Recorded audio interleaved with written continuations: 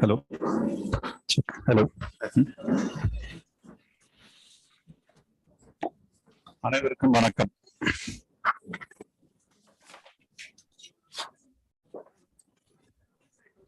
தாராபுரம் தந்த இரு அறிவு கொடையாளர்கள் தியோடர் பாஸ்கரன், SV ராஜதுரை இவர்கள் ஆற்றிய பணி தொடர்பான இருநாள் கருத்தரங்கு இப்பொழுது துவங்க உள்ளது. இந்த கருத்தரங்கிற்கு வந்திருக்கும் அனைவரையும் வரவேற்பதில் மகிழ்ச்சி அடைகிறேன். இந்த விழாவை முறையாக துவக்கி வைப்பவர் திரு R. பாலகிருஷ்ணன். இன்று அவரால் இங்கு வர இயலவில்லை. ஆனாலும் அவர் ஒடிசா புவனேஸ்வரத்திலிருந்து இதை இணையம் வழியாக துவக்கி வைப்பார். 20ஆம் நூற்றாண்டு தமிழ்நாட்டு மன்றத்தில் இருமொழி சூழலில் ஏற்பட்ட இடைவெளி அதிகரிக்கவே தலைப்பட்டது.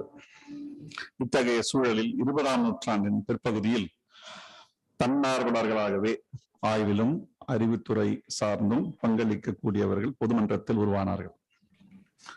அவ்வாறாக உருவானவர்களில் தாராபுரம் என்ற சிற்றூரில் பள்ளியில் ஒன்றாக பயின்ற நண்பர்களான தியோடோர் பாஸ்கரனும் SV ராஜதுரை என்ற மனோகரனும் மிக முக்கியமான முன்னோடி ஆளுமைகள் என்றால் அது மிகையாகாது. தியோடோர் பாஸ்கரன் அஞ்சல் துறையில் உயர் அதிகாரியாக பணியாற்றினார். சுற்றுச்சூழல் இயக்கங்களுக்கு உறுதுணையாக விளங்கினார். அவர் SV ராஜதுரை இடதுசாரி இயக்கங்களுடன் இணைந்தும் மனித உரிமை களங்களிலும் மக்கள் பணியாற்றியுள்ளார்.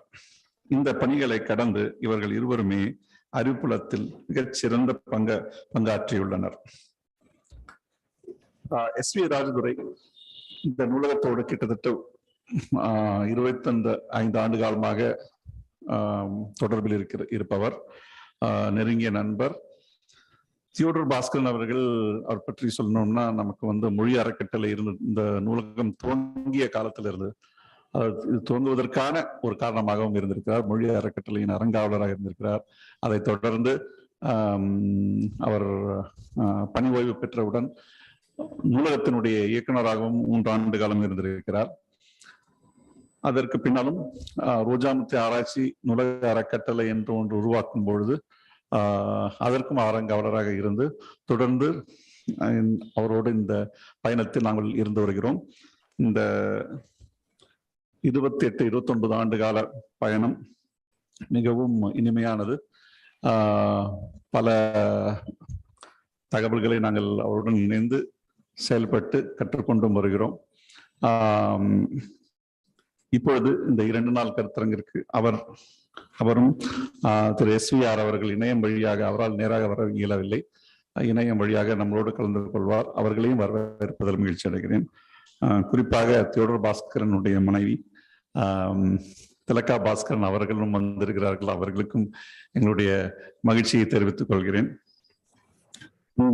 இந்த கருத்தரங்கம் எப்படி அமைச்சிருக்கோம்னா 2 நாள் ஒவ்வொரு ஆள் பற்றியும் இருக்கும். முதல் நாள் திரு பாஸ்கரனை பற்றி, 2வது நாள் திரு SVR உடைய பணிகளை பற்றி இருக்கும். முதல் அதாவது அமர்வில் பேப்பர்ஸ் வாசிக்கப்படும். 2வது அமர்வில் அவர்களுடைய வாழ்த்துரைகள் பலர் அவரை பற்றி பேசுவார்கள், அவர்கள் ஆற்றிய பணிகளை பற்றி பேசுவார்கள்.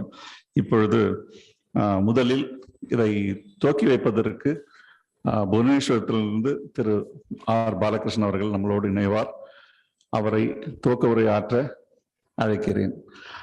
திரு R பாலகிருஷ்ணன் அவர்களும் ரோஜாமுத்து ஆராய்ச்சி நூலகத்தினுடைய ஒரு அறங்காவலர் என்ற முறையிலும், இந்த இருவரை பற்றி நன்றாக அறிந்தவர் என்ற முறையிலும் அவர் துவக்கி வைப்பதில் எங்களுக்கும் பெரும் மகிழ்ச்சி அளிக்கிறது. அனைவருக்கும் எனது அன்பான காலை வணக்கங்கள். இன்றைய தினம் தமிழ் பண்பாட்டினுடைய அடையாளமாக பணியாற்றி கொண்டிருக்கிற ரோஜா முத்தையா ஆராய்ச்சி நூலகத்தின் சார்பில் மதிப்பிற்குரிய தமிழ் புலத்தினுடைய அறிவு போராளிகளான தியோடர் பாஸ்கரன், SV ராஜதுரை ஆகிய இருவருடைய அறிவுப்பணி குறித்த கருத்தரங்கம் 2 நாள் நடைபெறுகிறது. இந்த நிகழ்ச்சியில் நான் நேரில் கலந்து கொள்ளவில்லை என்பது என்னை மிகவும் குறுகுறுக்க வைக்கிற, ஒரு குற்ற உணர்ச்சி ஏற்படுத்துகிற ஒரு சோகமாகும். அதை நான் தனிப்பட்ட முறையில் பணிர்ந்தே ஆக வேண்டும். இதை நாங்கள் பல நாட்களுக்கு முன்பே திட்டமிட்டு நேற்று இரவு நான் சென்னைக்கு பயணிப்பதாக இருந்தது. இப்போது நான் ஒரிசாவில் பணியாற்றி கொண்டிருக்கிறேன். இங்கு எங்களுடைய முதல்வர் வெளிநாட்டு பயணம் சென்றிருப்பதால் நான் இங்கு தலைமை அலுவலகத்தில் இருந்தே தீர வேண்டிய ஒரு சூழலில் நான் இருக்கிறேன். அதனால் என்னால் பயணம் செய்ய முடியவில்லை. அதனால் உங்களிடம் இந்த உரையை நான் இணையம் மூலமாக ஆற்ற வேண்டிய சூழல் ஏற்பட்டிருக்கிறது. இந்த நாள் மிகவும் முக்கியமான ஒரு நாள் ஆகும். பொதுவா நம்ம கேள்வி கேட்கும்போது, தமிழை பற்றி நம்ம பேசும்போது, தமிழ் மொழி, தமிழ் சமூகத்தை பத்தி பேசும்போது எல்லாரும் பெருமிதமா பொதுவாக குறிப்பிடுறது இது ஒரு தொடர்ந்து இயங்குகிற ஒரு அறிவுப்புலமாகவும் ஒரு மொழிக்களமாகவும் இருக்கிறது. அது காலந்தோறும் தன்னை புதுப்பித்துக் கொண்டே இருக்கிறது. நிறைய பேர் சொல்லியிருக்காங்க, தோற்றத்தை விட முக்கியமானது தொடர்ச்சி. இந்த தொடர்ச்சியை தமிழ் சமூகம் எப்படி தனக்கு தக்க வைத்துக் கொண்டிருக்கிறது அப்படிங்கிறது ஒரு கேள்வின்னு சொன்னா, இந்த தொடர்ச்சி எப்படி சாத்தியம் அப்படின்னு கேட்டா, இது இன்னைக்கு நம்ம முன்னால கலந்துக்கிற 2 பேருமே தாராபுரத்தை சேர்ந்தவர்கள். இந்த இருவரும் ஒரு சாட்சியம். இந்த தலைமுறையாக நிகழ்கிற இந்த அறிவு புலத்தினுடைய தொடர்ச்சிக்கு 2 நிகழ்கால சாட்சியங்கள். இந்த தொடர்ச்சி எப்படி நிகழ்கிறது என்று யாராவது கேள்வி கேட்டாங்கன்னா இதுக்கு இந்த 2 பேரையும் சாட்சியம் சொல்லலாம். எனக்கு இருவருமே தாராபுரத்தை தியோடர் பாஸ்கரன் தாராபுரத்தை சேர்ந்தவர் என்பது நான் வெகு நாட்களுக்கு முன்பே அறிவேன். SVR அவர்கள் தாராபுரத்தை அருகே சேர்ந்தவர்கள் என்பதை சிறிது நாட்கள் கழித்துதான் அறிந்து கொண்டேன். இந்த இருவரும் ரோஜா முத்தாயம் நூலகத்தின் சார்பாக பாராட்டப்படுவது மிகவும் பொருத்தமாகும். இது ஒரு வகையில ஒரு நிகழ்கால தேவை, சமகால தேவையும் சமகால கடமையுமாக இருக்கு. இந்த சமகால தேவையாயே இருக்குன்னு சொன்னா, இந்த 2 பேரும் இயங்கி இருக்கக்கூடிய களம். தியோடர் பாஸ்கரன் ஒரு அரசு பணிக்கு சென்று அஞ்சல் துறையில் சென்று பணியாற்றி, மேகாலயா போன்ற இடங்களில் பணியாற்றி, கடைசியில் சென்னைக்கு ஓய்வு பெற்று இருந்தாலும் சில நாட்களுக்கு முன்னால் எங்களுடைய தகவல் ஆற்றுப்படை அப்படிங்கிற வாட்ஸ்அப் குரூப்ல சித்தானை எனக்கு ஒரு இதை அனுப்பிச்சு விட்டார், ஒரு டாக்குமெண்ட். அது தியோடர் பாஸ்கரன் 1975-76 அந்த வரலாற்று நிறுவனத்திற்காக, சென்னை ஹிஸ்டாரிக்கல் சொசைட்டிக்காக கொடுத்த ஒரு ஆய்வு கட்டுரை. அது திரைப்படத்துறையை பற்றியது. அதனுடைய PDF காப்பியை இப்ப நான் வாங்கி அச்சடித்து வச்சிருக்கிறேன். அப்ப பார்க்கும்போது இது கிட்டத்தட்ட எவ்வளவு நெருக்கி 50 ஆண்டுகள். அப்ப 64 அரசு பணியில சேர்ந்த ஒருவர் வந்து திரைப்படத்துறை, அந்த திரைப்படத்துறை வந்து எல்லாரும் புறக்கணித்த ஒரு துறையை வந்து அதை ஒரு அறிவுப்புலமாக அதை முறைப்படி ஆராய்ச்சி செய்து அதற்கும் நிகழ்கால தமிழ் வரலாற்றுக்கும் சுதந்திர போராட்டத்திற்கும் அதற்கு பின்னால் ஏற்பட்ட சமூக மாற்றங்கள், சமூக சிந்தனைகள் இவை அனைத்தையும் தொடர்பு படுத்தி ஒரு புறம் வந்து இந்த திரைப்படத்துறை அப்படிங்கிற இதுல வந்து அவர் ஒரு மிக அருமையான பணியை ஆற்றியிருக்கிறார், பல நூல்களை எழுதியிருக்கிறார். இன்னொரு துறை வந்து அவருடைய இந்த காட்டுயிர்களுடைய பாதுகாப்பு பற்றி, அந்த சுற்றுச்சூழல் அப்படிங்கிறது வந்து இப்ப கூட ஒரு இன்னும் நிறைய இடங்கள்ல வந்து இது வந்து the sustainability, the climate change, green house effect, இந்த மாதிரி நிறைய கருத்தரங்குகள்ல நாங்க கேட்கிறோம். இன்னும் சொல்ல போனா அது வந்து ஒரு வகையான ஃபேஷன் ஸ்டேட்மெண்ட் மாதிரி நிறைய பேர் புரிந்தும் பேசுறாங்க, நிறைய பேர் புரியாமலும் பேசுறாங்க. இது வந்து it's become a kind of an important talking point. ஆனா பல ஆண்டுகளுக்கு முன்னாலேயே இதை தொடர்ந்து தனது சிந்தனையை வந்து இனி பிறக்கப் போகிற இன்னும் பிறக்காத தலைமுறைக்காகவும் இந்த சிந்தனையை செலுத்தி அவர் வந்து இந்த காட்டுயிர் பற்றிய விழிப்புணர்வையும் களப்பணியையும் அவர் தொடர்ந்து செய்து கொண்டிருக்கிறார் அப்படிங்கிறதா இதுல பெரிய விஷயம். ஆக வந்து அரசு பணியில் இருக்கக்கூடிய எனக்கு இதுல வந்து ரொம்ப குறிப்பா வந்து நான் வந்து அரசு பணியில் இருந்து கொண்டு என்னால் இயன்ற ஆய்வுகளை செய்வது, அதில் உள்ள சிரமங்கள் இதையெல்லாம் நான் பார்த்து கொண்டு இருக்கிறவர். இதை எங்களுக்கெல்லாம் வந்து அவர் ஒரு முன்னத்தியர், ஒரு வழிகாட்டி மாதிரி அவர் வந்து இப்படி பண்றாரு அப்படிங்கிறதே எங்களுக்கு ஒரு பெரிய உற்சாகம் அளித்தது. ஆங்கில நூல்கள், நான் வந்து என்னுடைய எண்ணிக்கை தவறா கூட இருக்கலாம், ஆங்கில நூல்கள் 6 நூல்களையும் தமிழ் நூல்கள் 12 நூல்களையும் அவர் எழுதியிருக்கிறார்கள். ஒவ்வொரு நூலும் முக்கியமான நூல்களாக இருக்கின்றன. அது மட்டும் இல்லாம பல பொறுப்புகள், அதாவது இந்த புனே திரைப்பட கல்லூரியிலிருந்து பல பல்கலைக்கழகங்களில் உரையாற்றுவதிலிருந்து அனைத்து உலக கட்டமைப்புகளிலும் நிறுவனங்களிலும் அவர் தொடர்ந்து பங்களிப்பு செய்திருக்கிறார். ஆவண காப்பகத்திலிருந்து ரோஜா முத்தையா நூலகத்திற்கு அவர் ஆற்றிய தொண்டிலிருந்து எல்லா வகையிலும் அவர் வந்து எங்களுக்கு ஒரு முன்முதாரணியாக இருக்கிறார். அவர் வந்து ஒரு இடத்தின் இயற்கை எழிலை குலைக்க வேண்டும் என்றால் அங்கு ஒரு சாலை போட்டு விட்டால் போதும் அப்படின்னு சொல்லி அதனால் ஏற்படுகிற விளைவுகளை அவர் வந்து ரொம்ப தெளிவா எடுத்து சொல்றாரு. The message bearers, the eye of the serpent, the dance of Sarus இப்படின்னு ஆரம்பிச்சு சிவாஜி கணேசன், நான்லாம் தனிப்பட்ட முறையில் சொல்றாங்க, நான் சிவாஜி கணேசனுடைய பெரிய ரசிகனாகவே வளர்ந்தவன். சிவாஜி கணேசனை பற்றி அவர் எழுதியிருக்கக்கூடிய அந்த தனி நூல் தி ப்ரொஃபைல் ஆஃப் அன் ஐகான் அப்படிங்கிற அந்தது, அப்புறம் இந்த காட்டுயிர்கள் பற்றி, சுற்றுச்சூழல் பற்றி அவர் எழுதியிருக்கக்கூடிய பல நூல்களும் இந்த தமிழிலிருந்து ஆங்கிலத்திற்கு கொண்டு செல்வது, ஆங்கிலத்தில் இருக்கக்கூடிய அறிவுப்புலமை தமிழுக்கு கொண்டு வருவது ஆகிய 2 களங்களிலும் அவர் தொடர்ந்து பணியாற்றி வந்திருக்கிறார். நாங்கள் வந்து ரோஜா முத்தையா நூலகத்தில் நாங்கள் வந்து அறக்கட்டளையில் அந்த அறங்காவலர் குழுவில் பணியாற்றுகிறோம் அப்படிங்கிறது எனக்கு அடிக்கடி அவ்வப்போது நூலகத்தில் சந்திக்கக்கூடிய வாய்ப்பையும் கிடைக்கும். ஆனால் அவரிடம் நான் வியந்தது வந்து இவ்வளவு ஆளுமை, இவ்வளவு பங்களிப்பு, களப்பணி, எழுத்துப்பணி, ஒரு தேர்ந்த ஆற்றல், அறிவுப்புலமை இவ்வளவும் வச்சுட்டு இது எதுவுமே தெரியாம அப்படியே ஒரு சாதாரணமா, அதாவது கேரிங் ஒன் செல்ஃப் சோ ஈஸிலின்னு சொல்லுவாங்க, அதாவது எந்த விதமான அதற்கான தோரணைகளையும் இல்லாமல் இயல்பாக இயங்குகின்ற அந்த மனிதரை பார்க்கும்போது எனக்கு தனிப்பட்ட முறையில், அதான் என்னுடைய அண்மையில் வந்து என்னுடைய தமிழ் நெடுஞ்சாலை விகடன்ல வந்த இந்த கட்டுரை ஒரு நூலாக்கும் போது இதற்கான அணிந்துரையை யாரிடம் கேட்டு பெறுவது அப்படின்னு சொல்லவும் தியோடர் பாஸ்கர்னா எனக்கு நினைவு வந்தாரு. ஏன்னா அதில் அவர் வந்து ஒரு பக்கம் எழுதினாலும் 2 பக்கம் எழுதினாலும் அதை அவர் எழுத வேண்டும் என்று நான் விருப்பப்பட்டேன். தியோடர் பாஸ்கரும் அவரது மனைவி திலகவதி திலகாவும் அவங்க 2 பேருமே சேர்ந்து ஒரு ஒரு குடும்பமாவே ஒரு இயங்குற ஒரு இயக்கம் மாதிரி இருக்கும். இங்கேயும் ஒரிசாங்க வந்திருக்காங்க, அவங்களுக்கு என்னுடைய வணக்கத்தை தெரிவித்துக் கொள்கிறேன். ரோஜா முத்தையா நூலகம் இந்த ஏற்பாட்டை 2 நாள் பேக் டு பேக் இந்த 2 பேரையும் தாராபுரத்தை சேர்ந்த இருவரையும் இணைத்து செய்வது என்பது ஒரு மகத்தான முன்னெடுப்பு.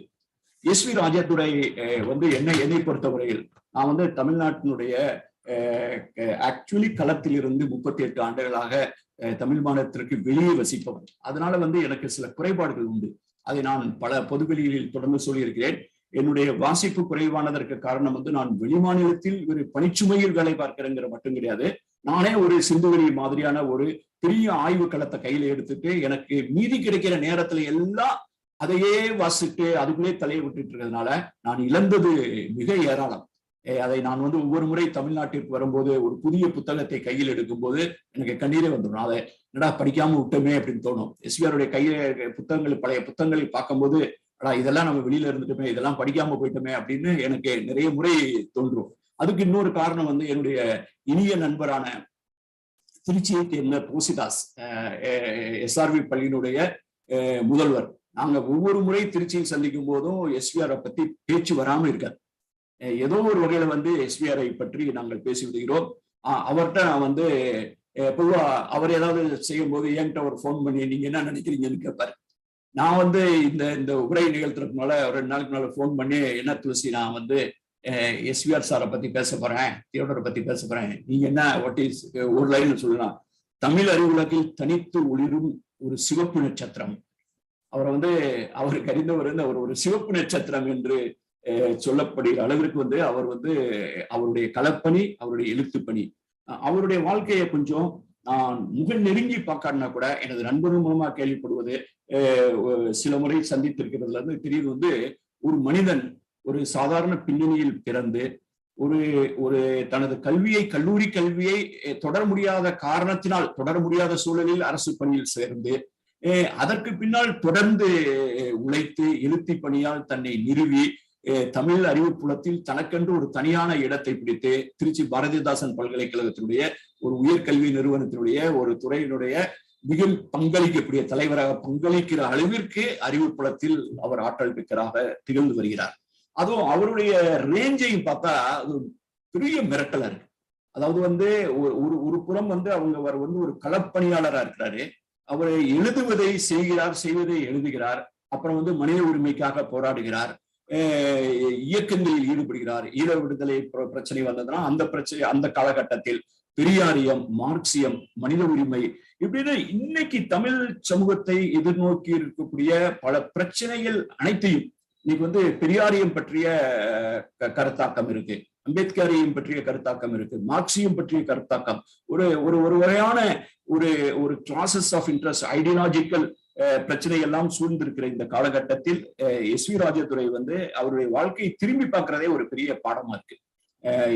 இதழியல் துறையிலிருந்து, அவருடைய எழுத்துப்படியிலிருந்து, இந்த எக்ஸிஸ்டன்சியலிசம் அப்படிங்கிற 75ல அந்நியமாதல், இப்படின்னு புதிய சலனங்கள் அவர் எடுத்து அவருடைய அந்த புத்தகங்களை கையில் எடுத்து பார்க்கும் போதே இதற்காக எவ்வளவு உழைப்பு செய்திருக்கிறாரு. எனக்கு ஒவ்வொரு முறையும் என்கிட்ட நான் பேசும்போதெல்லாம் வருது வந்து எஸ்விஆருக்கு இருக்கக்கூடிய சில உடல் பிரச்சனை எல்லாருக்கும் இருக்கு. நானும் பெரிய உடல் நலம் சார்ந்த பெரிய வாழ்க்கைக்கு ஆபத்தான பிரச்சனைகளையும் தாண்டி வந்திருக்கோம். ஆனா எஸ்விஆர் வந்து தொடர்ந்து இந்த பிரச்சனைகளை சந்தித்து கொண்டு, ஆனால் அந்த பிரச்சனையுடைய வலி, இவ்வளவு வழிகளையும் தாங்கிக் கொண்டு தனது எழுத்தையும் தனது கடமைகளையும் ஒவ்வொரு காலகட்டத்திலையும், இந்த மண்டல் கமிஷன் பிரச்சனை வந்தப்ப அது பற்றியது, இந்தியான அந்த பிரச்சனையை பற்றி வரும்போது அதை பற்றிய கருத்தாடல். ஆக இந்த மாதிரியான ஒரு டிஃப்ரெண்ட் அவர் எழுதிய நூல்களுடைய பட்டியல் கையில் எடுத்து பார்க்கும்போது அது அமேசிங். அந்த இதுவே வந்து என் கையில இருக்கக்கூடிய பிரிண்ட் பண்ணி வச்சிருக்கிறதுல வந்து ஒரு 5 பக்கங்கள் அவர் பலரோட சேர்ந்து வேற வாகீதாவோட, கண்ணனுடன், சிங்கராயருடன் இப்படி தனியாகவும் எழுதியிருக்காரு. ஆங்கிலத்திலிருந்து தமிழுக்கு கொண்டு வந்திருக்காரு. பல விஷயங்களை வந்து மார்க்சியம் போன்ற கருத்துக்களை தமிழ் மக்களுக்கு சொல்லும் போது அதை ஒரு அடிக்குறிப்போடு விளங்கும்படியாக சாதாரண எளிய மக்களுடைய மொழியில் அவர் கொண்டிருந்திருக்கிறார். இந்த 2 பேரையும் எனக்கு வந்து இதுல வந்து சில நேரங்கள்ல வந்து அந்த கண்டென்ட் எவ்வளவு முக்கியமோ அந்த அளவுக்கு அதனுடைய சிம்பாலிசம் முக்கியமா இருக்கு. இந்த சிம்பாலிசத்தை நான் ரொம்ப ரசிக்கிறேன். எப்படின்னு கேட்டீங்கன்னா, சென்னையில் இப்போது ஒரு சமகாலத்தினுடைய ஒரு விழிப்புணர்வுனுடைய ஆவணப்பெட்டகமாக திகழ்கிற ரோஜா முத்தையா நூலகம். அந்த ரோஜா முத்தையா நூலகத்தில் 2 நாட்கள் தொடர்ந்து நிகழ்கிற ஒரு நிகழ்வு. அந்த 2 நிகழ்வுமே வந்து நமது சமகால தேவையையும் சமகால கடமையையும் நோக்கி நகர்வா இருக்கு. அதில் பாராட்டப்படுகிற இருவரும் மிக முக்கியமானவர்கள், இதற்கான பல மடங்கு தகுதியுடையவர்கள். அதையும் விட ஒரு சின்ன கோயின்சிடன்ஸா இருவரும் தாராபுரத்தை சேர்ந்தவர்கள் அப்படிங்கிறது மொத்தத்துல தாராபுரத்தை சேர்ந்ததுனால அவங்க பாராட்டப்படல, இட்ஸ் அ கோயின்சிடன்ஸ். பட் ஆனால் ஒரு ரசிக்கத்தக்க ஒரு எதேச்சையான ஒரு நிகழ்வாக இருக்கு. இந்த நிலையில் வந்து நான் விரும்பியது வந்து 2 நாள் விடுமுறையில் சென்னையிலே தங்கி, இதற்காகவே சென்னையிலே தங்கி இந்த 2 நாள் கருத்தரங்கையும் அமர்ந்து கேட்க வேண்டும் என்று ஆசைப்பட்டேன். ஆனால் அது இயலவில்லை. நான் இந்த நிகழ்ச்சியை கூட நான் இணையத்தின் வழியாக பங்கேற்க வேண்டிய சூழல் ஏற்பட்டதற்காக நான் வருந்துகிறேன். மற்றபடி மிகவும் மகிழ்ச்சி அளிக்கிறது. இந்த 2 நாள் கருத்தரங்கும் மிக வெற்றிகரமாக நிகழ வேண்டும் என்று எனது வாழ்த்துக்களை தெரிவித்துக் கொள்கிறேன். எனக்கு அளிக்கப்பட்ட நேரத்தை விட சற்று கூட நேரம் எடுத்துக்கொண்டேன். மிக்க நன்றி, வணக்கம். நன்றி சார். நன்றிங்க சார். அடுத்து முதல் அமர்வு தொடங்க இருக்கிறது. பேராசிரியர் ராஜன் குரே அவர்களை நடத்தி தருமாறு கேட்டுக்கொள்கிறேன்.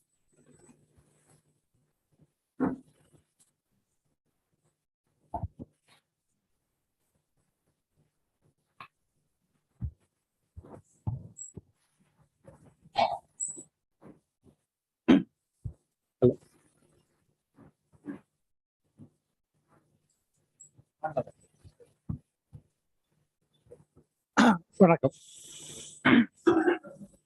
ஓகே,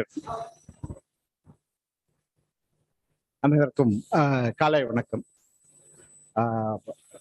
துவக்க வரையில் பாலகிருஷ்ணன் அவர்கள் குறிப்பிட்டது போல முக்கியத்துவம் வாய்ந்த 2 தினங்கள் என்பதில் ஐயம் இருக்க முடியாது.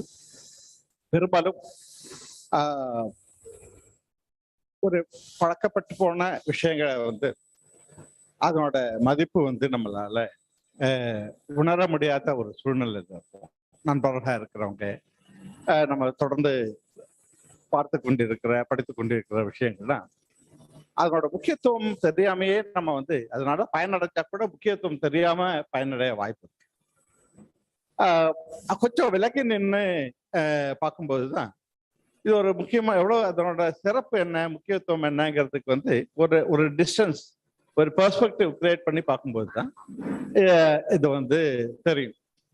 ஸோ அந்த விதத்துல இதை யோசிச்சு பார்க்கும்போது இப்போ தமிழ்நாட்டில் இந்த ஒரு நவீன காலத்துக்குள்ள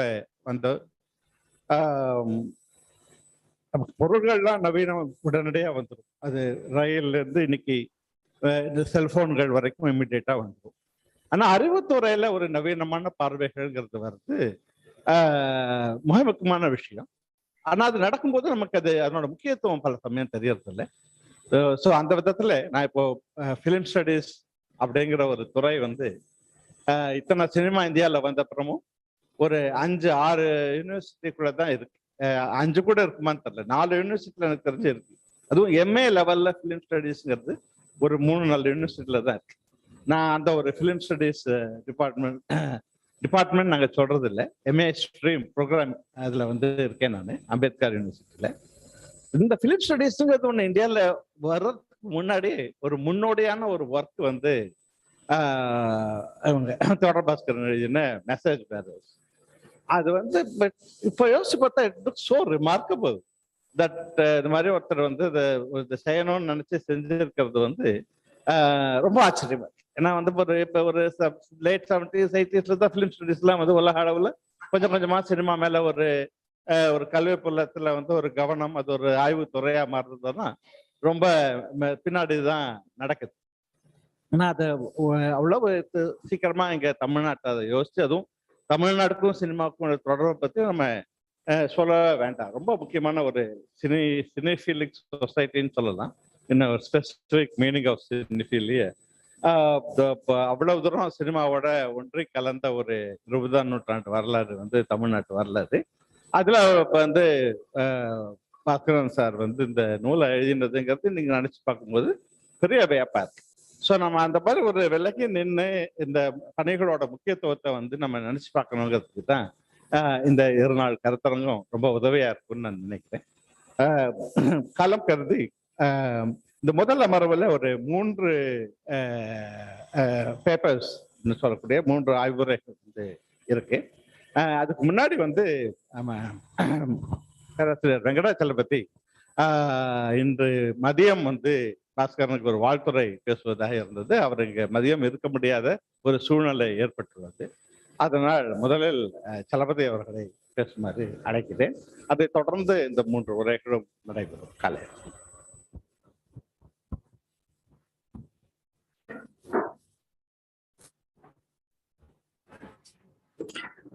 வணக்கம்.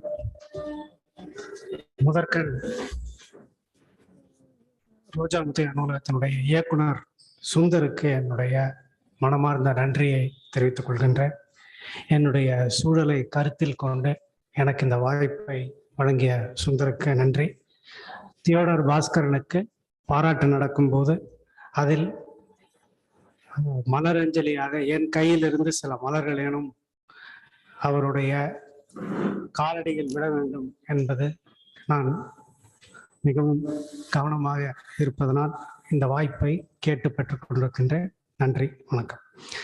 இந்த ஆண்டு சத்யஜித் ரேனுடைய 100 நாங்கள் வளர்ந்த காலத்திலே சத்யஜித் ரே எப்படிப்பட்ட ஒரு ஆளுமையாக இருந்தார். ஆனால் இன்றைக்கு 100 போது சத்யஜித் ரே ஒரு அவரை பற்றிய பேச்சு, அவரை பற்றிய பாராட்டுகள் எல்லாம் மிகவும் குறைவாக இருப்பதை நாம் பார்க்கிறோம். ஃப்ரண்ட்லைன் போன்ற சில இதழ்கள் சிறப்பிதழ்களை வெளியிட்டன. ஆனால் ஒரு 40 ஆண்டுகளில் எவ்வாறு காலம் மாறுகின்றது, கருத்துலகம் மாறுகின்றது, கருத்துலகம் மாறும்போது சில ஆளுமைகள் எவ்வாறு மலர்ச்சி பெறுகிறார்கள், சில ஆளுமைகளுடைய பற்றிய கவனிப்பு எப்படி குறைகின்றது என்று பார்க்கின்றோம். அந்த சூழலிலே பார்க்கும்போது தியோடர் பாஸ்கரன் அவருடைய முன்னோடியான ஆய்வுகளின் மூலமாக 40 ஆண்டுகளுக்கு முன்பு அவருடைய முக்கியத்துவம் என்னவாக இருந்ததோ அதைவிட இன்றைக்கு அவருடைய முக்கியத்துவம் கூடியிருக்கின்றது. அதற்கு முக்கியமான காரணம் என்னென்று நினைக்கின்றேன் என்றால், அவருடைய ஆய்வு பொருளை அவர் காலத்தை கருதி, அவ்வப்போது வீசுகின்ற காற்றை கருதி, அவ்வப்போது புகழ் பெறுகின்ற செய்திகளை கருதி அவருடைய ஆய்வு பொருள்களை தேர்ந்தெடுத்துக் கொள்ளவில்லை. அவருக்கு உள்ளே இருக்கக்கூடிய விருப்பத்திற்குரிய துறை சார்ந்து அவர் தொடர்ந்து விடாது பயணப்பட்டிருக்கிறார். ராஜன் குறை பேசும்போது மெசேஜ் பேரர்ஸ் புத்தகத்தை பற்றி சொன்னார். அந்த புத்தகத்தின் மூலமாகத்தான் தியோடர் பாஸ்கரன் என்னை போன்றவர்களுக்கு அறிமுகமானார். 1982 அல்லது 83ஆம் ஆண்டு கிரியா நூல் வெளியீட்டகத்திலே பைலட் திரையரங்கத்திற்கு பக்கத்தில் இருக்கக்கூடிய அந்த இடத்தில் 268 ராயப்பேட்ட நெடுஞ்சாலை, அங்கே இந்த புத்தகத்தை எத்தனை முறை கையில் எடுத்து வைத்து பார்த்திருக்கிறேன் என்று சொல்ல முடியாது. அந்த புத்தகத்தை வாங்கக்கூடிய வசதி அன்றைக்கு பலருக்கு இருந்திருக்காது. 60 ரூபாய் புத்தகம், மிக நேர்த்தியான புத்தகம், ஆதிமூலத்தினுடைய ஓவியங்கள் இருக்கும். அந்த புத்தகத்தை மீண்டும் மீண்டும் கையில் வைத்து அழகு பார்த்து பல ஆண்டுகள் கழித்து தான் அந்த புத்தகத்தை படிக்க முடிந்தது.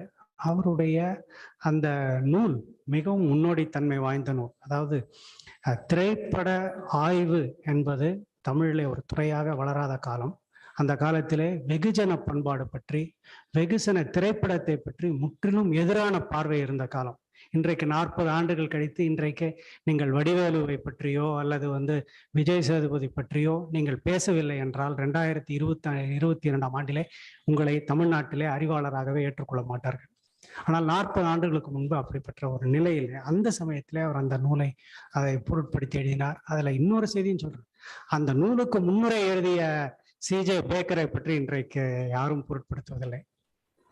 ஆனால் அந்த நூலை எழுதிய தியோடர் பாஸ்கரனுக்கு இன்றைக்கு ஒரு விழா எடுக்கப்படுகின்றது என்பதை நினைக்கும் போது மிகவும் மகிழ்ச்சியாக இருக்கின்றது.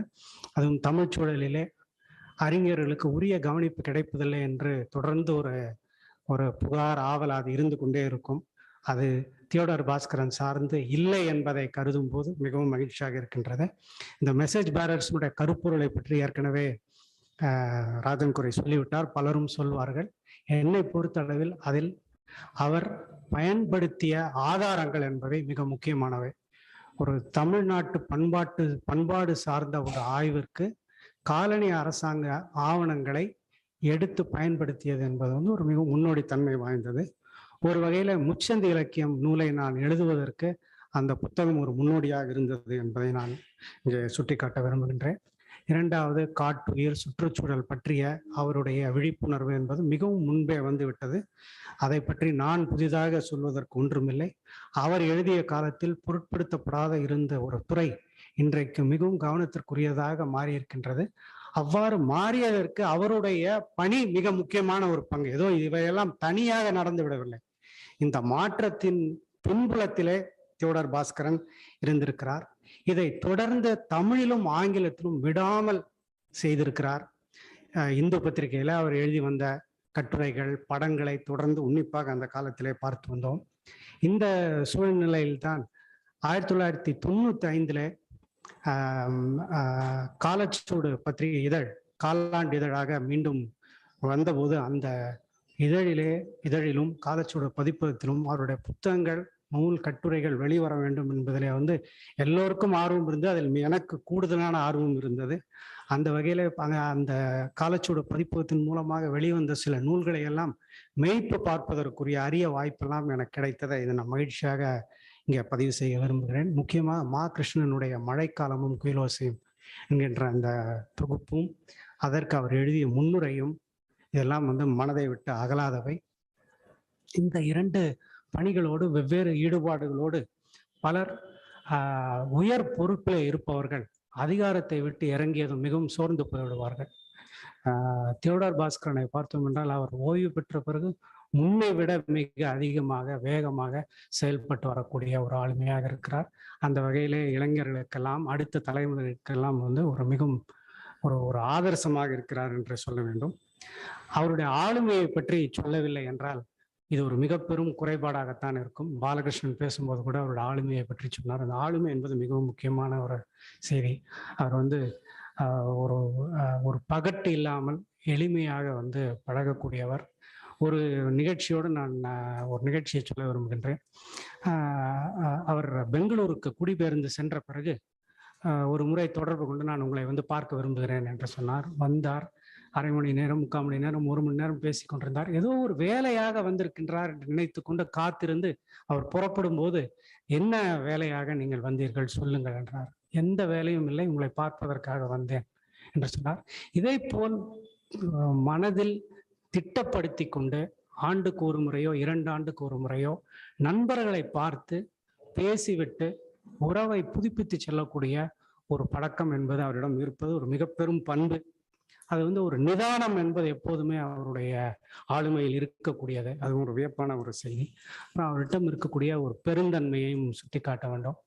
அவருடைய தமிழில் எழுதுவதற்காக, அவருக்கு தட்டச்சு செய்வதற்காக ஒரு நபரை நான் ஏற்பாடு செய்து கொடுத்தேன். அவர் தியோடார் பாஸ்கரன் எப்படிப்பட்ட நபர் என்பதை அந்த தட்டெழுத்தரிடம் கேட்டு தெரிந்து கொள்ளலாம். அவ்வளவு அந்த நபர் ஒரு எளிய மனிதர், அவருக்கு உதவி செய்யக்கூடிய அல்லது அவருக்கு ஒரு பணியை செய்யக்கூடியவர். பாஸ்கரனை பற்றி அவர் என்ன கருதி கொண்டிருக்கிறார் என்பது பாஸ்கரனுடைய ஆளுமைக்கும் சால்புக்கும் பண்புக்கும் ஒரு அளவுகோல் என்று நான் கருதுகின்றேன். அவருடன் ஒரு முறை களப்பணியாக அவர் சென்ற போது கூந்தன்குளத்திற்கு நான் அவருடன் சென்றேன். விடியற் காலை ஒரு 4:30 மணிக்கு கிளம்பி நாங்கள் கூந்தன்குளத்திற்கு சென்றோம் திருநெல்வேலியிலிருந்து. இப்போ பேசும்போது சில சின்ன சின்ன செய்திகளை சொல்லிக்கொண்டே வந்தார். ஒரு முறை சொன்னால் அந்த ஒரு 4:30 மணிக்கு நாங்கள் நெடுஞ்சாலையில் சென்று கொண்டிருந்த போது அந்த வண்டி ஓட்டுநர் ஓயாமல் ஒலிப்பானை அழித்து கொண்டே இருந்தார். அப்போ தியோடார் பாஸ்கரன் சொன்னாரு, ஏற்கனவே முகப்பு விளக்கு செய்யக்கூடிய ஒரு வேலையை செய்து கொண்டிருக்கக்கூடிய வேலையை இவர் இந்த ஓட்டுநர் ஏன் தேவையில்லாமல் அவரும் செய்து கொண்டிருக்கிறார் என்று சொன்னார். அப்புறம் மனசுல பதிஞ்சு. அப்புறம் இன்னொரு இது சொன்னார், சிலர் தலைக்கு மை பூசி கொண்டிருக்கிறார்கள், அதுல ஒரு பெரிய இழப்பு இருக்கு. ஒவ்வொரு வயதுக்கும் சில அனுபவங்கள் ஏற்படும். நீங்கள் அந்த அனுபவத்தை இழப்பதற்கு இதை போன்ற செயல்கள் காரணமாகிவிடக்கூடாது என்று சொன்னார். அந்த சமயத்துல பார்த்தீங்கன்னா ஒரு கூட ஒரு அஞ்சல் துறை அதிகாரி பின்னாடியே வந்துட்டு இருந்தாரு.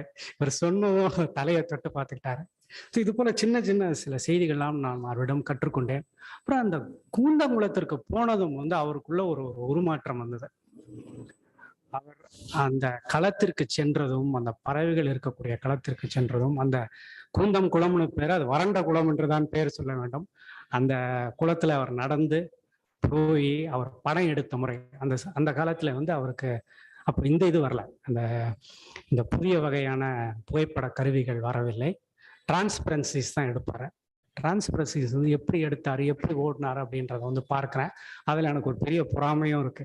22 ஆண்டுகள் கழித்து 22 ஆண்டுகளுக்கு முன்பு அவர் எந்த வேகத்தோடு நடந்தாரோ, ஓடினாரோ, படம் எடுத்தாரோ அதே வேகத்துல இருக்கிறாரு. எங்களை போன்றவர்கள் இன்னும் அது குறைஞ்சிக்கிட்டே தான் போகுது. இப்படிப்பட்ட ஒரு பண்புகள்லாம் உடையவர்.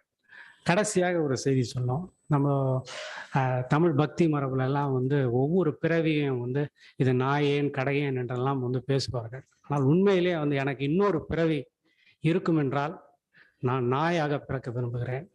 அவ்வாறு நாயாக பிறக்கும் போது தியோடர் பாஸ்கரன், திலகா பாஸ்கரன் வீட்டில் அந்த நாயாக பிறக்க வேண்டும். இவ்வாறு ஒரு மிக அருமையாக வீட்டில் வந்து ஒரு செல்ல பிராணியை வந்து சிலர் வந்து அந்த செல்ல பிராணிகளை வந்து தலையில தூக்கி வச்சு கொண்டாடுவாங்க. அதையும் நம்மளால சகிக்க முடியாது. இன்னொரு புறம் வந்து செல்ல பிராணிகளை விரும்பாதவர்களும் இருப்பார்கள். அந்த இரண்டையும் இணைந்து மிக வந்து இயல்பாக சகஜமாக வந்து அவள் வீட்டில் இருக்கக்கூடிய அதில் ஒரு நாய் பேர் சில்கி. ஆனால் ஒண்ணு நான் அவங்க வீட்டில் பிறக்கும் போது பேர் மட்டும் எனக்கு தமிழ் பேரா, நீங்க இந்த முறை ஜேனு என்று ஒரு பழந்தமிழ் பெயராக இருந்தாலும் அது கன்னட வடிவத்தில் வைத்திருக்கிறீர்கள். தேன் என்பதற்கு பதிலாக கசப்பு என்று வைத்தாலும் பரவாயில்லை, தமிழ் பெயராக இருக்க வேண்டும். மூத்தவர்களுக்கு வாழ்த்து சொல்வது என்பது வந்து தமிழ் மரபல்ல. தியோடர் பாஸ்கரனுக்கும் திலகா பாஸ்கரனுக்கும் அவருடைய குடும்பத்தினருக்கும் என்னுடைய சிரம் தாழ்ந்த வணக்கங்கள். நன்றி, மகிழ்ச்சி. சுந்தருக்கு மீண்டும் நன்றி.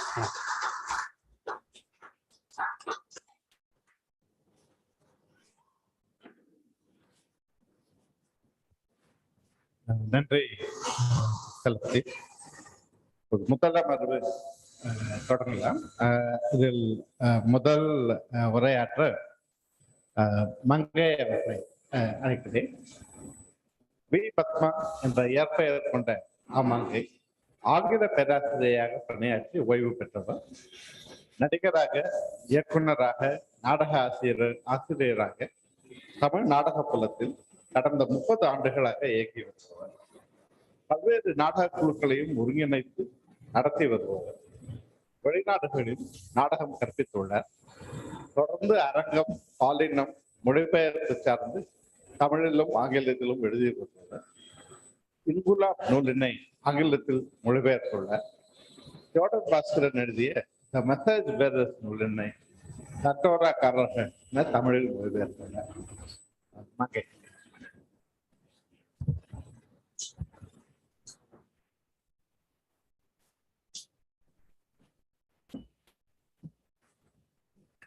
அனைவருக்கும் வணக்கம். உண்மையிலேயே மிகப்பெரிய மகிழ்ச்சியோடும் நன்றி அறிதலோடும் உங்கள் மத்தியிலே நிற்கிறேன். இருபெரும் ஆளுமைகள், அவர்களோடு பழகக்கூடிய வாய்ப்பு, அவர்களோடு உறவாடவும் சண்டை போடவும் விவாதிக்கவும் கிடைத்த வாய்ப்புகள் ஆகியவை வந்து ரொம்ப லேசா ராஜன் குரே சொல்ற மாதிரி பக்கத்திலேயே இருக்கும்போது நமக்கு அது தெரியாம இருக்கும். ஆனா அதனுடைய ஒர்த் அப்படிங்கிறத நம்ம நினைச்சு பார்க்கும் பொழுது அது மிகப்பெரிய பேராக இருக்கின்றது. அந்த வகையில ரொம்ப மகிழ்ச்சி. என்னை பொறுத்த வரைக்கும் நான் பாஸ்கரன் அவர்களுடைய எழுத்துக்கும் அவர் சார்ந்த ஊடகங்களுக்கும் எவ்வளவுக்கு எவ்வளவு நெருக்கமானவளாக இருந்தேனோ அந்த அளவுக்கு திலகா அவர்களோடு அவர் WCC முடிச்சுட்டு எம்ஜிஆர் ஜானகி கல்லூரியில் இருந்த பொழுது நாங்கள் செய்த நாடகங்கள் பலவற்றுக்கான ஒத்திகை உட்பட நிகழ்ச்சிகள் உட்பட அனைத்தையும் அந்த மேடை, அந்த களம்தான் எங்களுக்கு கொடுத்தது. தியோடர் பாஸ்கரன் திலகா இணையரோட வாழ்முறை, அர்ப்பணிப்பு, பகிர்தல், அவர்கள் இருவரும் இளம் தலைமுறையினரை அரவணைக்கும் முறை, அவர்களது மகள் மகன் ஆகியோருடைய வாழ்க்கை தேர்வுகள் என பலவும் இதமான தோழமை மற்றும் நட்பை சாத்தியமாக்கியுள்ளன. அரசியல் ஆய்வு ஆகியவற்றுக்கும் வெகுசன ஈடுபாடுகளுக்கும் இடையே உள்ள இடைவெளி இன்றும் தொழிற்படுகின்றது. கூடவே இருமொழி புலமை கொண்டோர் அருகி வருதலும் கண்கூடு. சோ நான் வந்து ஒரு 3 மெயின் பாயிண்ட முதல்ல சொல்லிட்டு அதுக்கு பிறகு இந்த 3மே பாஸ்கரன் அவர்களுடைய எழுத்துக்கள்ல தொழிற்படக்கூடிய விதங்களை சொல்லலாம் அப்படின்னு நான் நினைக்கிறேன். ஒண்ணு வந்து என்டர்டெயின்மெண்ட் அல்லது கேளிக்கை என்ற சொல் கீழானதாக கருதப்படும் ஒரு மேட்டிமை பார்வையில், குறிப்பாக அறிவு புல மேட்டிமையை உடைப்புகளை ஏற்படுத்தியதில் முன்னோடி என பாஸ்கரன் அவர்களை சொல்லலாம். பேராசிரியர் சிவத்தம்பி அவர்கள் எழுதிய தமிழ் பண்பாட்டில் சினிமா 2004 வந்த நூல், தொடர்ந்த சிவத்தம்பி அவர்களுடைய மீடியா தொடர்பான எழுத்துக்கள் ஆகியவை தமிழ் புலமைசார் களத்தில் இருந்து வந்துள்ளன.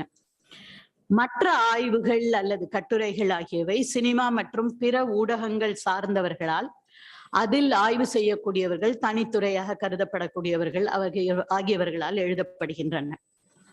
இரண்டாவது பாயிண்ட், அரசியல் வரலாறு ஆகியவற்றை பற்றி நம்ம பார்க்கணும்னு நினைக்கும் போது பெரும்பகுதி நம்முடைய சட்டகத்தை நம்ம தீர்மானிச்சுக்கிறோம். ஒரு குறிப்பிட்ட அமைப்பு, இயக்கம், வரலாற்று கணங்கள், சிந்தனை போக்குகள் ஆகியவற்றை முடிவு செய்துவிட்டு அதுக்குள்ள நம்ம எடுத்துக்கிட்ட தரவுகள் அடங்குதா அடங்கலையா அப்படின்னு பார்க்கக்கூடிய ஆய்வுகள் தான் பொதுவாக இலக்கியம் உட்பட பல துறைகளிலும் இருக்கிறத நம்ம பார்க்கிறோம். அதுதான் ஏற்றுக்கொள்ளப்பட்ட முறையியலாகவும் கணிக்கப்படுகிறது. நிகழ்வுகளின் பருண்மையான கூறுகளை கொண்டு அரசியல் வரலாற்று போக்குகளின் நிலையான தடுமாற்றம் மிக்க கூறுகள், மனிதர்கள், போக்குகள் ஆகியவற்றை அணுகுவது சற்று வழுக்கலான, நேர்கோட்டில் அமையாத வழி. பாஸ்கரன் அதை தேர்ந்தெடுத்துள்ளார். வரலாறு, மூணாவது பாயிண்ட், வரலாறு எழுதுதலுக்கும் பேசுதலுக்கும் உள்ள வேறுபாட்டை நாங்கள் நேரடியாக உணர்ந்தது. கீதாவின் காலக்கனவு, ஆன்மீக ஆண்மை ரெண்டுமே தமிழக வரலாறு சார்ந்தது. ஆன்மீக ஆண்மை குறிப்பாக திராவிட இயக்கத்து தலைவர்களுடைய உரைகளின் அடிப்படையிலே ஒரு பெண்ணிய இடையீடாக எழுதப்பட்ட நாடகம். அந்த நாடகங்களை நிகழ்த்தும் பொழுது அந்த பேசுறதுக்கும் எழுதுறதுக்கும் என்ன வித்தியாசம் என்பதை நாங்கள் புரிந்து கொள்ள முடிந்தது. என்னை விட அதனை கூர்மையாக உணர்ந்தவர் கீதா. ஆண்டு கணக்கில் அவள் செய்த ஆய்வுகளை மேற்கோள், தரவுகள், பதிவுகள் ஆகியவற்றோடு நாங்கள் அளிக்கை செய்தோம். நாடகம் தானே சொல்லிட்டு போலான்லாம் பண்ணல. இந்த பத்திரிகையில இந்த தேதியில இன்னார் சொன்னது என்பதையும் இணைத்து அந்த நாடகத்துல நாங்க வச்சோம். ஆனால் அது கிளப்பிய அனுபவங்கள் வேற, அதை பேசுவதற்கான இடம் அது அல்ல. அந்த அனுபவங்களை நல்ல வேளையாக ஓரளவு பதிவும் செய்தோம். வரலாறு பேசுதல் எழுதுதலை காட்டிலும் முக்கிய சமகால தேவையாக இருக்கிறது. அதனால் தானோ என்னமோ பாஸ்கரன் எழுதிய ஆங்கில நூல், முதல் நூல் மெசேஜ் பேரர்ஸ், தமிழில் வர 40 ஆண்டுகள் பிடித்தது. நான் உட்பட அதுல நான் சொல்லியிருக்கிறது ரொம்ப அவமானமா இருக்கு அப்படிங்கிறது தான். ஆனா அதே கதி சிவத்தம்பி சாரோடைய டிராமா இன் ஏன்ஷியன்ட் சொசைட்டிக்கும் தமிழ்நாட்டுல இருந்திருக்கு. அது இலங்கையிலிருந்து மொழிபெயர்க்கப்பட்டு, அம்மங்கிலி அவர்களால் மொழிபெயர்க்கப்பட்டு, நான் நினைச்சேன் சரி இவர் கிரியால போட்டாரு, சிவத்தம்பி சார் NCBHல போட்டிருக்காரு, இன்னும் கொஞ்சம் சீக்கிரமா ஏதாவது பரவி இருக்கும் அப்படின்னு. இல்லை, அதுதான் நம்முடைய சிக்கல். அந்த இவ்வளவு வர அதில் உள்ள பல கருத்துக்களை தியோடபாஸ்கரன் அவர்கள் தொடர்ந்து கட்டுரைகளாக இதழியல் பணிகளில் விடாமல் செய்து வருகிறார். கிட்டத்தட்ட அதே வேகத்தோடு பாஸ்கரனின் பிற அக்கறைகளான சுற்றுச்சூழல், பறவைகள், நாய்கள் குறித்த எழுத்துகள் பல தரப்பினரையும் எட்டக்கூடிய தளங்களில் தொடர்ந்து பேசப்பட்டு வருகிறது. அப்ப இந்த 3 பாயிண்ட், என்டர்டெயின்மெண்ட் சொல்றது, அரசியல் வரலாறு என்பதை ஒரு மெட்டீரியலான பேஸ்ல இருந்து பில்டப் பண்றது, வரலாறு பேசுதல் ஆகியவற்றை, இந்த 3 இதுலதான் எல்லாத்தையும் தொடர்புபடுத்த போறேன். நிறுவனமயமாக்கப்பட்ட கல்வி புலம், நூலகங்கள், அருங்காட்சியகங்கள் ஆகியவற்றில் உள்ள ஆவணங்கள் பட்டியலில் பாடல்கள், இசை, நாடகங்கள், ஓவியங்கள், நாட்டாரியல் சார்ந்த நகைச்சுவை, பழமொழி, கதைகள், அறப்பக்க நோட்டீஸ், குறும் பிரசுரம், கூட்ட அறிவிப்புகள் ஆகியவற்றை இணைக்கும் ரோஜாமுத்தையாவின் சேகரிப்புகள் உள்ள இடத்தில் இக்கூட்டம் நடைபெறுவது மிக மிக பொருத்தமானது. இன்று அது அங்கீகரிக்கப்பட்ட முறையியல்.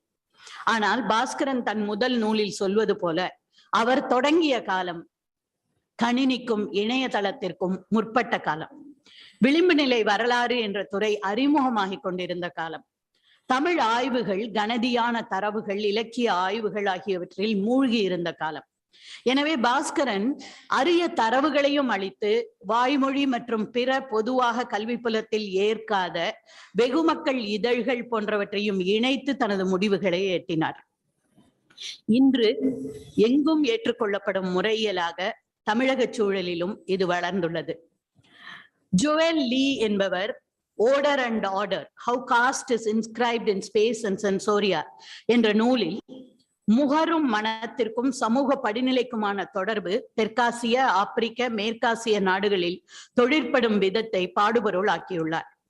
ஊர் வரலாறு பற்றிய ரகுபதி, ஸ்டாலின் ராஜாங்கம், அழகிய பெரியவன் மற்றும் பிற தலித்திய சிந்தனை செயல்பாட்டாளர்கள் புதிய புதிய தரவுகள், வாசிப்புகளை சாத்தியப்படுத்தி வருகிறார்கள். டொரண்டோ பல்கலையில் பணியாற்றும் பிரான்சிஸ் கோடி அறிவொளி இயக்கத்தின் பணிகளை ஆய்வு செய்துள்ளார்.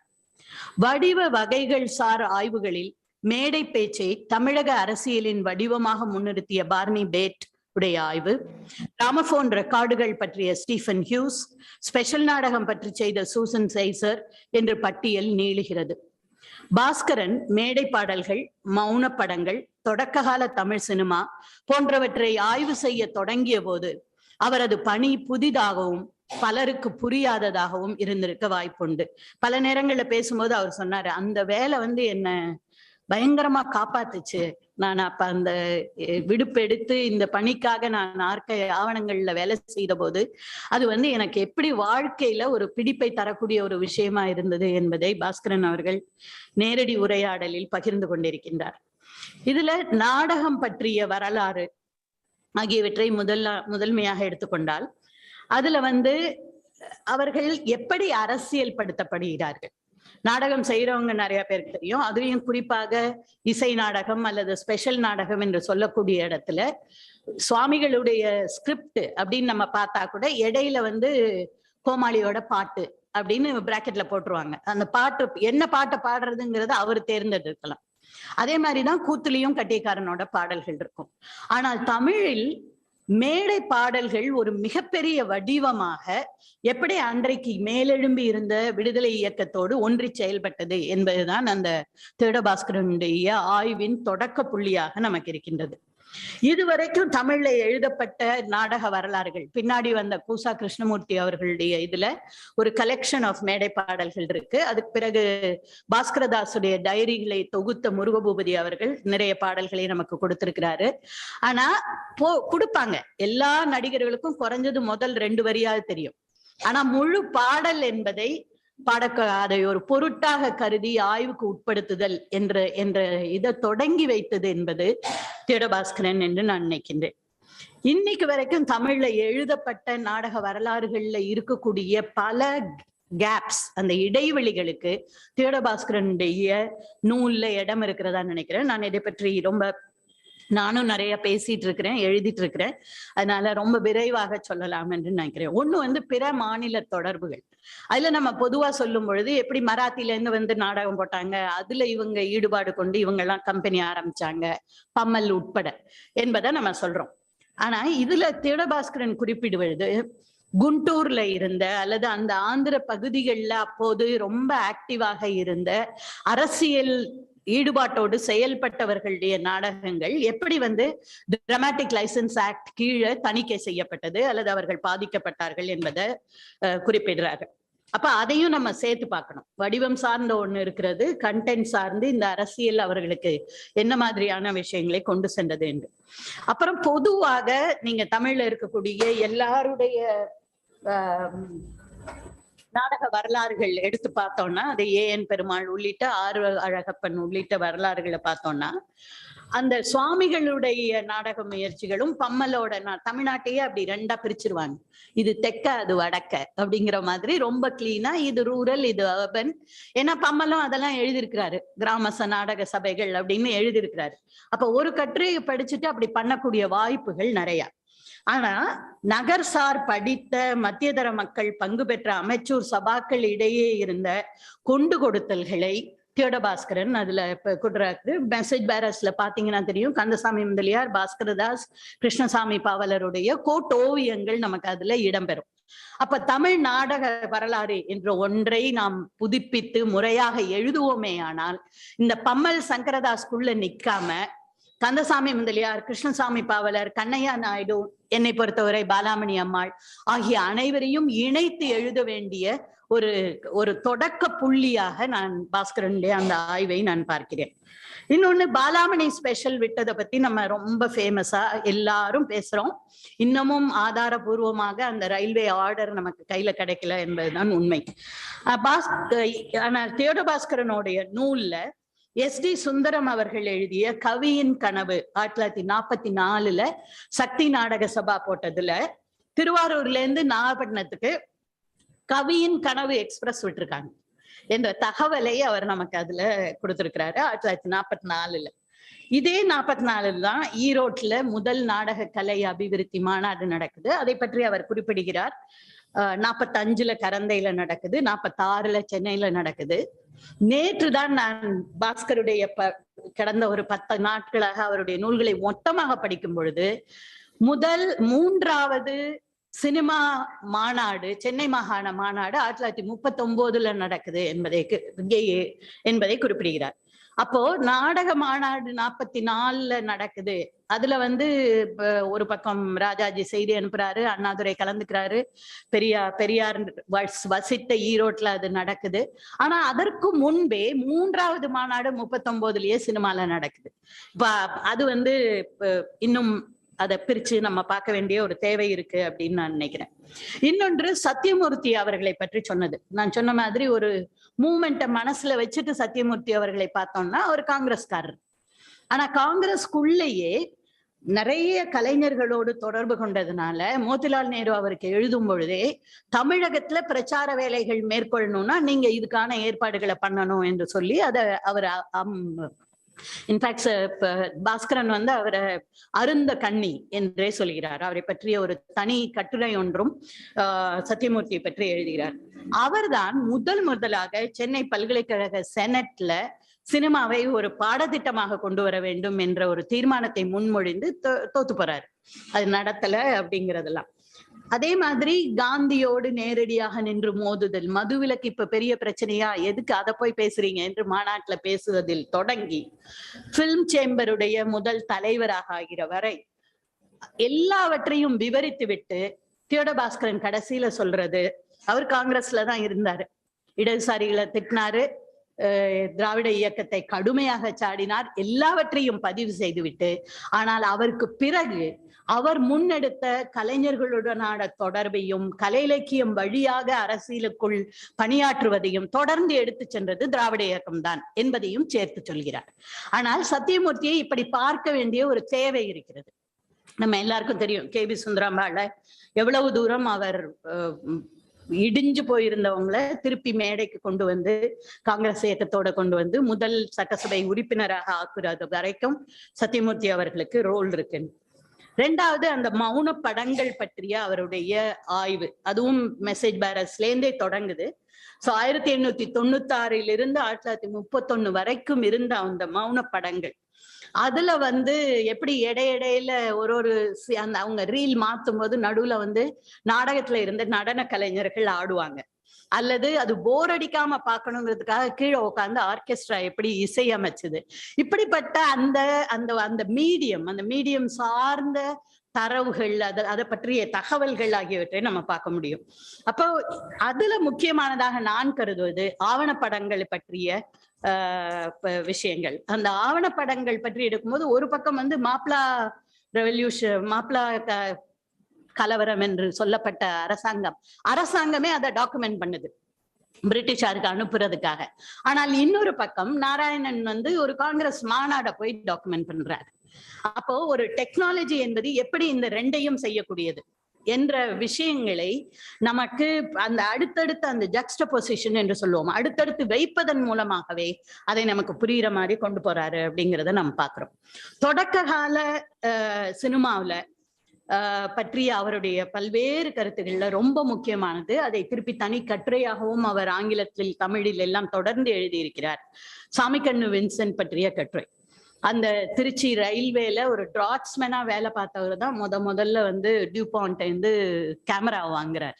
அதிலிருந்து ஒரு 2 ரீல் கொண்ட ஜீசஸ் பத்தின ஒரு சினிமாவை எடுக்கிறாரு. பின்னாடி அவர் கோயம்புத்தூரில் சென்று மறைந்து போகிறார். அந்த அவருடைய மகனை சந்தித்து கோயம்புத்தூர்ல பார்த்தது எல்லாவற்றையும் உட்பட, குறிப்பாக அந்த மீதி வெள்ளித்திரையில் என்ற அந்த நூல் ரொம்ப ரொம்ப அருமையான ஒரு நூலாக இருக்கிறது. அந்த நூல் SVRக்கு சமர்ப்பணமும் செய்யப்பட்டிருக்கிறது. பள்ளித்தோழனும் மனோ என்று SVR என்று அறியப்படுகிற மனோவிற்கு அந்த நூல் கொடுக்கப்படுகிறது. இதுல 2 விஷயம் நான் முக்கியமாக பார்க்கிறேன். ஒண்ணு தமிழ் சினிமாவில் இருக்கக்கூடிய தொழிற்சங்கத்தை பற்றிய ஒரு கட்டுரை, அது ஆங்கிலத்தில் தான் இருக்குன்னு நினைக்கிறேன் Bhaskaran, correct me if I am wrong. ஆங்கிலத்துல இருக்கு, ஆனால் கண்டிப்பாக தமிழில் கொண்டு வர வேண்டிய ஒரு கட்டுரையாக நான் கருதுகிறேன். ஒரு கல்கட்டால ஒரு லெக்சருக்காக அதை நான் ப்ரிப்பேர் பண்ணேன் அப்படின்னு அவர் சொல்றாரு. அதுல MB ஸ்ரீனிவாசனுடைய ஒரு கோட், அது அம்ஷன் குமார் சொன்னதாக சொல்லி பாஸ்கரன் கோட் பண்றாரு. தி extras as the junior artists were referred to earlier, men and women gathered at a given spot daily. The contractor arrived and usually there were more workers than required for the day. He would fling a given number of tokens and there was a melee to collect one each. Whoever manages to pick up a token, even if bruised in the process, got the work for the day. So இன்னைக்கும் construction ஒர்க்கர்ஸ்க்கு நிக்கிறவங்களுக்கு நடக்கிற அதே விஷயத்தை describe பண்றார். ஆனால் இந்த கட்டுரையின் தொடக்கத்தில் கொடுக்கக்கூடிய ஒரு காட்சி எனக்கு அப்படி இன்னைக்கு கனவுல எல்லாம் நேற்றுக்கு வந்த ஒரு காட்சி. 2004 cine dancers and dance directors association அவர்களுடைய ஜவஹர்லால் நேரு 30வது ஆண்டு நிறைவை ஒட்டி அவங்க மிகப்பெரிய ஒரு நிகழ்ச்சியை ஜவஹர்லால் நேரு ஸ்டேடியத்துல நடத்துறாங்க சென்னையில. அதுல எல்லா ஈவெண்ட்டையும் முடிச்ச பிறகு நிறைய பேர் எல்லாம் பங்கெடுத்து கொண்டு எல்லாம் முடிச்ச உடனே ஹிந்துல அப்ப வந்த ரிவ்யூவை பாஸ்கரன் கோட் பண்றாரு. The main event was saved for the last. After the crowd dispersed, the chairs were removed and the entire hall of the Nehru Stadium became the dance floor. The dancers, 300 in number, twirled to the beat of A.R. Rahman's composition, Iduve Engal Jeevan, Iduve Engal Jeevanam. So such a brilliant capturing, அந்த அதோடைய விஷுவலான விஷயங்கள். அந்த குறிப்பிட்ட கட்டுரையில MP Srinivasan கொடுத்த ஒரு அறிக்கை மாதிரி, இந்த சங்கம் அமைப்பதற்கான அறிக்கை கொடுத்ததாக மேனுஸ்கிரிப்டை அவர் என்னோட பகிர்ந்துட்டாரு அப்படின்னு சொல்லி பாஸ்கரன் சொல்றாரு. அது இருந்ததுன்னா அதையும் பாஸ்கரனுடைய கட்டுரையும் இணைத்து நாம் போட வேண்டிய ஒரு கட்டாய தேவை இருக்கு அப்படின்னு நான் நினைக்கிறேன். தொடர்ந்து தமிழ் சினிமா ட்ரேட் யூனியனை எப்படி காட்டியிருக்குங்கிறது அது வேற கதை. அது இப்ப வர்ற அமேசான் பிரைம்ல ஆரம்பிக்கிற சூழல் உட்பட எல்லாத்துலயும் அது இன்னொரு கதையா நம்ம பார்க்கணும். ஆனா எம்பிஎஸ் ஏற்கனவே இடதுசாரி இயக்கங்களோடு தொடர்பு கொண்டிருந்த எம்பிஎஸும் நிமாய் கோஷும் தான் இறுதியில் ஒரு தொழிற்சங்கம் என்ற ஒரு கான்செப்டை கொண்டு வரார். ஏன்னா அரசாங்கம் சினிமாவை ஒரு தொழில்துறையாக 2001 தான் அங்கீகரிக்குது. அது வரைக்கும் கிட்டத்தட்ட 1940களில் இருந்து தொடர்ந்து நடக்கக்கூடிய ஒரு துவந்த யுத்தத்தை பாஸ்கரன் அவர்கள் நமக்கு அந்த ஒரு சிறிய கட்டுரையில கொடுக்குறாருன்னு நினைக்கிறேன். அவர் கொடுத்திருக்கிற ஒவ்வொரு ஃபுட் நோட்டும் நம்ம திருப்பி போய் படிக்க வேண்டிய ஆவணங்களாக நமக்கு கொடுத்திருக்கு. இன்னொன்னு சர்வோத்தம் பதாமியுடைய நேர்காணல். நேரம் கருதி நான் வச்சிருக்கிற கோட்டை நான் விட்டுறேன். ஆனா அதுல அந்த பாட்டெல்லாம் நேரடியா ரெக்கார்ட் பண்ணும், சவுண்ட் ரெக்கார்டிங் இல்லாததுனாலங்கிறதுனால ஏன் எல்லாம் க்ளோஸ் அப் ஷாட்டா இருந்தது. ஏன்னா அவங்க குரல் கேட்காது, லாங் ஷாட்டே வைக்க முடியல. அதே மாதிரி ஒளி எப்படில இருந்து வரீங்க, மேல ஒரு திறந்த வெளியில வெள்ளை அல்லது நீல கலர் துணியை கட்டி திறந்த வெளியில எடுக்கும் பொழுது அதனால வரக்கூடிய சேஞ்சஸ். அப்ப இன்னைக்கும் ஒரு கருப்பு வெள்ளை படங்களை பார்க்கும் பொழுது நாம் நினைத்து பார்க்கக்கூடிய அந்த டெக்னிக்கல் டீட்டெயில்ஸ் எல்லாம் பதாமி அவர்களோட 1990 அவருடைய இல்லத்தில் மும்பையில் சென்று எடுத்த ஒரு இன்டர்வியூவை அவர் நம்மளோட பகிர்ந்து கொண்டிருக்கிறார். அதே மாதிரி இந்தியன் சினிமாட்டோகிராஃப் கமிட்டி 1927-28 நடத்திய அந்த விவாதங்கள், அதுல நமக்கு வழக்கறிஞர் ரங்காச்சாரி அவர்கள் தலைமை தாங்குகிறார். பம்மல், ஏ நாராயணன், ஆர் பிரகாசா போன்ற ஆட்கள் அதுல கலந்து கொள்கிறார்கள் என்பதை நம்ம பாக்குறோம். அதுலதான் 1939 all India motion pictures Congress நடக்குது. அதுக்கு முன்னாடி 38 3வது சென்னை மாகாண சினிமா மாநாடு கோகலே ஹால்ல நடந்ததாக கூறப்படுகிறது. அதே மாதிரி சித்திரம் பேசுதடி தொகுப்புகள் எடுத்தோம்னா அதுல இருக்கக்கூடிய இதழ்கள் மின்னொளி, சில்வர் ஸ்கிரீன், பொம்மை, இந்த மாதிரி நம்ம இது சினிமாக்காரங்க படிக்கிறது, கிசு கிசு பேசுறது, அந்த கிசு கிசு எல்லாம் முதல்லயே ஆரம்பிச்சிருது. பிராட்வே கேட்ட ரகசியங்கள் அப்படிங்கிறது தொடக்கத்துல இருந்தே வர தொடங்கிறது. இந்த தொகுதியில, இந்த சித்திரம் பேசுதடி தொகுதியில ரோஜாமுத்தையா உள்ளிட்ட பல இடங்களிலும் சமகாலத்துல வந்த இதழ்கள்ல இருந்து தொடுத்தது மணிக்கொடி, ஜெகன்மோகினி, குமரிமலர், சக்தி, கலைச்செல்வி, ஜோதி, ஈழகேசரி, தமிழ் உலகம், குண்டூசி, சரஸ்வதி, சண்டமாருதம், இலங்கையிலேருந்து வந்த மரகதம், நிழல், தலித் முரசு, கிராம ஊழியன், இதுல எல்லாம் வருது. அதுல கிராம ஊழியன்ல துருவன் என்பவர் எழுதிய ஒரு கொட்டேஷன் மட்டும் நான் படிக்கிறேன். சிறுகதை எழுதி பிழைத்தால் ஒரு உளுந்த வளைக்கும் காப்பிக்கும் தான் தினசரி வழியுண்டு. சில வேளை அது கூட சந்தேகம்தான். திரைக்கதை எழுதினால் திரவியம் கிடைப்பதோடு அல்லாமல் ஒயினும் 1ஆம் கிளாஸ் உருப்படியும் கிடைக்குமே. எது புத்திசாலித்தனம் இக்காலத்தில்? உமர் கயாம் தத்துவத்தை அனுபவிப்பதா, ஓட்டாண்டியாக வாழ்வதா? இது 1946 துருவன் என்பவர் எழுதிய ஒரு அந்த கிராம ஊழியன்ல வெளியிடப்பட்ட அந்த ஒரு கட்டுரையாக நம்ம பார்க்க போகுது. அதே மாதிரி நாடகங்கள், முதல் நாடகங்கள் சினிமாவா வந்ததுங்கிறத எல்லாரும் சொல்றோம். அப்ப இது புராண நாடகங்கள் எடுக்கும் பொழுது அதுல வந்த சிக்கல்கள், வாட்ச் கட்டிட்டு ஒருத்தர் வருவாரு, இதெல்லாம் பாஸ்கரன் அந்த போற போக்குல சொல்லி போவாரு. அதாவது அந்த தான் எடுத்துக்கொண்ட மீடியம் என்பதற்கான நியாயத்தை எந்த வகையிலையும் மறுக்காமல் அந்த டெக்னாலஜியை பற்றியும் அது சொல்லக்கூடிய உள்ளடக்கம் பற்றியும் பேசக்கூடிய ஒரு முறையியல் அவருக்கு கை வந்திருக்கிறது. இல்லைன்னா நம்ம இதுல இல்ல அதுலன்னு போய் நிக்க வேண்டிய ஒரு தேவை இருக்கிறது. ஆனால் திராவிட இயக்க நாடகங்கள் இன்க்ளூடிங் வேலைக்காரி எடுக்கும் பொழுது அது தயாரிப்பாளர்கள் பெரும்பகுதியானவர்கள் ஆதிக்க சாதி, ஆதிக்க வர்க்கத்தை சார்ந்தவர்களாக இருந்த காரணத்தினால் நாத்திக கருத்துகள் எப்படி கொஞ்சம் டைல்யூட் ஆச்சு என்பதையும் சேர்த்து அவர் சொல்றார். அப்ப இந்த இந்த இந்த டைனாமிக்ஸ், அதாவது அந்த ஊடாட்டங்கள் தொடர்பான கிரே ஏரியாஸ் என்று சொல்லுவோம், அந்த கிரே ஏரியாஸை வெளிப்படுத்தக்கூடிய ஒரு தன்மை இருக்கிறதாலவோ என்னமோ பிடிவாதமான முடிவான கருத்துக்களை தியோடர் நம்ம இது திணிப்பதில்லை. நான் உங்கள்கிட்ட கொடுக்குறேன், நீங்க அதை வச்சு நீங்க என்ன யோசிக்கிறீங்களோ, என்ன முடிவுக்கு வரீங்களோ வாங்க என்று சொல்லுகிறார். ஆனால் தன்னளவில் தன்னுடைய அரசியல் தெளிவோடும் தான் நம்புகிற ஒரு திராவிட சிந்தனையோடும் அடிப்படையான ஒரு வர்க்க புரிதலோடும் ஜாதி பற்றிய புரிதலோடும் மதம் சார்ந்த, மதத்தின் இரு பகுதியும் சார்ந்த, மதத்தை பற்றி இன்றைக்கு பேசும்போது நம்ம ஒரே அடியா நம்ம பேச முடியாது என்ற சூழ்நிலையில தான் நம்ம இருக்கிறோம்.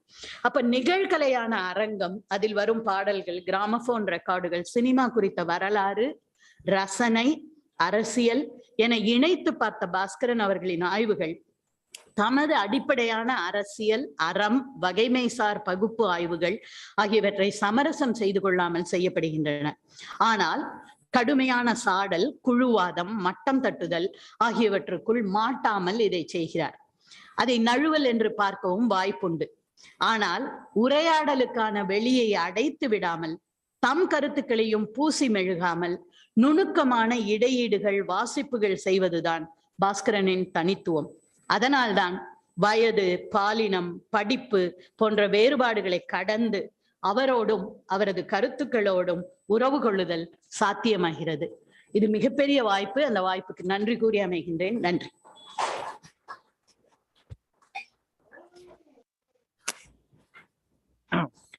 நன்றி. ஒரு கருத்தரங்கத்திற்கு முதல் உரை என்பது செறிவாக அமைவது மிகவும் அவசியம். இந்த வகையில் ஒரு செறிவான உரை மனமாற்றம்.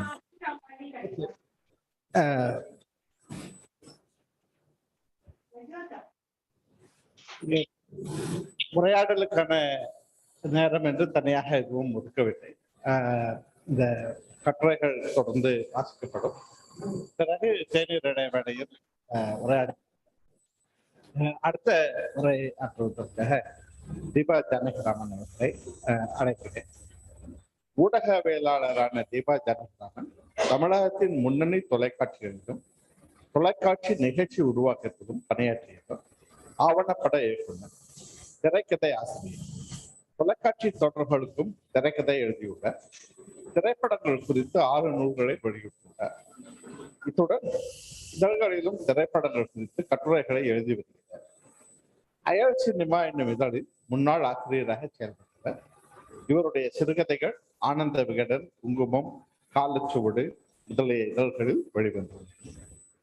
தீபா ஜானகிராமன், பண்டோராக்காரர்கள் ஒரு காலத்தில்.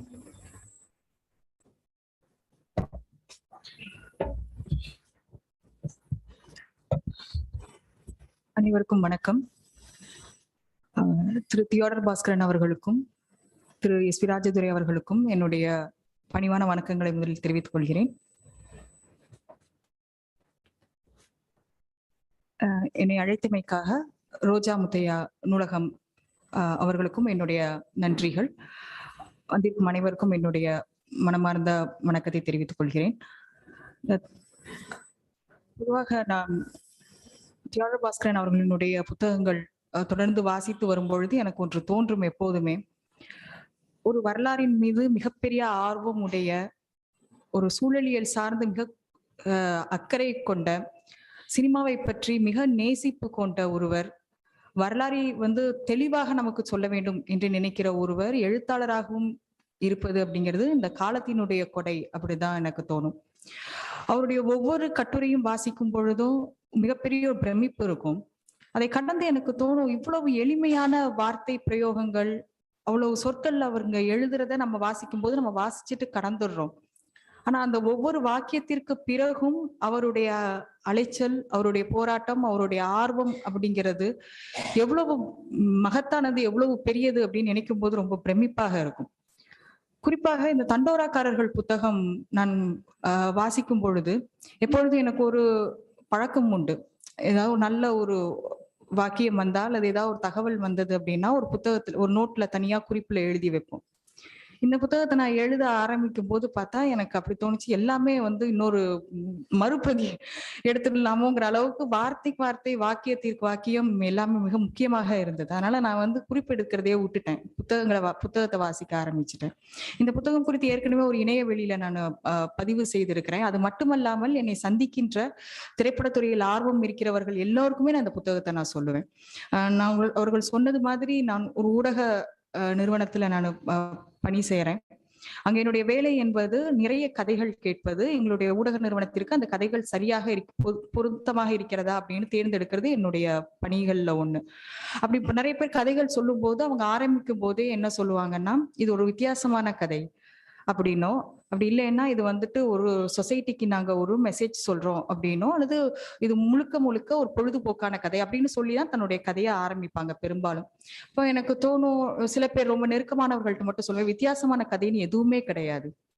நம்ம இதற்கு முன்பாக நம்மளுடைய தமிழ் சினிமாவினுடைய வரலாற்றை எடுத்தாலும், தமிழ் சினிமாவை நம்ம தொகுத்து பார்த்தாலும் ஏற்கனவே சொல்லப்பட்ட கதையை தான் நம்ம திரும்ப சொல்றோம். நம்மளுடைய அறிவுக்கு அது வந்திருக்காது, அவ்வளவுதான்.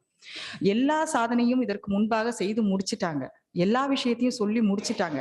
நம்ம அதுல உள்ள ஏதோ ஒரு விஷயத்த நம்ம திருப்பி சொல்றோம். அது சொல்லிற பாணியிலேயோ திரைக்கதையிலேயோ ஒரு வடிவம் வருமே தவிர நமக்கு முன்னாடி உள்ள முன்னோர்கள் சொல்லிட்டாங்க அப்படிங்கிறது நான் அவங்க கிட்ட சொல்லுவேன். எந்த கதையை சொன்னாலும் நான் சொல்லுவேன், ஒரு பழைய ரெஃபரன்ஸ் எப்படியும் இருக்கும், தேடி பார்த்தா கிடைக்கும் அப்படின்னு நான் சொல்லுவேன். எதற்காக சொல்றேன் அப்படின்னு சொன்னா, நாம் இருக்கிற ஒரு துறையில், நாம் வேலை செய்கிற பணி செய்கிற ஒரு துறையில் அதனுடைய வரலாறை தெரிந்து கொள்வது அப்படிங்கிறது மிக அவசியமான ஒன்றாக இருக்கிறது. அது பற்றியான தகவல்கள் தெரியும். அதையெல்லாம் கடந்து ஒரு பொதுவாகவே நாம் ஒரு வரலாறை தெரிந்து கொள்ளும் பொழுது நமக்குள்ள ஒரு பணிவு ஏற்படுறத நான் பார்த்திருக்கேன்.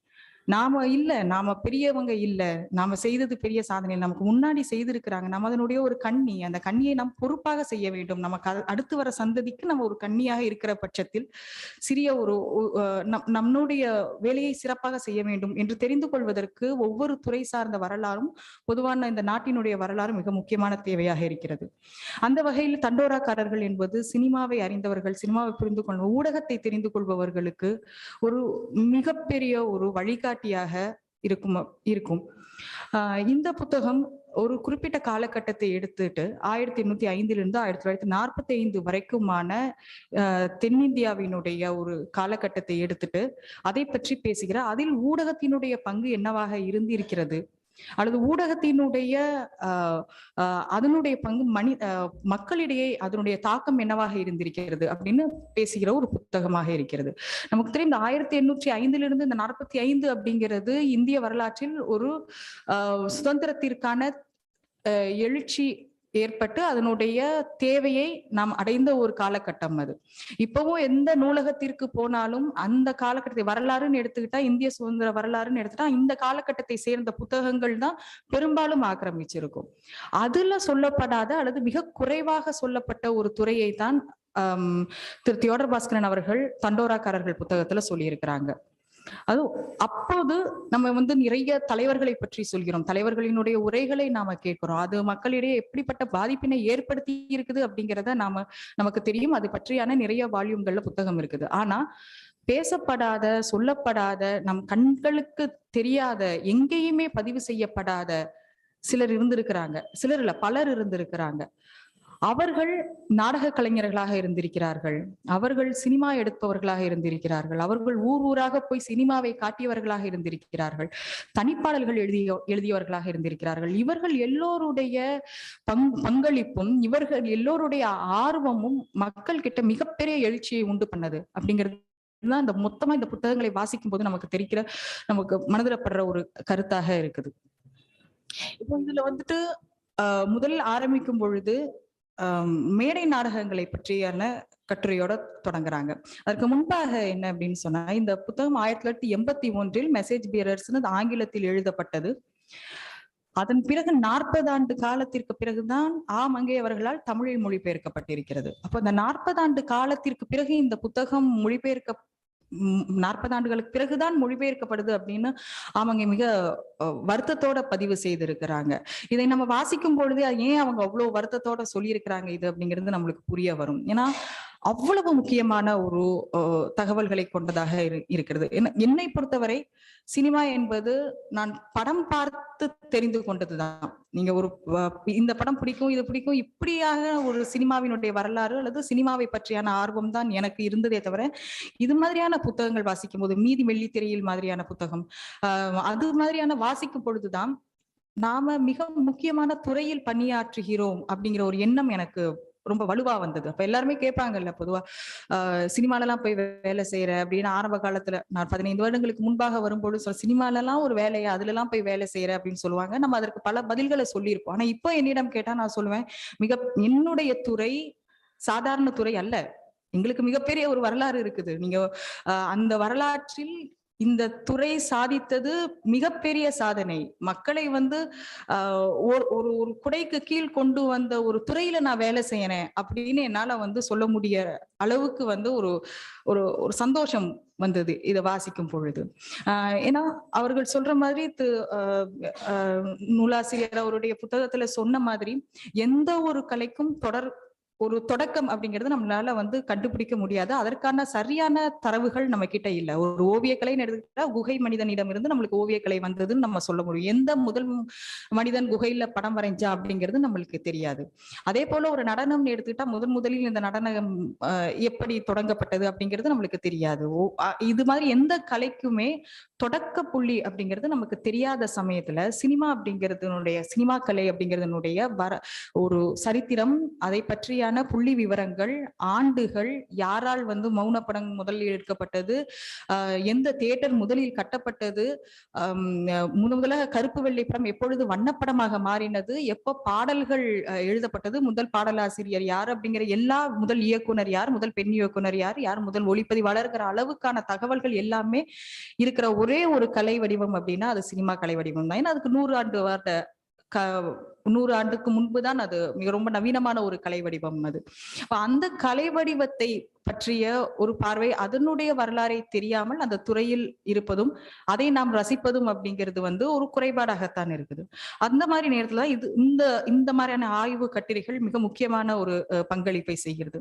அப்ப இந்த மேடை நாடகங்களை பற்றி வாசிக்கும் பொழுது ஒரு பொதுவான கருத்து உண்டு, சினிமா எங்கிருந்து தொடங்கிச்சு, மேடை நாடகத்துல இருந்து அப்பயே சினிமா வந்தது அப்படிங்கிறது தான் எப்போதுமே சொல்லப்படுகிற ஒரு கருத்து. ஆனால் மேடை நாடகங்கள் செய்த மிகப்பெரிய பங்களிப்பு அப்படிங்கிறது ஆரம்ப காலத்துல புராண நாடகங்களாக இருந்து பின்னர் அது எப்படி அது தேசிய உணர்வுக்கு அது மாறுது அப்படிங்கிறத பற்றியான ஒரு பதிவு ரொம்ப சுவாரஸ்யமாக இருந்தது.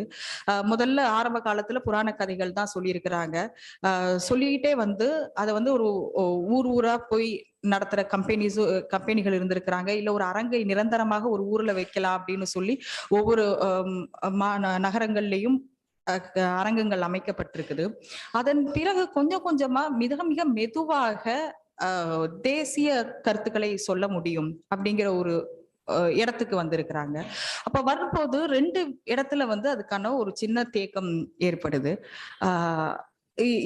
பொதுவா தேசிய கருத்துக்களை எல்லாம் சொல்லும் பொழுது அரசாங்கத்துக்கே ஒரு பிரச்சனை இருக்கும்ல. இத சொல்லும் பொழுது மக்கள் வந்து எல்லாரும் கூட்டம் கூட்டமா வந்து பாக்குறாங்க. ஏன்னா அதற்கு முன்னாடி வந்து கோயில்களுக்குள்ள நடக்கப்பட்ட ஒரு அரங்கம், அங்க வந்து புராண கதைகள் சொல்லிட்டு இருக்கிறத தாண்டி ஒரு அரங்கத்திற்கு உள்ளாக வெளியில வந்து கருத்துக்களை சொல்லும் பொழுது மக்கள் கூட்டமா வந்து பாக்குறாங்க. அது வந்து எல்லாருக்குமான ஒரு கலையாக மாறுது நாடக கலைங்கிறது. அப்ப எல்லாருமே வந்து பார்க்கும் பொழுது அவர்களுக்கு கருத்துக்கள் பரவலாக்கப்படுது.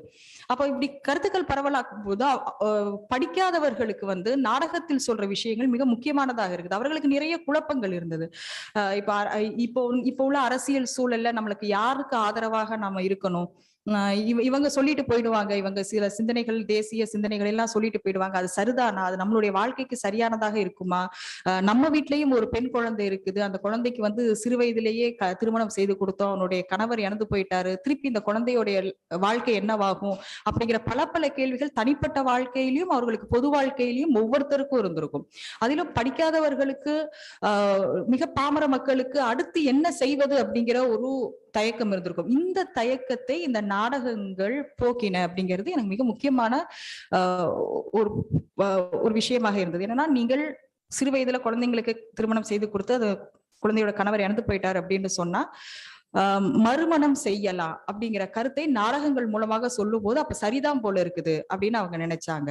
அப்புறம் வந்து குழந்தை திருமணமே கூடாது அப்படின்னு சொல்லும் போது அதுவும் சரிதான் போல இருக்குது அப்படிங்கிற ஒரு இடத்துக்கு வந்தாங்க. ஆக என்னென்ன சொல்லணும்னு நினைக்கிறோமோ அதை வந்து ஒரு எழுத்து மூலமாக சொல்லி இருந்தால் வாசிக்கிறவங்க தெரிஞ்சிருக்காது, படிக்காதவங்களுக்கு அது போய் சேர்ந்திருக்காது. ஆனா நாடகங்கள் இது எல்லாமே இது சரிதான், இது தெளிவான ஒரு விஷயம் தான், எல்லா இடத்துலயும் நடக்கிறது தான் அப்படின்னு சொல்லும்போது அவங்க புரிஞ்சுக்கிறாங்க. அந்த வகையில் மேடை நாடகங்கள் மிகப்பெரிய பங்காற்றி இருக்குது. இதுல தனிப்பாடல்கள் பற்றி ஒரு அத்தியாயம் இருக்குது, எனக்கு ரொம்ப பிடித்திருந்தது. ஏன்னா தனிப்பாடல்களை பற்றியான ஒரு பெரிய புரிதல் எனக்கு அதற்கு முன்பாக இல்லை. ஆனா அது செய்த ஒரு காரியம் அப்படிங்கிறது மிகப்பெரியதாக இருந்திருக்குது. சென்னையை பொறுத்த வரைக்கும் அதில் உள்ள தனிப்பாடல்கள் எதை பற்றியெல்லாம் எழுதியிருக்கிறாங்க, தனிப்பாடல்கள் எழுதப்பட்டிருக்குது அப்படிங்கிற ஒரு விவரத்துல வந்து ரொம்ப எனக்கு பிடிச்சிருந்தது வந்து அந்த நீலன் சிலையை அகற்றுவதற்காக ஒரு கூட்டமா போறாங்க மவுண்ட் ரோடுக்கு. அப்ப அதை பற்றியான ஒரு தனிப்பாடல்களும், வீராணம் ஏரி வந்து உடைப்பெடுத்ததை பற்றி அதை பற்றியான ஒரு பாடல்கள் எழுதப்பட்டிருக்குது. முதலாக சென்னைக்கு ரயில் வரும் பொழுது அதை பற்றியான பாடல்கள். அப்போ எந்தெந்த வருஷத்துல என்னென்ன நடந்தது, அதை விட முக்கியமான அது கூட கெசட்டிங் கிடைக்கும் நம்மளுக்கு தேவைப்படும். அதே மக்களினுடைய பார்வையில அவங்க அதை எப்படி பார்த்திருப்பாங்க, ஒரு ரயிலை அவர்கள் எப்படி பார்த்திருப்பாங்க, ஒரு போராட்டத்தை அவர்கள் எப்படி பார்த்திருப்பாங்கிறது ஒரு மக்களினுடைய பார்வையாக தனிப்பாடல்கள் எழுதும் போது அது ரொம்ப முக்கியத்துவம் வாய்ந்த ஒன்றாக அமையுது. இது மாதிரி மௌனப்பட காலங்களை பற்றியான விஷயம். சிலர், நான் ஏற்கனவே சொன்ன மாதிரி, சிலரை நம்ம வந்து எந்த இடத்துலயுமே நம்ம இன்னைக்கு கூகுள் உலகம்னு சொல்றோம், எல்லா தகவல்களும் நம்மளுக்கு தெரியுதுன்னு சொல்றோம், யார் பேரை போட்டாலும் நம்மளால அவர்களை பற்றி தெரியுது நம்மளுக்கு. சமகாலத்துல உள்ளவர்களுடைய வரலாறை பற்றி தெரியுது. அவங்க வந்து பெரிய விஐபியாக இருக்க வேண்டிய அவசியமே கிடையாது. என் பக்கத்து வீட்டுல உள்ளவங்களை பத்தி எனக்கு தெரியும்னா நான் அவங்களுடைய ஃபேஸ்புக் பக்கத்துல போனா தெரியும், அவங்களை பற்றி அவங்களுக்கே தெரியாத தகவல்கள் எல்லாம் கூட எனக்கு தெரிஞ்சிடும். அந்த அளவுக்கான ஒரு உலகத்துல இருந்தாலுமே கூட ஏன் சிலரை வந்து நம்ம வந்து மறைக்கப்பட்டிருக்கிறாங்க, ஏன் அவர்களை பற்றி பதிவு செய்யல அப்படின்னு நம்மளுக்கு ஒண்ணு தோணும். இப்படி எல்லாமா மனிதர்கள் இருந்திருக்கிறாங்க அப்படின்னு ஆச்சரியமாக இருந்திருக்கும். அவர்களை தேடி தேடி பதிவு செய்தது எனக்கு ரொம்ப மிக விருப்பம் பிடித்திருந்தது. அதுல வந்து ஜோசப் டேவிட் அப்படிங்கிற ஒருத்தரை பத்தி சொல்றாங்க. நான் இவரை பத்தி வந்து இந்த புத்தகம் வாசிச்ச பிறகுதான் தெரியும். நிறைய இடத்துல நான் அவரை பத்தி திரும்ப திரும்ப சொல்றேன். ஏன்னா அவர் எவ்வளோ ஒரு காரணத்தினால அவர் என்னை வந்து ரொம்ப ஈர்த்துட்டாரு. ஏன் அப்படின்னு சொன்னா, அவர் வந்து ஆவணம் படுத்துறாரு. எதையெல்லாம் ஒரு கேமரா எடுத்துட்டு போய் அப்பவே குறும்படங்கள்லாம் எடுக்கிறாரு. ஒரு நெல் வந்து விதையிலிருந்து எப்படி ஒரு தானியத்திலிருந்து இருந்து எப்படி அதை அறுவடை செய்யறாங்கிற வரைக்கும், எப்படி உணவாக மாறுது அப்படிங்கிறது வரைக்குமான அவருடைய அந்த பதிவு செய்திருக்கிறாரு. இரண்டாவது வந்து திருவிழாக்களை தேடி தேடி போய் பதிவு செய்திருக்கிறாரு, பாடல்களை பதிவு செய்திருக்கிறாரு. இப்படி பதிவு செய்து அவர் வந்து இந்த கோயில் சிற்பங்களை எல்லாமே போய் அவர் பதிவு செய்திருக்கிறாரு. அவர்கிட்ட அதுக்கு ப்ராசஸ் பண்றதுக்கான வசதி இல்லாததுனால அவர் வந்து அமெரிக்காவுக்கு அனுப்புறாரு. எனக்கு இதுல ரொம்ப வருத்தம் என்னன்னா, இது வரைக்கும் கூட இல்ல அவர் செய்தாரு, ஆர்வத்துல செய்தாரு அப்படின்னு. ஏன் அவர் மேல எனக்கு ரொம்ப மிகப்பெரிய மதிப்பும் மரியாதையும் வந்தது அப்படின்னா, அவர் பதிவு செய்த எதுவுமே அவர் வாழ்நாள்ல பார்த்ததே கிடையாது. எல்லாத்தையுமே அவர் வந்து பதிவு செய்துட்டு போயிருக்கிறாரு. அவர் ஒரு தடவை கூட தான் எடுத்ததை பார்க்கல அப்படிங்கிறது. அப்ப எதனால அவர் செய்திருக்கணும்? வெறும் ஆர்வம். நமக்கு ஒரு போட்டோ எடுத்தாலே, ஒரு செல்ஃபி எடுத்தாலே திருப்பி திருப்பி நம்ம அதை போட்டு பார்க்கிற ஒரு மனநிலை தான் எப்பவுமே அந்த மனநிலை உண்டு. நாம எடுத்த ஒரு எழுத்தையோ ஒரு பதிவையோ நாம் திரும்ப படிக்கும்போது நம்மளுக்கு ஒரு ஒரு மனநிறைவு வரும். ஆனா அவர் அத்தனை எடுத்தும் ஒரு தடவை அவருக்கு தெரியும் தானே, பார்க்க மாட்டோம்னு அவருக்கு தெரியுமா, அல்லது என்னைக்காவது ஒரு நாள் பார்ப்போம்னு நினைச்சாரா? எனக்கு அவரை பத்தி என்னமோ தெரியல. இது வாசிச்சதுல இருந்து ஒட்டு மொத்தமா அவரை பத்தி ரொம்ப யோசிச்சிருக்கிறேன். என்ன காரணத்தினால அவர் அதை அவர் செய்தார்? அதை இவ்வளவு பதிவம் அவர் ஏன் செய்தார் அப்படிங்கிறது எனக்கு ரொம்ப ஒரு ஆச்சரியமாக இருந்தது. இது போன்ற அவரை பற்றியான விஷயங்கள். அதற்கு பிறகு நமக்கு வின்சென்ட் சாமிக்கன் அவர்களை பற்றியான அவர்கள் சொன்னது போல தனிக்கட்டுரை அவர்கள் எழுதியிருக்கிறாங்க. இந்த புத்தகத்தில் அவர் பதிவு செய்திருக்கிறாரு. அதற்கு பிறகு வெங்கையா அப்படிங்கிற ஒருத்தரை பற்றியான ஒரு குறிப்பு இதுல இருக்குது. இந்த வெங்கையா அப்படிங்கிறவர் ஊர்ல அவர் தான் முதல்ல ஊர் ஊரா போய் படம் காட்டுறாங்க மக்களுக்கு. அவர் தான் நினைக்கிறார், இது ஏன் நாம வியாபாரமாக ஒரு இதை மாற்றக்கூடாது அப்படின்னு சொல்லிதான் அவர் அரங்கம் கட்டுறாரு. முதல் கெய்டி தியேட்டர் ஆரம்பிச்சது, குளோபல் தியேட்டர் எல்லாமே அவர் தான் முதலாக சென்னையில நிரந்தர அரங்கம் அமைக்கிறாரு. பிறகு திரு நடராஜ முதலியார் அவர்கள் கார் உதிரிப்பாக தொழிற்சாலை வைத்திருந்தவர். அவர் ஏன் நம்ம இங்கேயே தயாரிக்க கூடாது, அதற்கு தேவையான எல்லா பொருட்களையும் கச்சா பொருட்கள் இங்க கிடைக்குது அப்படின்னு சொன்னா ஏன் நம்ம சினிமா தயாரிப்பதற்கான அத்தனை உபகரணங்களையும் நம்ம செய்யக்கூடாதுன்னு சொல்லி அவர் தொடங்கி வைக்கிறாரு. அதற்காக அவர் நிறைய பயணம் செய்யறாரு. அவருடைய பார்ட்னரோட சேர்ந்து இங்க ஆரம்பிக்கிறாங்க அப்படிங்கிற ஒரு தகவல். ஒரு சினிமா ஒரு சின்ன விஷயம், யாருடைய ஆர்வத்திலேயோ ஆரம்பித்து ஒவ்வொருத்தர் கையில இந்த ஒலிம்பிக் தீபத்தை ஏத்திட்டு போவாங்கல்ல, ஒருத்தர் மாத்தி ஒருத்தர், அது மாதிரி யாருக்கோ தோன்றிய ஒரு யோசனை, அது இன்னொருவருடைய ஆர்வத்தை சேர்த்துக்கிட்டு அப்படி இப்படியே கொஞ்சம் கொஞ்சமா கொண்டு போய் இன்னைக்கு நம்மளுக்கு முன்னாடி ஒரு பிரம்மாண்டமான ஒரு உலகமாக சமுதாயத்திலிருந்து பிரிக்கவே முடியாத ஒரு இடத்துல திரைப்படங்கள் இருக்குது.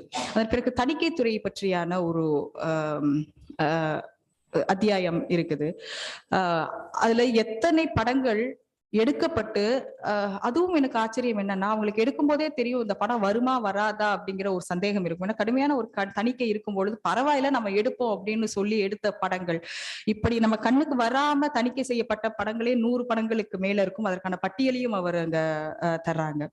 ஆக இந்த புத்தகத்திற்காக அவர் எத்தனை அலைச்சலை மேற்கொண்டிருப்பார், எத்தனை பேரை சந்தித்து இருப்பாங்க, எத்தனை ஆவணங்களை அவர் வாசிக்க வேண்டி இருந்திருக்கும் அப்படிங்கிறது இதை வாசிக்கும் பொழுது ஆச்சரியமாக இருந்தது. இது முன்னாடி ஒரே ஒரு முறை மட்டும் திரு தியாகராஜ பாஸ்கரன் அவர்களிடம் நான் பேசியிருக்கிறேன் இந்த புத்தகம் வாசிச்சுட்டு. அப்போ ஒருத்தங்க அவங்க சொன்னாங்க, நான் மிக கொந்தளிப்பான மனநிலை மேல இருந்தேன் அந்த நேரத்துல நான் எழுதப்பட்ட புத்தகம் அப்படின்னு. அந்த கொந்தளிப்பான மனநிலைக்கு முதல்ல நன்றி. அதுதான் அவரை அலைய வச்சு அதை எழுத வைத்திருக்கிறது. ஒரு மனநிலை நம்ம சும்மா இல்லாம தன்னுடைய இல்ல வேற இடத்துல நம்ம நம்மளுடைய மனதை திருப்பணும் அப்படின்னாதான் அது அப்படின்னு அவர் நினைத்தது நம்மளுக்கு ஒரு நல்ல ஒரு ஆவணமாக புத்தகம் கிடைத்திருக்கிறது. இதை பற்றி பேசணும் அப்படின்னு சொன்னா ஒவ்வொரு வாக்கியத்தையும் பற்றி ஒவ்வொரு அத்தியாயம் பற்றியும் கிட்டத்தட்ட 1 மணி நேரமாக நாம பேச முடியும். நேரம் கருதி நான் இந்த புத்தகத்தை பற்றி இதோடு முடித்துக் கொள்கிறேன். வாய்ப்புக்கு நன்றி.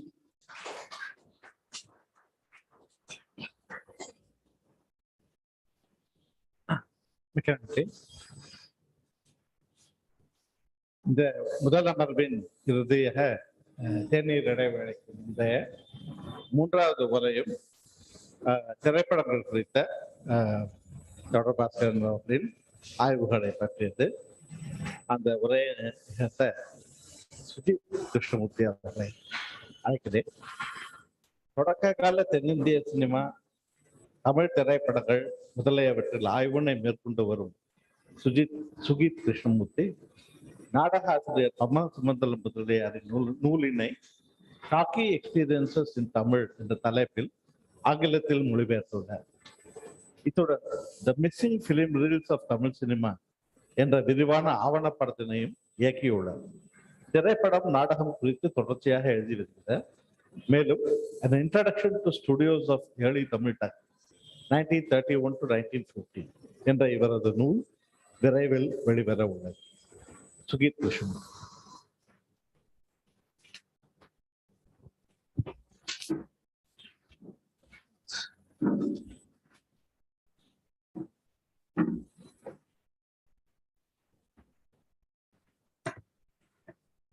Good morning to everyone present here today. 10 years ago, I met Theodore Bhaskaran for the first time right here at the Roja Mutaya Library Later that day, we took our first photograph together in front of an SB Sublakshmi banner, just right here at the entrance. Since then, I've had umpteen moments of happiness over the years as I have discussed not just cinema, but also several aspects of my own life with him. Tilaka Amma has been an amazing host, and in a small sense, the Bhaskarans are like family to me. Thank you, Sundar sir, for giving me the opportunity to speak on the writings and contribution of Theodore Bhaskaran to furthering research and study of early Tamil cinema.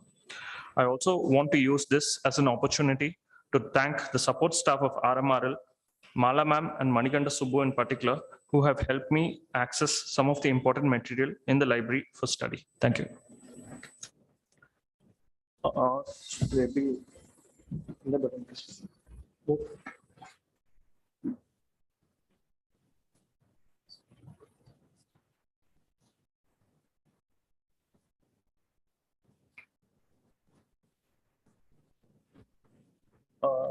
So due to constraints of time, this presentation will be a slightly abridged version of the detailed paper. So I'm just touching on the important points of the paper. Okay. When any work is written on an individual's lifetime contribution to any sphere of public influence, one needs to take into account the impact of their work, the challenging circumstances under which the work was created, the resultant impact which the completed work had on society or on peers in that respective field, the emergence, acknowledgement, and subsequent recognition of the individual as a leader in that sphere of society, and most importantly, the potential for further scope of the accepted and completed works of that individual by future generations. This paper tries to highlight important works, ideas, and contributions of writer-scholar Theodore Bhaskaran to Tamil film studies, and the scope for furthering those ideas into the future, going into the future. So I'll just rush through most of the early aspects of the paper, and I'll try to spend maximum time at the most important thing, which I think is the scope. The message bearers.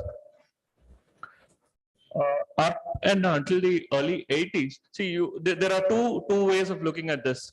You have a study, up and until the early 80s, Tamil cinema has already emerged as a part and parcel of daily Indian life. It's invaded the entertainment and social and political space of the masses. So what happens is, by this time, whatever work on cinema's origins that had been done up and until this point was largely done by commercial film journalists who cater to the popular narratives. And even the few film journals up to this point, which had chronicled the events of the origins of cinema, did not see the larger perspective of the society's fabric and thinking at that time. But if you take the approach of what Bhaskaran did, so what he does is, in the message bearers, he does not simply talk about the origins of Tamil cinema in his book. So what he instead takes us is, he goes back to,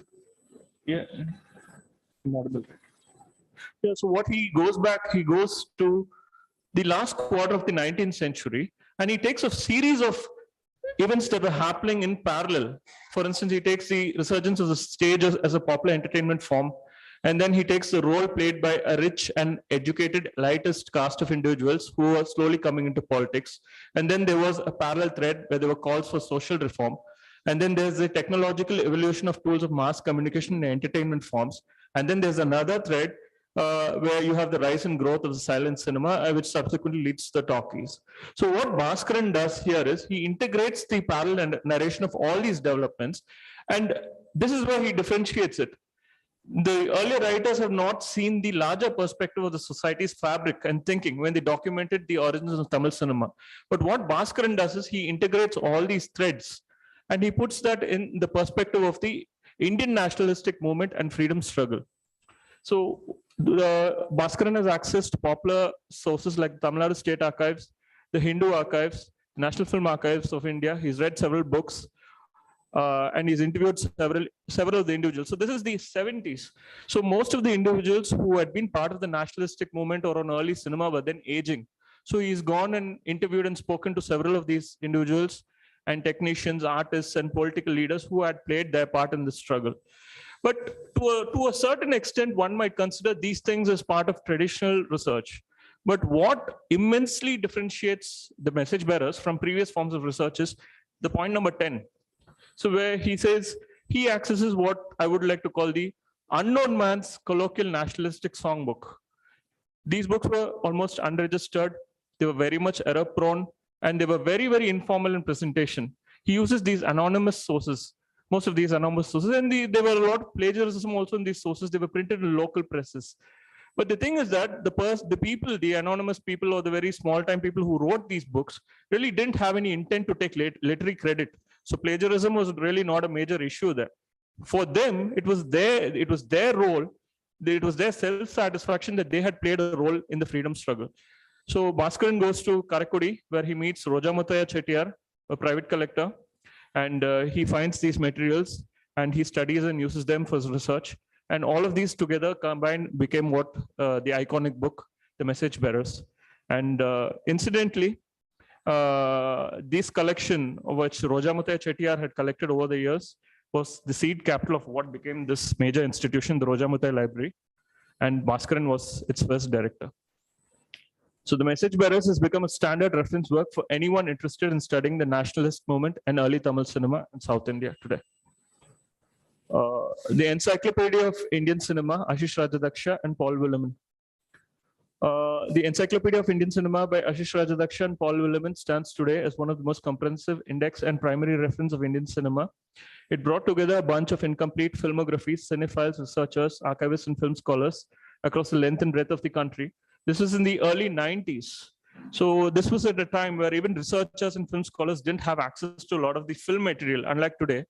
So what Ashish Rajadaksha says, in the first edition of writing, Bhaskaran played an important contribution in this Encyclopedia of Indian Cinema. He had substantially written the Tamil portion of the book. And what I think is particularly very important is, in those days, the film material was not primarily available. So what Ashish Rajadaksha says, this is particular for the first edition of the book. You grew up with the assumption that not only because the NFAI had only 4 to 6% of Indian films made, and that the rest of the films were lost. So you created quite a sophisticated example, and Bhaskaran is a key example of that methodology for researching Indian films in the presumed absence of the primary material. Subsequently, the book had a second edition in the space of about 7 to 8 years. By that time, there was a video explosion, and a lot more additions were added. There were a few more contributors who came on board the book. It's a major work, and it has a lot of scope going ahead, and which I will discuss later. The interesting outcome of Bhaskaran's original contribution to this encyclopedia was that he used it to write another largely successful book on Tamil cinema, The Eye of the Serpent, which won the Golden Lotus Award from the President of India in the year 96. The Catechist of Keelarani. So Bhaskaran's works have also led to the rediscovery of a silent era propaganda film. The details are mentioned in the slide, but Ashish Rajadaksha reads Bhaskaran's reference of the Catechist of Keelarani. This was a very problematic film when it was made. It was a very controversial film, and the ICC records of 1928 do have a lot of details on this film. So almost 80 years, this was forgotten in the public consciousness.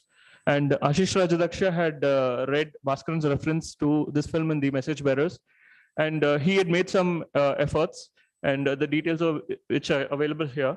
And thankfully, the film is now available. The film came from Ireland. So the most important points here is the film is available today in the online space.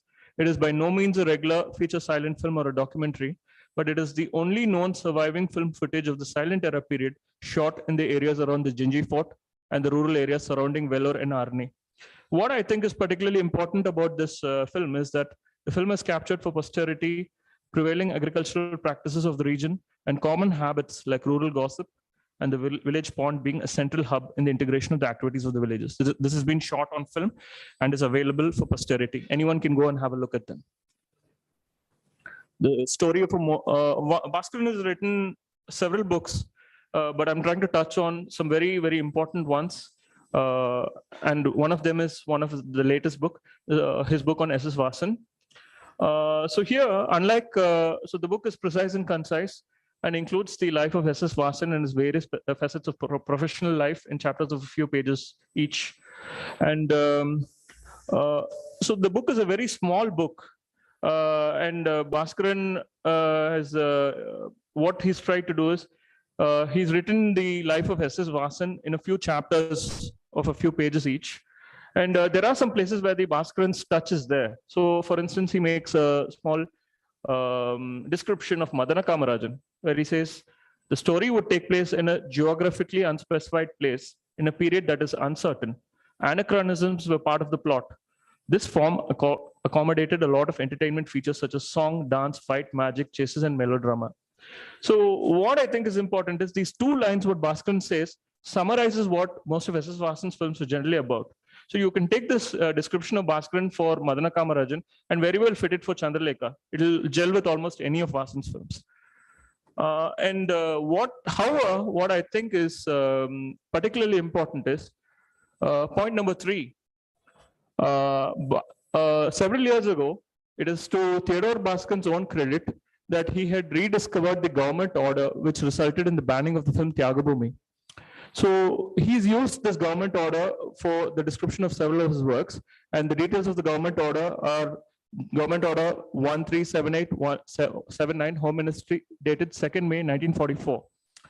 So this government order does reaffirm that Tyagabhumi was indeed subject to a ban from the British government's perspective. But what I think is particularly important is it runs counter to the populist notion that Tyagabhumi was subject to a ban 22 weeks after its release. So that's why I think this document is particularly important. So 3 weeks after this order is issued, there's a condemnation message in Kalki magazine. Kalki himself signs the condemnation, and he condemns the ban of Tyagabhumi. This is the 3rd week of May 1944. He condemns and says that it is not fair by the British to ban Tyagabhumi. But what I feel is important is S.S. Vasan's reaction to this ban order has not been documented so far. Bhaskaran fails to document how S.S. Vasan reacted to this government order, given that it is well documented that S.S. Vasan was part of a triumvirate, which included writer Kalki Krishnamurthy and director K. Subramaniam, who had combined to make Tyagabhumi one of the legacy films of all time. Considering that that Bhaskaran found the original government order, I feel that it would have added yet another feature to Bhaskaran's cap if he had found some documents to support Vasan's subsequent views on the ban, or what was the subsequent scope of the ban and the outcome of the film post the ban. Bhaskaran, society's acknowledgement as an authority in Tamil cinema. So Bhaskaran was there on the board of the National Film Archives of India, Pune. He was there on the Indian National Film Awards. He's lectured in various universities, including the University of London and Michigan. He has consulted and shared his views on documentaries on several important personalities, such as P.K. Nair, Eliza Dungan, and K. Subramaniam. But what I think is Bhaskaran's most important, significant role in a small and virtually forgotten documentary is a small-time documentary called Pesamoli by M. Sendamalan. It is a film based on the silent era period of Tamil cinema. Bhaskaran in that documentary takes the viewer visually around the Electric Theatre. It's a prominent permanent theatre which was used for screening of silent films. Today it is the Madras Philatelic Bureau in the post office. And he also shares his views on the first South Indian filmmaker Arun Nataraja Modalayar and pioneer film exhibitor Samikana Vincent. I think this is the most important aspect. So by this time, you can see that Bhaskaran has established, time has passed, he's written several books, and he has established himself as an authority. Society has recognized it in multiple forms, and he has virtually become a leader. So now what we have to look at is what is the scope for furthering study of Bhaskaran's published works and ideas. The first thing is the Indian cinematograph records. One of the major reliable and primary sources of the silent film era, which Bhaskaran has used extensively, and you can see a lot of references in the message bearers, is the Indian Cinematograph Committee Records 1928. So the problem is that primary sources like these usually never interest journalistic writers. So we are actually sitting on a wealth of human knowledge, waiting for stories to be told. But what I think makes the ICC record special is that it doesn't just tell us about cinema. It tells us about British India, the lives of ordinary Indian citizens of that time, the details of social indicators of economic prosperity, literacy, and financial status of citizens across the length and breadth of the country. And interestingly, I found a small reference. It was a conversation. It was a harmless, non-political conversation while going through the ICC records myself. And I see that the ICC records provide us with non-political perspectives to some of the political questions which we face as a society today. Today, the arrival of the internet has democratized research immensely. Anyone can avail and download these ICC records. They are OCR indexed, and as PDFs, they can be downloaded from various public access libraries across the internet. You can download them from the Internet Archive or from IndianCine.ma. Anyone can do that. Next, so this is a website called IndianCine.ma. It is the future of the archive in the online space. That's the way its creators try to position itself. In many ways, this is an extension of what Bhaskaran did for Ashish Rajadhyaksha's work. So the thing is that what is the purpose of an archive? Generally, we see, I'm looking at point number 4. What is the purpose of an archive? The purpose of an archive is primarily to store and preserve films and allied material, make them available for future study and research, provide a platform for debate and study. So that's the purpose of an archive. But what IndianCine.ma tries to do is that, and another major problem that archives face is that they focus most of the energies on preservation. They think from the era of the 80s and 70s, times have changed. They really have not liberalized their approach towards making access an important point. They continue to think on lines and focus most of the energy on preservation. So what Lawrence Liang says, there was a sense that access is also one of the functions of the film archive, not just preservation. The reason why we started IndianCine.ma was we were trying to look at the role of the archive in the online space. So so this is a collaboration with Ashish Rajadhyaksha, who is the author of Encyclopedia of IndianCine.ma. IndianCine.ma does all of this in the virtual space. It's built over Ashish's work, which also includes Bhaskaran's contributions. So I'm trying to put this in parallel to some of the questions that Bhaskaran raises in his papers. So one of the questions that he asked, this paper was probably written 10 or 15 years ago, and he raises I'm looking at the second half of the slide. Bhaskaran says he raises a very pertinent question to the lack of methodology in Indian film research. Movies are difficult to handle compared to written material. How can historians who are familiar only with print media use film, language of which they are unfamiliar, as source material? And particularly, he raises a question, can an image be quoted? So now what I'm trying to do is I'm trying to bring what Indian cinema is today, and I'm trying to see if it may at least partially answer the questions which Bhaskaran has raised. So IndianCine.ma is a medium that is purely digital for interaction. So it provides a solution to the film handling issue. The website has a placeholder for every Indian movie made. It's sorted by timeline, which could be categorized and filtered across various subcategories and cross-linked to various attributes of data associated with the film. The website is a collection of primarily out-of-copyright material and is readily available to the film researcher. IndianCine.ma has a framework which enables the user to select a frame, multiple frames, or a small portion of video within the timeline of a film and add comments, annotations, and link them to other supporting allied material for better context and understanding. Comments, annotations, and link them to supporting allied material for better context and understanding. I think that was a repeat. And another researcher may have a different perspective of the same portion of the selected frames. They too could add their perspective of notes. So when the third user views these films, in addition to the viewing experience of the running film, they would be able to read the previously added annotations and comments made by both the previous scholars in the text box, which is aside to the film box, in sync with the timeline of the movie and linked to the original selected frame or a group of frames. So IndianCine.ma, I think, mitigates the problem, at least partially, of quoting an image, at least in part, to the query which Bhaskaran has raised. So another major thing, Bhaskaran has emphasized this immensely in several of his works. Why was the silent era neglected by intellectuals and writers? What is the scope of study? So Bhaskaran has,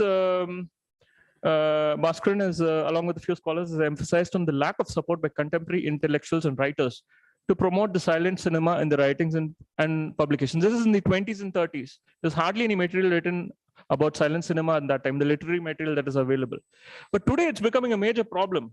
What is the problem is that today it has become a major hurdle for the film historian to find first-hand literary sources, information, or reviews of silent cinema in print form in the absence of the film itself. So now we need to ask, this is an extension of my views on this topic. prima facie, this has been an untouched area, relatively untouched area of study. Was the actual experience of the moviegoer who watched the silent cinema in the theater, was it as flowery and rosy as it is shown in reconstructed documentary films?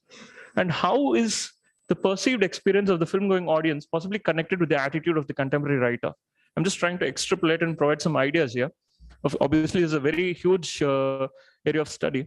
So what is the role of the permanent cinema hall? The permanent cinema hall of the silent era. See, the permanent silent cinema hall was not constructed exclusively for the screening of films. It is just a place with a proscenium that could allow an individual or group of individuals to address a gathering of a few hundred people, dramas, public, political, or social meetings.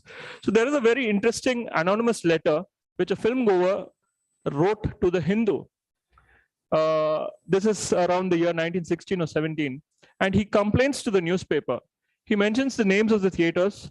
This is a silent cinema experience, and a disgruntled film goer wrote to the Hindu.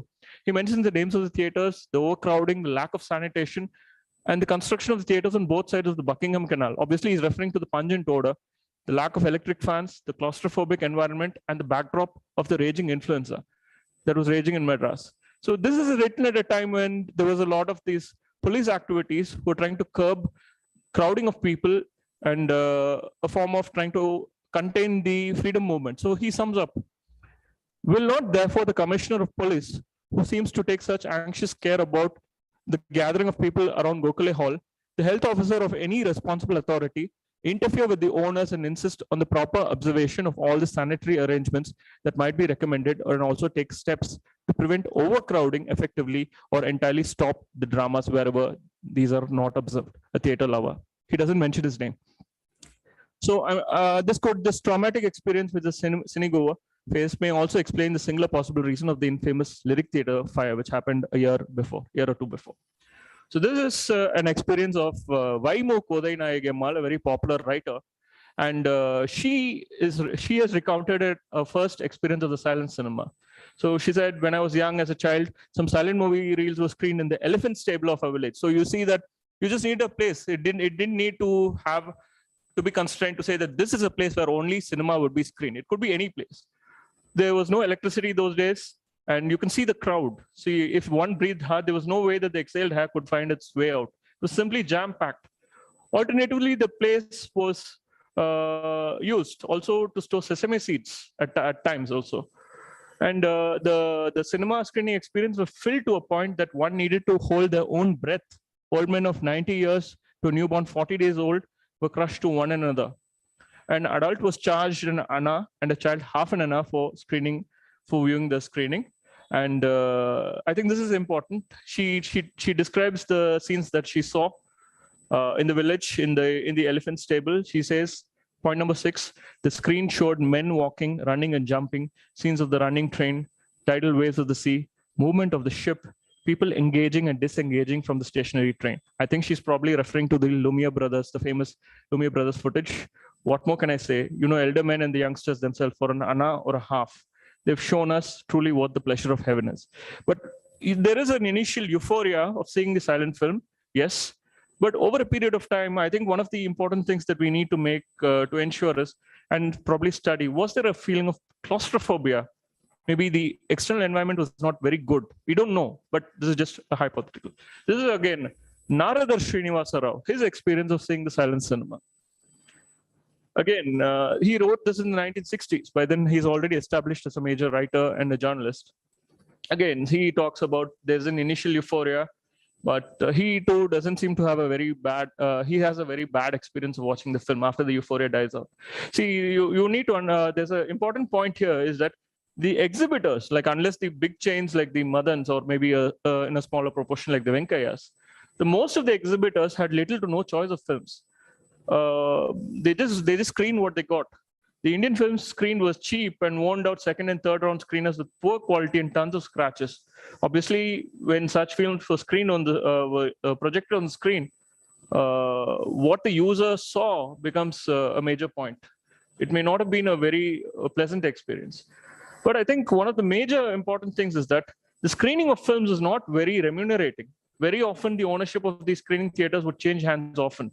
So the screener usually had no excess money to think of improving the viewers' visual experience or provide better sanitation facilities. Okay, and I think this is the third point. I think this is probably one of the most important points, which perspective that has not been touched majorly with regard to the silent cinema. It might go against the commonly accepted notion of what we perceive as a silent cinema. 5 minutes. Okay, so one thing, I'll just summarize, I'm running out of time.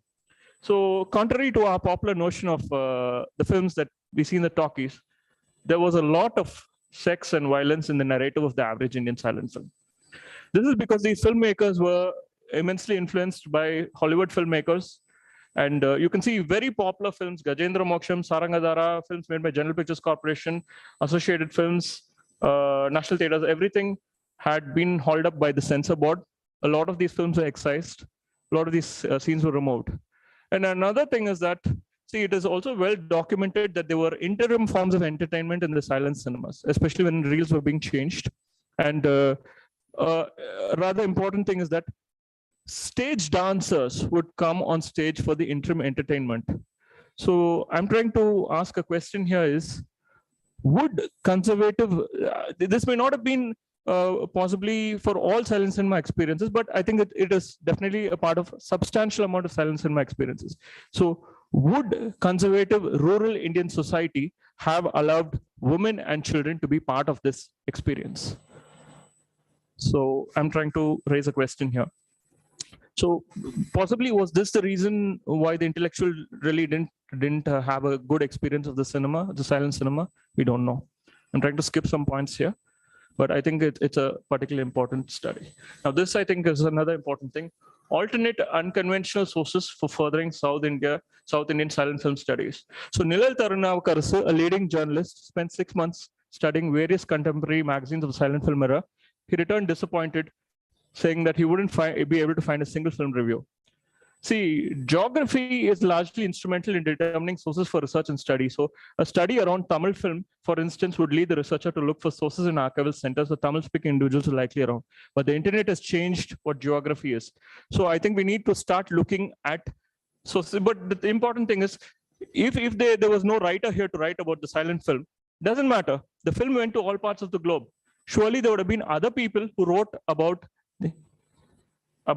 these silent films. So I'm trying to look at unconventional sources here. This is a source of Bombay that shows Kichakavada being screened in 1919. And I think this is particularly first. This is probably, it's a very small review of the film Kichakavadam made by Mudaliar. The film went in 1920 to Calcutta. It is renamed Kichak Bath to suit the local vernacular.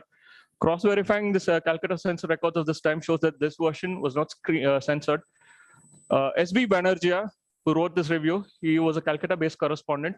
He has also given a lot of details. He's been a part of the ICC records. This is again another unconventional source. This comes from Germany.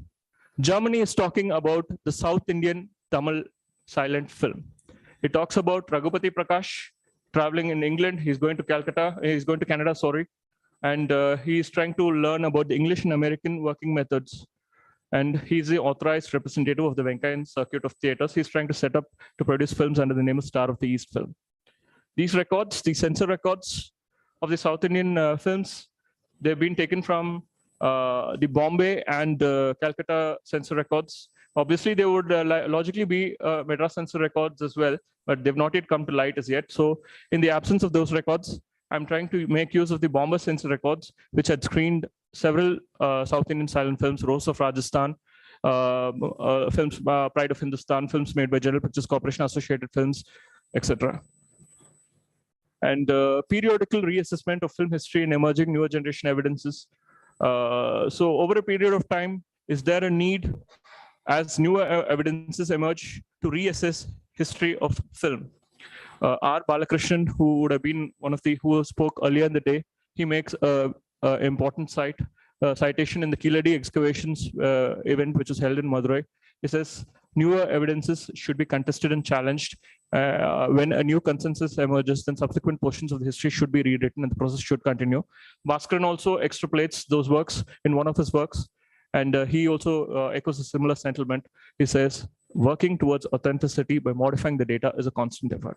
So we're talking about this. What I feel are some of the aspects which will help us reassess films. So if there's a contrary claim, what is the contrary claim? What is the evidence to substantiate the claim? Is the evidence reliable? Is the evidence available in the open space for it to be cross-examined by other individuals, researchers, and peers? And if we can emerge at a common consensus by rewriting portions of film history. And so just give me 2 more minutes, I'll finish. I think this has been a very interesting facet, which has happened in the last 5 years. There has been a renewed interest in studying the early Tamil cinema period, particularly of the silent film era. Incidentally, I'm seeing him for the first time. Professor Velmurugan is here. And he has played a very important role, I feel. He's republished Chelangad Gopalakrishna's book on film pioneer J.C. Daniels' book, film Vigathakumaran. And this is the press book. This is the first time, I don't think there's any press book of a silent film era which is accessible in the public space, a silent era pamphlet of the famous film Vigathakumaran. And he's translated it. He's also published a book on South Indian silent cinema, 2018. Which contains a lot of interesting details and with regard to silent films. And he's also provided new information which helps us reassess some of the histories around silent film, which we know as of now. And particular thing is that, do we need to historically reassess Keechakavadam? Now, Velmurugan is one of those who's trying to contest Theodore Bhaskaran's claim that Keechakavadam was produced in the year 1916. So Bhaskaran makes this reference based on Mudaliar's original claims, and this has stood its ground for a long period of time. Velmurugan claims to have personally seen a notepad of Mudaliar's production company with a different date, and he says it's with an acquaintance and stakes a claim to reassess the dates of Keechakavadam based on this observation. It's his personal observation, but I think such a debate around an important question in establishing the origins of South Indian film history can be made if the document in question in its original paper form is brought out to the public space. This document, I think, should be subject to further investigation to a panel of senior film experts, researchers, scholars, and those experienced in determining the age of ink and print. So if we can, after the study, and hopefully more documents around Keechakavadam will emerge, hopefully I'm very confident it will happen. We can study, and I think it's an important question that needs to be studied, because even today we still don't have any primary evidence that states it's either 1916, 1917 or whatever. But I hope more evidences will come. And this is K.A. Davies and K.A. Francis, the forgotten Kunhapu brothers. Kunhapu Anthony Davis and Kunhapu Anthony Francis, they were bankers, film financiers, exhibitors, and film distributors. They were instrumental in building several surviving institutions in Thrissur, and their role continues to be acknowledged locally even today. But I think what was most important about the brothers was that they had provided the seed capital to finance A. Narayanan's General Pictures Corporation, which is the second largest film production center of South Indian silent cinema. And I think the space which is coming up in the last 5 years, there are other young non-academic scholars showing interest in the space. Manu Satish is currently researching independent profiles of film actors and technicians of the talkies of the 30s. Muthuvel has brought out a book on forgotten filmmaker T.C. Vadivel Naikar. Tirupur Akila Vijay Kumar is also actively studying the songs of the early talkie period and of Tamil cinema. Kavinyar Ponchelamuthu is also playing his small part in this thing. But I want to summarize by saying one thread among these individuals is common. Almost all of these individuals mentioned above, and those who will spring up in the future to make a contribution to Tamil film studies, would at some point be influenced by the writings and contributions of Theodore Bhaskaran in this field of study and research. Thank you.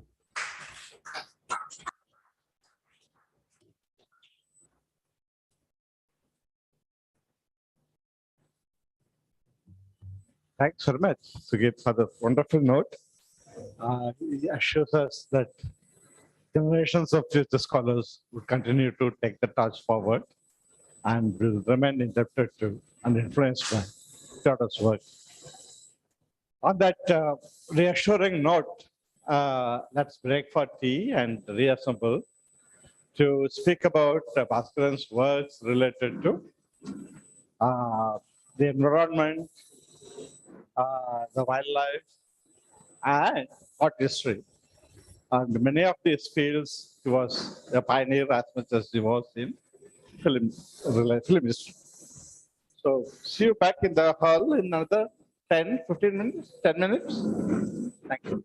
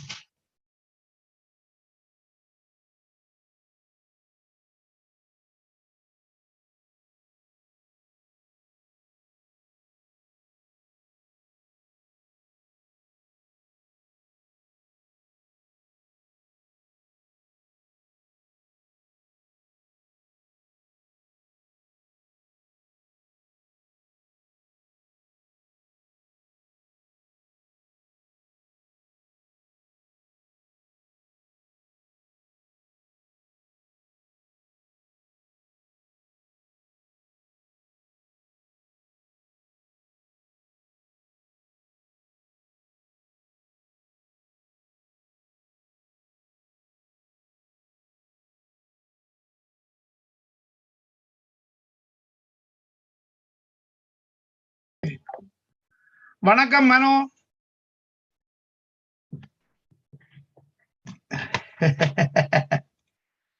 எனக்கு கேட்கல நீங்க பேசுறது. நீங்க mic மியூட்ல இருக்கு உங்களோட mic.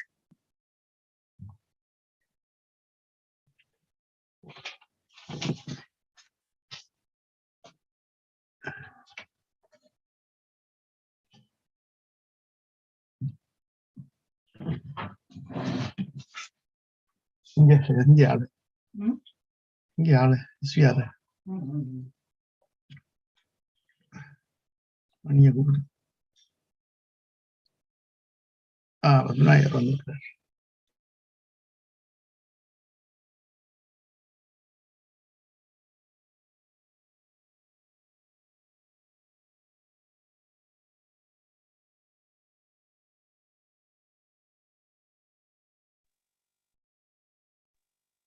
இப்ப கேக்குதா? இப்ப கேக்குது, இப்ப கேக்குது.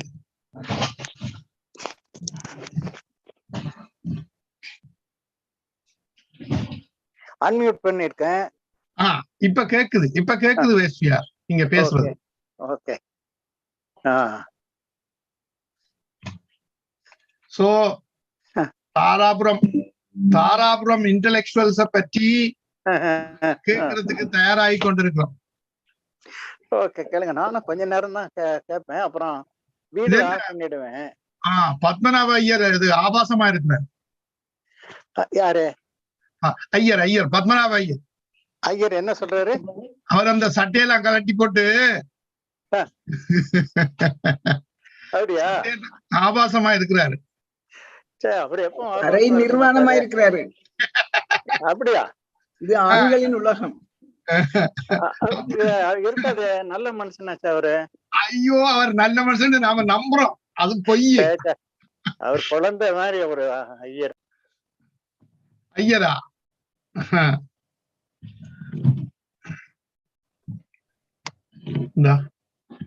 இந்த பாருங்க மணி, இந்த உங்களுக்கு தெரியல. எஸ்விஆர் சித்ரா இங்க. வணக்கம் சித்ரா. வணக்கம். யார் வணக்கம் சொல்றது? பத்மநாப ஐயரா? எஸ்விஆர்? சுசீந்திரன் சொன்னா. சுசீந்திரன் சுந்தரா? இல்ல நான் இங்க ஜெர்மனியில இருந்து சுசீந்திரன். வணக்கம் சுசீந்திரன். மை காட், எவ்வளவு காலத்துக்கு. வி ஜெயஸ்ரீ எனும் மோனிகா. மோனிகா என்ற புனைப்பெயர் கொண்ட ஜெயஸ்ரீ ஓவியர், கவிஞர். இவர் காட்சி கலை மற்றும் திரைக்கலை வடிவமைப்பு, திரைப்பட ஆய்வுகள், காட்சி அழகியல், பண்பாட்டு ஆய்வுகள், பாலினம்சார் ஆய்வுகள், கலை வரலாறு முதலியவை குறித்து பல கட்டுரைகளை எழுதியுள்ளார். தொடர்ந்து எழுதி வருகிறார். தற்போது அவினாசிலிங்கம் பல்கலைக்கழகத்தில் கலை மற்றும் சமூக அறிவியல் புலத்தில் காட்சி தொடர்பியல் பேராசிரியராக பணிபுரிகிறார். ஜெயஸ்ரீ.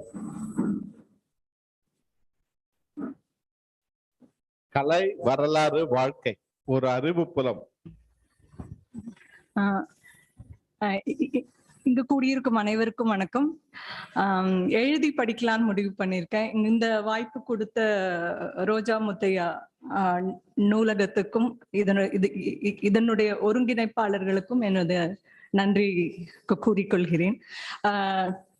இதற்கு கலை, வரலாறு, வாழ்க்கை ஒரு அறிவு புலம் என்று ஏன் சொன்னேன் என்பது இந்த கட்டுரை வாசிக்கும் போது தெரியும். ஒரு 10 ஆண்டுகளுக்கு முன் வெனிஸ்ல ரொம்ப பிரசித்தி பெற்ற ஜார்ஜஸ் டி மேஜியோர் என்னும் தேவாலயத்திற்கு சென்றிருந்தோம்.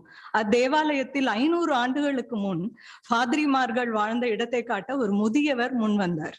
அவர் எங்களிடம், நீங்கள் எந்த இடத்திலிருந்து வருகிறீர்கள் என்று கேட்டார். நாங்கள் இந்தியா என்று சொன்ன போது, இவ்வெனிஸ் நகரம் மிகவும் பழமையானது, ஆனால் உங்கள் இந்திய பாரம்பரியமோ அதைவிட மிக பழமையானது என்று கூறினார். வெனிசே வெக்கியோ, இந்தியா இஸ் மோல்டே வெக்கியோ அப்படின்னு சொன்னார். இப்போ பழமையான இந்த இந்தியாவை பொறுத்தவரையில் கலை வரலாற்று துறைக்கும் தொல்லியல் துறைக்குமான தூரம் மிகவும் அதிகம்.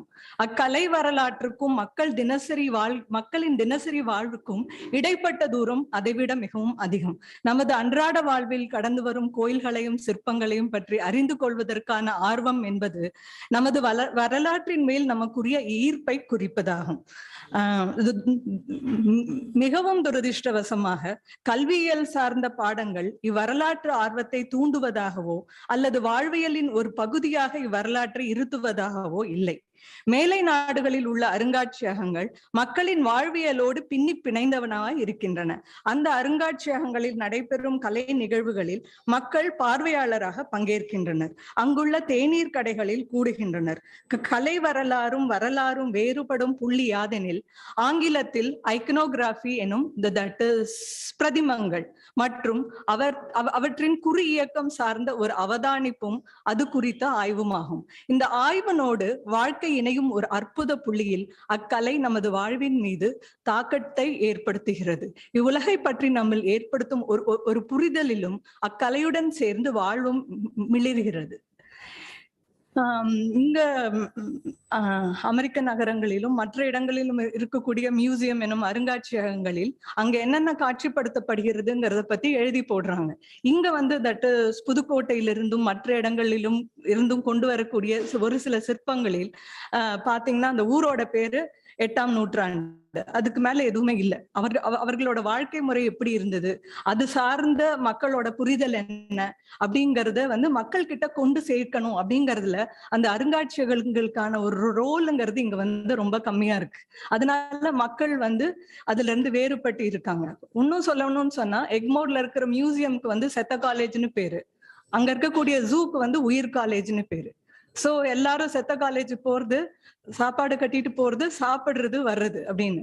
நகரோட மையத்துல இருக்கக்கூடிய அவ்வளவு அழகான 2 இண்டோ சார்சானிக் பில்டிங்னு சொல்லக்கூடிய அந்த பில்டிங்ஸ் அதோட உபயோகம் மக்களுக்கு தெரியல. அது ஏன், அதோட வடிவமைப்பு என்ன, ஏன் இப்படி கட்டப்பட்டது, அதனுள்ள என்ன இருக்குன்னு ரொம்ப நாளா அங்க பார்த்தது என்னன்னா, ஒரு அமராவதி ஒரு ஸ்கல்ப்சருக்கு மேல, ஒரு பெரிய பேனலுக்கு மேல லார்ட் கர்சனோட ஒரு தலையை வச்சிருந்தாங்க. அதுக்கும் இதுக்கும் என்ன சம்பந்தம், ஏன் இதை வச்சிருந்தாங்கன்னு ஒரு மக்கள் இதை எப்படி புரிஞ்சுப்பாங்க? எந்த விதமான ஒரு புரிதலும் இல்லாம மக்கள்கிட்ட அந்த கலை சென்றடைகிறது இந்த அருங்காட்சியகங்கள் மூலமாக. ரொம்ப மிகவும் வருத்தத்துக்குரிய ஒரு விஷயமா இருக்குது. திரு தியோடர் பாஸ்கரன் அவர்கள் தனது வாழ்நாள் முழுவதும் ஒரு கலை வரலாற்றியலாளராக அத்தகைய பயணத்தை தொடர்ந்திருப்பதை இப்புத்தகம் நமக்கு உணர்த்துகிறது. அவர் சென்னை பல்கலைக்கழகத்தின் பண்டைய வரலாறு மற்றும் தொல்லியல் துறையில் சேர முயற்சித்த போது சமஸ்கிருதம் தெரியாத காரணத்தால் அவருக்கு நுழைவிற்கான அனுமதி மறுக்கப்பட்டது என்ற செய்தி இங்கு சொல்லப்பட வேண்டியது. ஒரு மிகச்சிறந்த கலை வரலாற்று பேராசிரியர் உருவாகி இருக்கக்கூடிய வாய்ப்பை சமஸ்கிருத மேலாதிக்கத்தால் தமிழ்நாடு இழந்து விட்டது எனலாம்.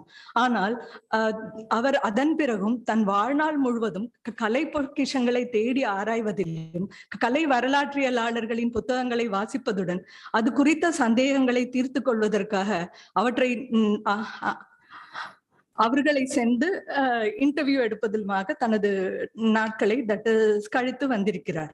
அவருக்கு கல்மேல் நடந்த காலம் என்னும் இப்புத்தகம் அவருக்கு கலை பயணம் மட்டுமல்லாது திராவிட சான்று எழுதிய தாமஸ் ட்ராட்மேன் சிந்துவெளி நாகரிகத்தை மொழியியல் கோணத்தில் ஆய்வு செய்த ஆஸ்கோ பர்போலா ஆகியோரை நாடி சென்று அவர் கண்ட நேர்காணலையும் உள்ளடக்கியது. 7 கன்னிமார்கள் கதையை கேட்ட ஆர்வம் கொள்ளும் வாசகன் பாலாமணி எனும் தேவதாசியை குறித்த கட்டுரையை படித்த பிறகு அவள் மீது காதல் வயப்படாமல் இருப்பது மிகவும் கடினம். சூழலியலும் சிற்ப சான்றுகளும். பாஸ்கரன் அவர்கள் ஒரு தீவிர சூழலியலாளர், என்விரான்மெண்டலிஸ்ட் என்பது அவருடைய கட்டுரை வாயிலாக வெளிப்படுகிறது. தனது குழந்தைகளை நீரில் விளையாடுவது பொருட்டு வேலூரில் பொன்னை நதிக்கு இட்டு செல்லும் தருணத்தில் அங்குள்ள தக்கோலம் கிராமத்தில் நடந்த போரை பற்றி கூறுகிறார். அவர் போரில் ராஷ்டிரகூட படையை வெற்றி கண்ட மணரேலை என்னும் தளபதிக்கு மன்னர் கிருஷ்ணா காளி என்னும் ஒரு வேட்டை நாயை அன்பளிப்பாக கொடுக்கிறார். அவ்வேட்டை நாய் தளபதியை ஒரு காட்டுப்பன்றியிடமிருந்து காப்பாற்றி விட்டு உயிரிழக்கிறது. மனமுடைந்த தளபதி மணரேல அந்நாயினை அங்குள்ள சிவன் கோவிலில் புதைத்ததுடன் அதற்கு ஒரு நடுகல்லும் எழுப்புகிறார். 1978 மா கிருஷ்ணன் எழுதிய நாய்கள் பற்றிய கட்டுரை ஒன்றின் மூலம் இந்நடுகல்லை பற்றி அறிந்த ஆசிரியர், நடுக்கல்லில் எழுப்பப்பட்ட அக்கன்னட 19 வரி கல்வெட்டு தென்னிந்திய வரலாற்றில் ஒரு முக்கிய ஆவணம் என்கிறார். அது மட்டுமல்லாது விசுவாசமுள்ள நாய்கள் வசை சொற்களாக பயன்படுத்தப்படுவதை சுட்டிக்காட்டி அதன் காரணம் என்னவாக இருக்க முடியும் என்று சிந்திக்கிறார். நாய்கள் கோயில்களில் இடம்பெறாமைக்கு காரணம் அவை உழைக்கும் வர்க்கத்து சாதாரண மக்களாலும் வேட்டைக்காக மட்டுமே வளர்க்கப்படும் காரணமாலும் என்கிறார். ஆதிக்க சாதியினாலோ ஆதிக்க வர்க்கத்தினாலோ அந்நாளைய மன்னர்களாலோ அப்படிப்பட்டவர்களுக்கு அன்பாக நாய்கள் வளர்க்கப்படவில்லை.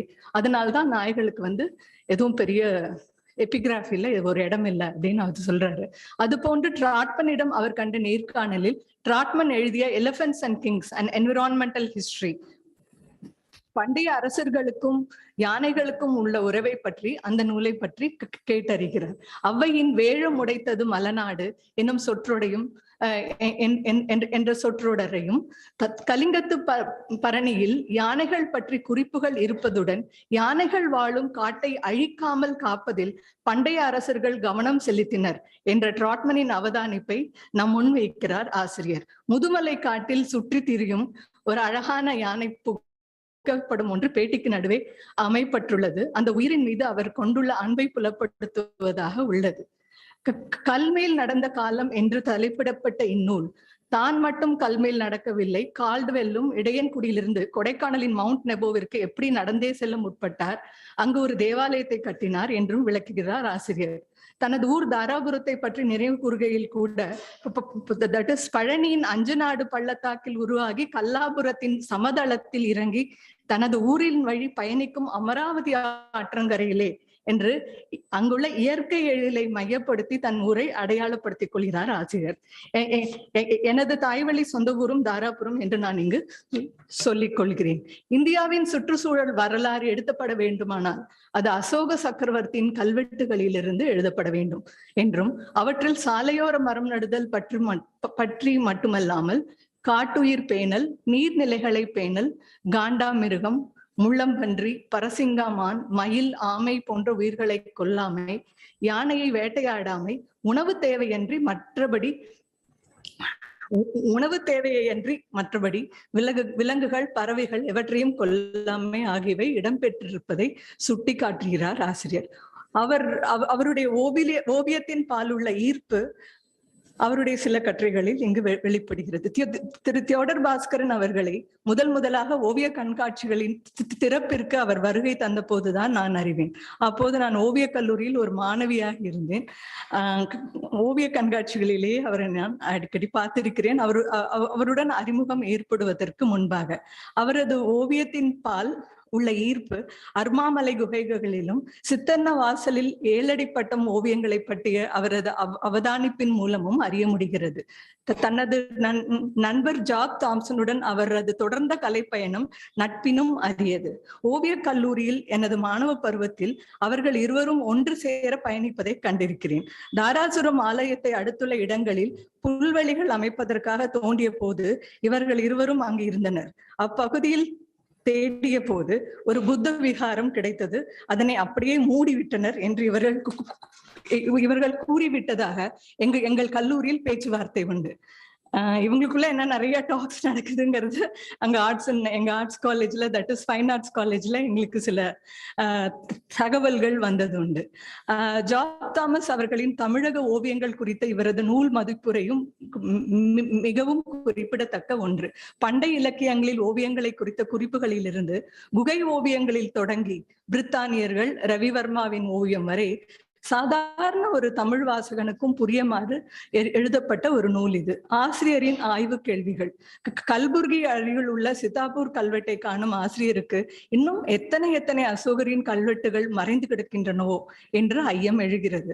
1856 ஜேம்ஸ் பிரின்சிப்பினால் வாசிக்க பெற்ற கிர்னார் கல்வெட்டில் காணப்பட்ட பியாதசி என்ற ஒரு சொல் ஒரு சிங்கள மன்னனை குறிப்பதாக புரிந்து கொள்ளப்பட்டாலும் பிறகு யாழ்ப்பாணத்தில் பணி செய்து கொடுத்த அரசு அதிகாரி ஜார்ஜ் டர்னர் மூலமாக அது பிந்துசாரரின் மகனும் சமுத்திரகுப்தனின் பேரனுமான பியாதசி என்று கண்டறியப்படுகிறது.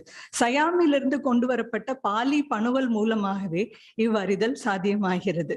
கீழைத்தேயத்தவர் ஓரியன்டலிஸ்ட் என்று அறியப்பட்டவர்களும் இப்போதைய வரலாற்று கல்வி புலத்தினரால் இகழப்படுபவர்களான ஆங்கிலேய ஆய்வாளர்கள் மட்டுமே இந்த அசோகர் கல்வெட்டுகளின் பால் மிகவும் ஆர்வம் கொண்டிருந்தனர். இந்திய வரலாற்றியலாளர்கள் ஆர்வம் காட்டாமல் அசோகரை ஏன் அவாய்ட் பண்ணாங்க, ஏன் அசோகரை புறக்கணித்தார்கள் என்று இவர் ஆராய்கிறார். அசோகரின் சாதியற்ற சமூகத்தினை குறித்த கனவு பிறப்பிலேயே ஏற்றத்தாழ்வை கற்பிக்கும் சமூகத்தினருக்கு அச்சத்தை ஏற்படுத்துவதனாலா என்ற கேள்வியை எழுப்பும் சார்ல்ஸ் ஆலன் எழுதிய அசோகா என்னும் புத்தகத்தை மேற்கோள் காட்டுகிறார் ஆசிரியர். இன்னொரு இடத்துலயும் சொல்றாரு, என்னன்னு சொன்னா இவர் ஸ்கூல்ல படிக்கும்போது எப்படி இது மாதிரியான வசைகள், தட் இஸ் சாதி குறித்த வசைகள் தாராபுரம் பள்ளிக்கூடத்துல படிக்கும்போது ரொம்ப ஜாலியா ஜோக்கா பேசக்கூடிய வசைகள் வரக்கூடியது அப்படிங்கிறத பத்தியும் ஜாதிக்கான ஒரு இந்த கட்டுரை இதுல நிறைய கட்டுரைகள் இருக்கு. ஆனா ஒரு சில கட்டுரைகள் பத்தி மட்டும்தான் சொல்ல முடிஞ்சது. எஸ்பெஷலி தட் இஸ் ரோஜா முத்தையா அவர்களை அவர் சந்தித்தது, அவர் கூட ஏற்பட்ட அறிமுகம், அதை பத்தி நிறைய சொல்லியிருக்காரு இதுல கட்டுரைகளா. இவரோட கட்டுரைகள்ல மிக சிறந்த விஷயம் என்ன நான் பாக்குறேன்னு சொன்னா, எதர் ஒண்ணு தட் இஸ் பயண குறிப்பா ஒரு டிராவலாக இருக்கலாம், இல்லைன்னு சொன்னா ஒரு ஆய்வு நூல் கையேடா இருக்கலாம்.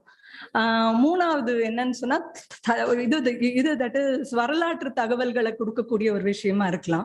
இது மூணும் பிணைஞ்சு இருக்கிறது தான் ஒரு அற்புதமான விஷயம்னு நான் பாக்குறேன். ஏன்னா ஒரு சாதாரண ஒரு ஆய்வு செய்யக்கூடிய மாணவருக்கோ இல்லைன்னா ஒரு லேமேனுக்கோ ஒரு தட் இஸ் சாதாரணனுக்கோ இந்த புத்தகத்தை படிக்கும்போது அவர் கூறக்கூடிய பெயர்கள், அவர் கூறக்கூடிய புத்தகங்கள் அதுக்குள்ள சென்று நம்ம படிக்கணும் அப்படிங்கிற ஒரு ஆர்வம் ஏற்படுது.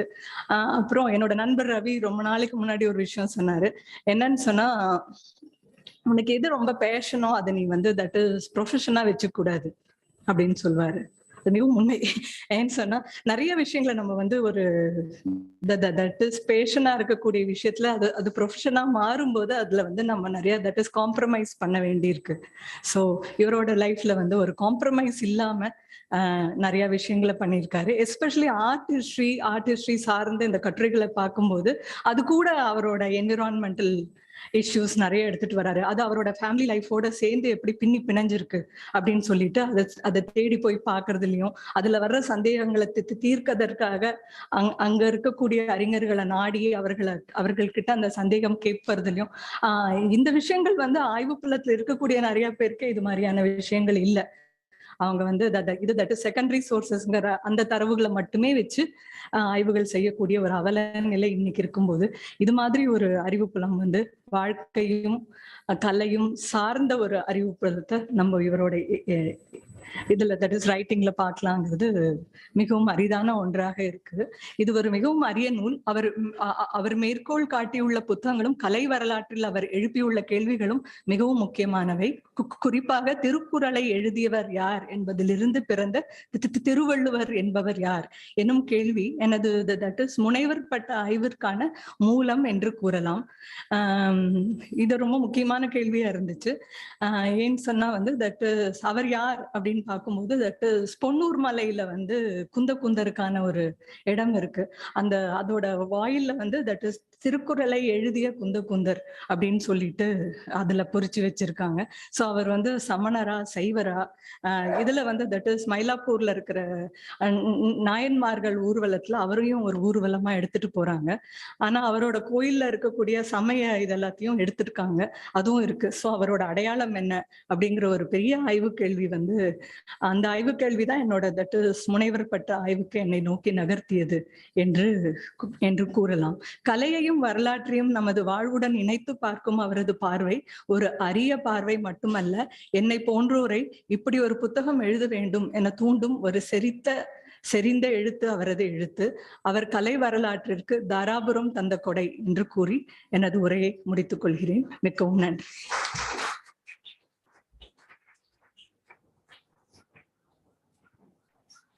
நன்றி. அடுத்து ரவீந்திரன் ஸ்ரீராமச்சந்திரன். பாளையங்கோட்டை தூய சவேரியார் கல்லூரியில் நாட்டார் வழக்காற்றியலில் முதுகலை பட்டமும், கொலம்பியா பல்கலைக்கழகத்தில் முனைவர் பட்டமும் பெற்றவர். புவியியல், தத்துவ மானுடவியல், தெற்காசிய அரசியல், திரைப்பட ஆய்வுகள், சூழலியல் குறித்து கட்டுரைகள் எழுதியுள்ளார். தற்போது அசோகா பல்கலைக்கழகத்தில் சமூகவியல் மற்றும் மானுடவியல் புலத்தில் உதவி பேராசிரியராக பணிபுரிகிறார். அடையாளம் மற்றும் வேறுபாடு, இனக்கலவரம், நவீன இந்தியா, தென்னிந்திய நாட்டார் வழக்காறுகள் குறித்து கற்பித்து வருகிறார். Ravindran Sriramachandran. ecology, wildlife, dogs and birds.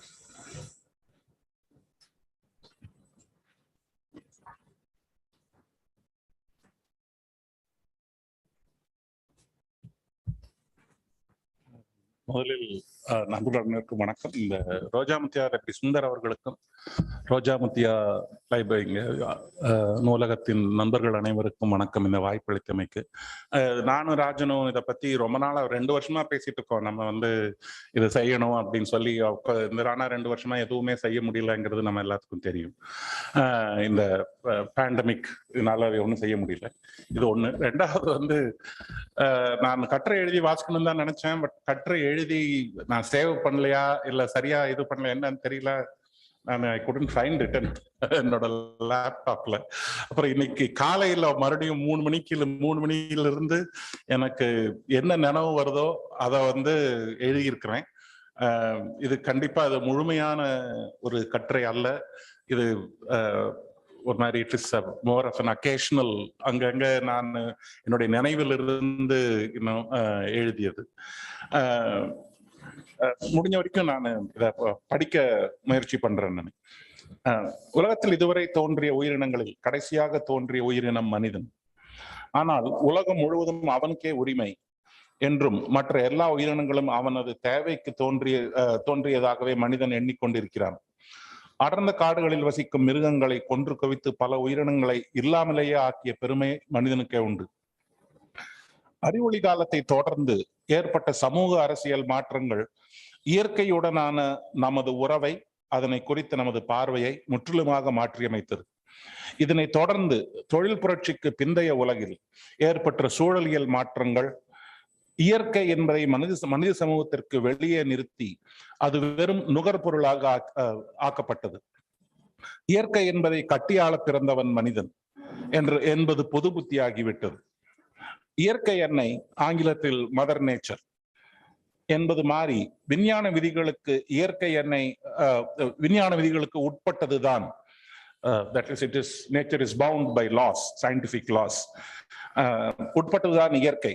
அப்படி விதிகளுக்கு உட்பட்டுதான் செயல்படும் என்றால் அவ்விதியை மீறி அல்லது விதியை உடைத்து இயற்கையை கட்டியாள முடியும் என்ற எண்ணம் விளைவுகளை மனதில் கொள்ளாமலேயே வளர்ந்தது.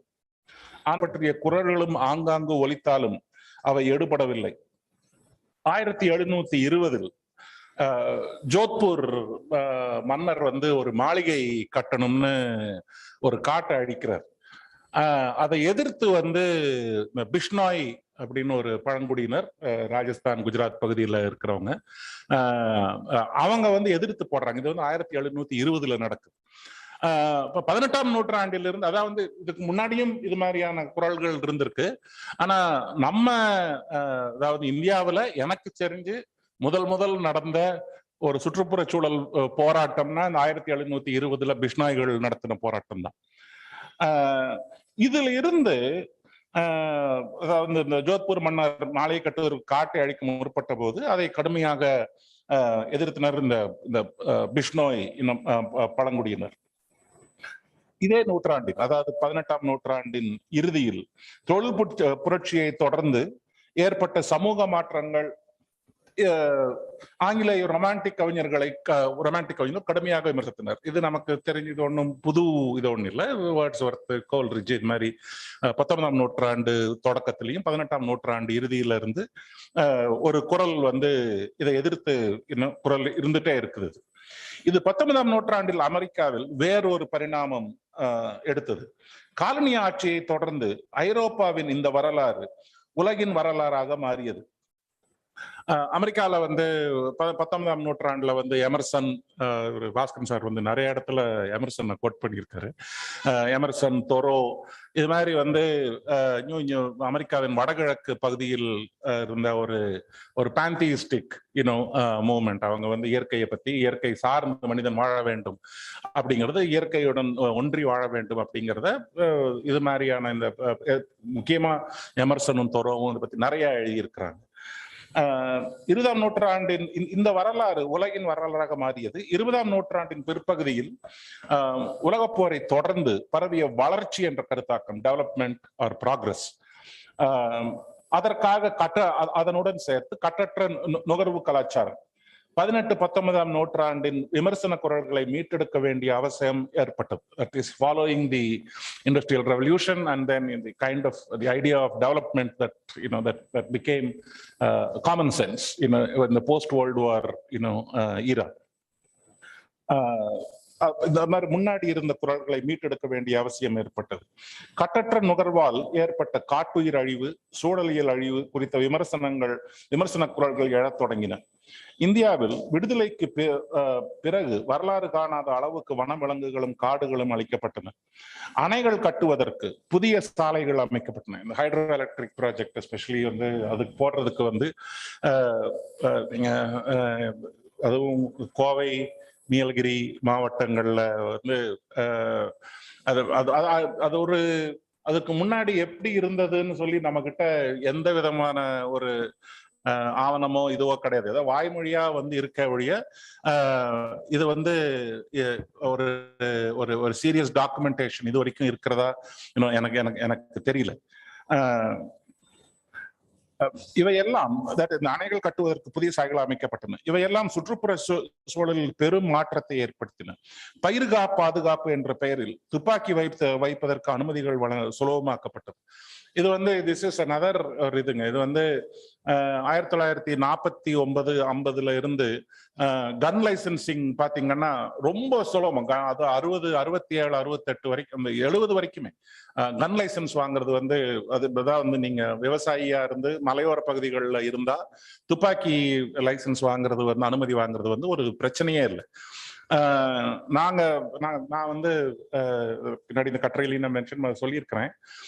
1980 இருந்து அப்பதான் பாஸ்கரன் சார் அவருக்கு நினைவு இருக்காது, நான் முதல் முறை சந்திச்சேன். நான் 89 வரைக்கும் அங்க NWLE அந்த Nilgiri wild life and environment association, அதுல வந்து நான் ரொம்ப தீவிரமா ஈடுபட்டு இருந்தேன் நான்.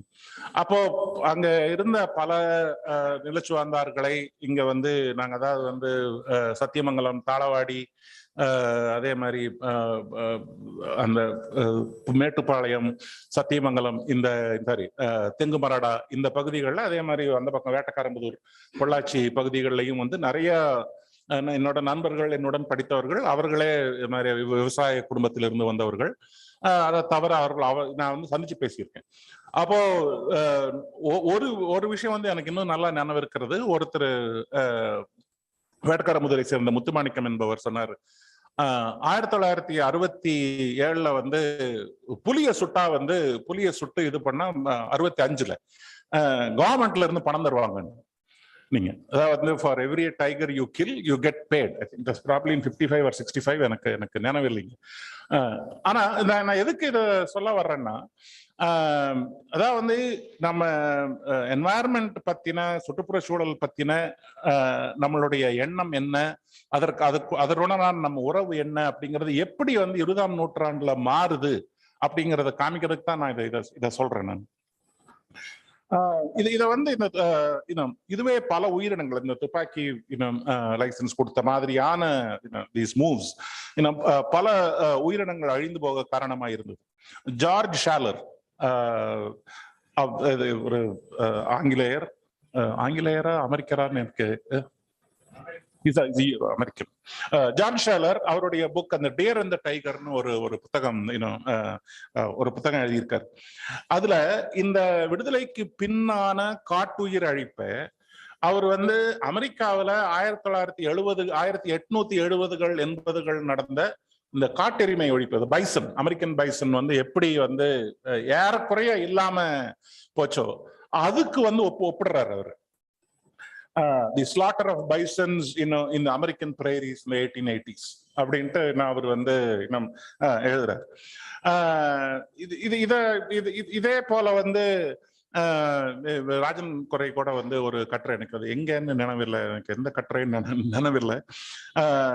இந்த பசுமை புரட்சி, மருத்துவத்துறை போன்றவற்றில் இந்த புதிய முயற்சிகள், அதன் அல்லது பின்விளைவுகள், அவற்றுக்கான மாற்று, அந்த மாற்றுகளுக்கான எதிர்மறை விளைவுகள் என்று ஒரு தொடர் சங்கிலி. அதாவது இட்ஸ் a continuous process. ஒரு சொல்யூஷன் நம்ம சொல்றோம், அந்த solution it self is a problem, அந்த ப்ராப்ளத்துக்கு ஒரு சொல்யூஷன். இது வந்து ஒரு என்வாயர்மெண்ட் பொறுத்த வரைக்கும் இது வந்து ஒரு கண்டினியூஸ் ப்ராசஸா இருக்குதுங்க. சோ இங்க வந்து என்னன்னா, அப்போ என்ன இங்க நாம் கேட்க வேண்டிய கேள்வி, இயற்கை அழிவு, சுற்றுப்புற சூழ்கேடு குறித்த நமது விமர்சனம் அல்லது நமது பார்வை எத்தகையாக இருக்க வேண்டும்? எப்படி நம்ம இதை பார்க்கறோம்? இது மாதிரி வந்து நம்ம நடக்குதுன்னு தெரியும், நம்ம என்ன ப்ராக்ரஸ்ங்கிறத வேண்டாம்னு சொல்ல முடியுமா? இல்ல நம்ம இது வந்து எப்படி இதை பத்தி எப்படி பேசுறது என்று எனக்கு வந்து இதுதான் முக்கியமாப்படுது. அப்படி எழுந்த குரல்களில் சில பொதுவெளியில் சிவில் சமூகத்தில் இந்த அழிவை குறித்த விழிப்புணர்வை எப்படி ஏற்படுத்துவது என்று கேட்க தொடங்கின. விஞ்ஞான பூர்வமான கருத்துக்களை முன்வைத்து விமர்சனங்கள், அரசின் கொள்கைகள், திட்டங்களை விமர்சித்து எழுதுவது, கல்வி புலத்தில் ஒரு இது குறித்த, அதாவது என்வாயர்மெண்ட் இது குறித்த ஆராய்ச்சிகளில் ஈடுபடுவது என்பது ஒரு புறம் இருக்கு. இதெல்லாம் various strategies which are there. இவற்றுக்கெல்லாம் மேலே முன்னர் கூறிய விழிப்புணர்வை ஏற்படுத்தும் அது கொணர்வும் எழுத்துக்கள் அவசியமாயின. இதுதான் நான் வந்து பாஸ்கரனின் எழுத்துக்கள் இந்த வகையை சார்ந்தவை தான். அவர் எழுத்துக்களை நான் நினைக்கிறேன் 3 கேள்விகள் அடிப்படையில் பிரித்துக் கொள்ளலாம் என்று நினைக்கிறேன். முதலாவது கேள்வி, நம் காலத்து காட்டுயிர் தாவரங்கள், அவற்றுடனான சமூக அரசியல் உறவு இவற்றை மனதிற்கொண்டு எழுதப்பட்டவை. ஒண்ணு. இரண்டாவது, இந்தியாவில் காட்டுயிர் என்றால் ஏதோ புலி, யானை, காண்டா மிருகம், மெகாஃபவுனா, இன்னும் பெரிய மிருகங்கள் தான் என்று இருந்ததை மாற்றி சிறு, அதாவது நாம் வாழ்வில், நமது வாழ்க்கையில் நம்ம தினமும் வாட் வி என்கவுண்டர் இந்த எவ்ரிடே, அதை பற்றி எழுதுவது அது எவ்வளவு அவசியம் என்று எனக்கு தெரிந்து தமிழிலும் ஆங்கிலத்திலும் வெகு சிலரை எழுதியிருக்க. தமிழில் எனக்கு தெரிஞ்சு யாருமே இல்லை, பாஸ்கரன் சார் மட்டும்தான் பண்ணியிருக்காரு. ஆங்கிலத்தில் வெகு சிலர். ஒரு அளவுக்கு வந்து திரு எம் கிருஷ்ணன், அப்ப அவர் வந்து ஸ்டேட்ஸ்மேன்ல எழுதிட்டு இருந்தாருன்னு நினைக்கிறேன் நான். ஏன்னா அவரோட கட்டுரைகள் நான் தொகுப்பாத்தான் பார்த்திருக்கேன் நான். ஸ்டேட்ஸ்மேனோ டெலிகிராஃபர் ரெண்டுல ஏதோ ஒண்ணுல எழுதிட்டு இருந்தார் அவர், எம் கிருஷ்ணன். எனக்கு தெரிஞ்சு இவங்க 2 பேரும் மாத்திரம்தான் இதை பத்தி எனக்கு தெரிஞ்சு பாப்புலர், அதாவது வந்து வெகுஜன ஊடகங்கள்ல சாதாரண மக்கள், consumption of the ordinary man, அதை எழுதுனது வந்து எனக்கு தெரிஞ்சு இவங்க 2 பேரும் தான். மூன்றாவது, உயிரினங்களையும் அவை காணப்படும் நிலப்பகுதிகளையும் அங்கு வாழும் சமூகங்களின் பண்பாட்டை இணைத்து அவ்விணைப்பின் இன்றியமையாய விளக்குவது. இதுதான் என்னை பொறுத்த வரைக்கும் இந்த மூன்றாவது தான் ரொம்ப இது. அதாவது வந்து you see it as a continuation. நீங்க you don't see the subject object டிவிஷனே இல்லாம நீங்க வந்து the nature, the people, the flora, the fauna, everything is part of one whole. இது வந்து ரொம்ப முக்கியமான பார்வை. இது வந்து பாஸ்கரின் எழுத்துக்கள் ரொம்ப தீவிரமா இருக்குன்னு நான் நினைக்கிறேன். நான் முதல்ல பாஸ்கரன் சார் சந்திச்ச இதை நான் சொல்லிடுறேன். நான் கோயம்புத்தூர்ல, என்னோட சொந்த ஊர் கோயம்புத்தூர், நான் பிறந்து வளர்ந்தது எல்லாமே அங்கதான். அப்ப கோயம்புத்தூர்ல எங்க வீட்டுக்கு முன்னாடி வந்து மழை பெஞ்சா தண்ணி தேங்கி நிற்கும். 1980 எனக்கு 80ன்னு நினைக்கிறேன் நான், 81 நினைவில்லை எனக்கு. எங்க அந்த தண்ணி தேங்கி இந்த மழை அந்த வருடம் மழை அதிகமாக இருந்ததுனால் இந்த தண்ணி கொஞ்சம் ஜாஸ்தியா இருந்தது. அப்ப எங்க வீட்டுல புன்னை மரம் இருந்தது. அந்த புன்னை மரத்துல வந்து ஒரு பறவை, ஒரு மைக்ரேட்டரி பேர்ட், அது எங்கிருந்தோ அந்த பறவை ஒன்று வந்து இருந்தது. அது வரைக்கும் நான் அந்த பறவையை நான் பார்த்ததில்லை, புது மாதிரியான பறவை. நானும் என் நண்பன் ஒருத்தர், பாலகிருஷ்ணன் என் நண்பன், நாங்க வந்து இது என்ன பறவைன்னு தெரிஞ்சுக்கணும்னா, இது எங்களுக்கு ஒரு இதே இல்லை. அது மாதிரி இந்த அப்பவே சலீம் அலி புத்தகம் எல்லாம் இருந்ததுதான். ஒரு வேளை எங்க பள்ளி நூலகத்தில் இருந்துதான் தெரியல. கண்டிப்பா மத்திய நூலகத்துக்கு போயிருந்தா, சென்ட்ரல் லைப்ரரிக்கு போயிருந்தா ஒரு வேளை இருந்திருக்கலாம். ஆனா அது எங்களுக்கு ஒரு ஐடியாவே இல்லை. அப்போ என் நண்பன் வீடு பக்கத்து எதுக்கால வீடு வந்து கிருஷ்ணமூர்த்தின்னு ஒரு வெட்டினரி டாக்டர், அவர் ஃபாரஸ்ட் டிபார்ட்மெண்ட்ல இருந்தார். யானை டாக்டர் தான் சொல்லுவாங்க அவர், கிருஷ்ணமூர்த்தி. அவர்கிட்ட கேட்டேன். அவர் வந்து, நீங்க சொல்றதுல இருந்து எனக்கு தெரியலப்பா என்னன்ட்டு, நீங்க போய் ஒரு பாஸ்கரன் ஒருத்தர் இருக்காரு போஸ்ட் ஆஃபீஸ்ல, ஹெட் போஸ்ட் ஆஃபீஸ்ல இருக்காரு, அவரை போய் பாருங்க அப்படின்னு. நாங்க போய் ஒரு பாஸ்கரன் சாரை பார்த்தோம். அவரு விவரிக்க சொன்னாரு. இது வந்து ப்ரீ டிஜிட்டல் போட்டோ கிட்டால எங்கிட்ட கேமராவோ எதுவும் கிடையாது. சும்மா விவரிக்க, டிஸ்கிரைப் தி பேர்ட். நாங்க சொன்ன உடனே அவர் வந்து சொல்லிட்டாரு, அது வந்து நைட் ஹெரான் அப்படின்ட்டு கரெக்டா எனக்கு இமீடியட்லி சொல்லிட்டாரு. அது மாத்திரம் இல்ல, அதோட ஜூலாஜிக்கல் பேரையும் சொன்னார். எனக்கு இன்னும் நிக்டிகோராக்ஸ் வந்து அவர் சொல்லி அவர்கிட்ட இந்த சலீம் அலியோட பிஎன்ஹெச்எஸ் புக் இருந்தது. அப்ப அதுல காமிச்சார், இந்த பறவை தானே அப்படின்னு சொல்லி இவரு காமிச்சார் என்கிட்ட.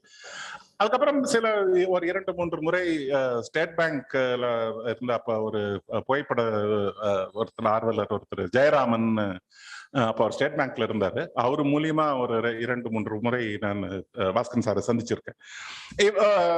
இது என்னன்னா, என்னுடைய சுற்றுப்புற சூழல் பின்னாடி எனக்கு ஏற்பட்ட ஆர்வத்திற்கு வந்து இது ஒன்று மட்டும்தான் காரணம் சொல்ல நான், பட் இது ஒரு முக்கியமான காரணம். இவரு இந்த பாஸ்கரன் சாரை சந்திச்சது அவர். இது எந்த அளவுக்குன்னா, நாங்க வந்து ஒரு 5-6 வருடங்களுக்கு முன்னால் அதே நண்பனை, நான் இப்ப மேங்களூர்ல செட்டில் ஆயிட்டான், முல்கின்னு ஒரு இடம் மேங்களூருக்கு வெளியில. அவனை சந்திக்க போகும்போது அங்க ஏதோ ஒரு பறவை, அது என்னன்னு எனக்கு இமீடியட்லா ஐடென்டிஃபை பண்ண முடியும். அவன் அப்ப சொன்னது, இது வந்து நான் சொல்றது வந்து 2004-2005, சரி 15 வருஷம் ஆச்சு. 2005 அவர் வந்து, சார் பாஸ்கரன் சார் இருந்தாருன்னா டக்குன்னு கேட்டுருக்கலாம், எனக்கு என்ன பறவை என்ன பேர்டுன்னு தெரியல, பாஸ்கரன் சார் இருந்திருந்தா. அதாவது வந்து நாங்க 2 பேரும் நாங்க இவரை போய் சந்திச்சதை பத்தியோ இதை பத்தியோ 30 வருடங்கள், யாருக்குரிய 40 வருடங்கள் அதை பத்தி பேசினதே இல்லை. ஒன்னும் இல்லாத சந்தர்ப்பம் வரல, அதை பத்தி பேசல. ஆனா நான் 35-40 வருடங்கள் கழித்து அதே நண்பன் இன்னொரு பறவை எங்களால வந்து இது மாதிரி அடையாளம் காண முடியவில்லை, ஐடென்டிஃபை பண்ண முடியலன்னு உடனே அவன் சொன்னது வந்து, பாஸ்கரன் சார் இருந்திருந்தாருன்னா போய் கேட்டிருக்கலாம்.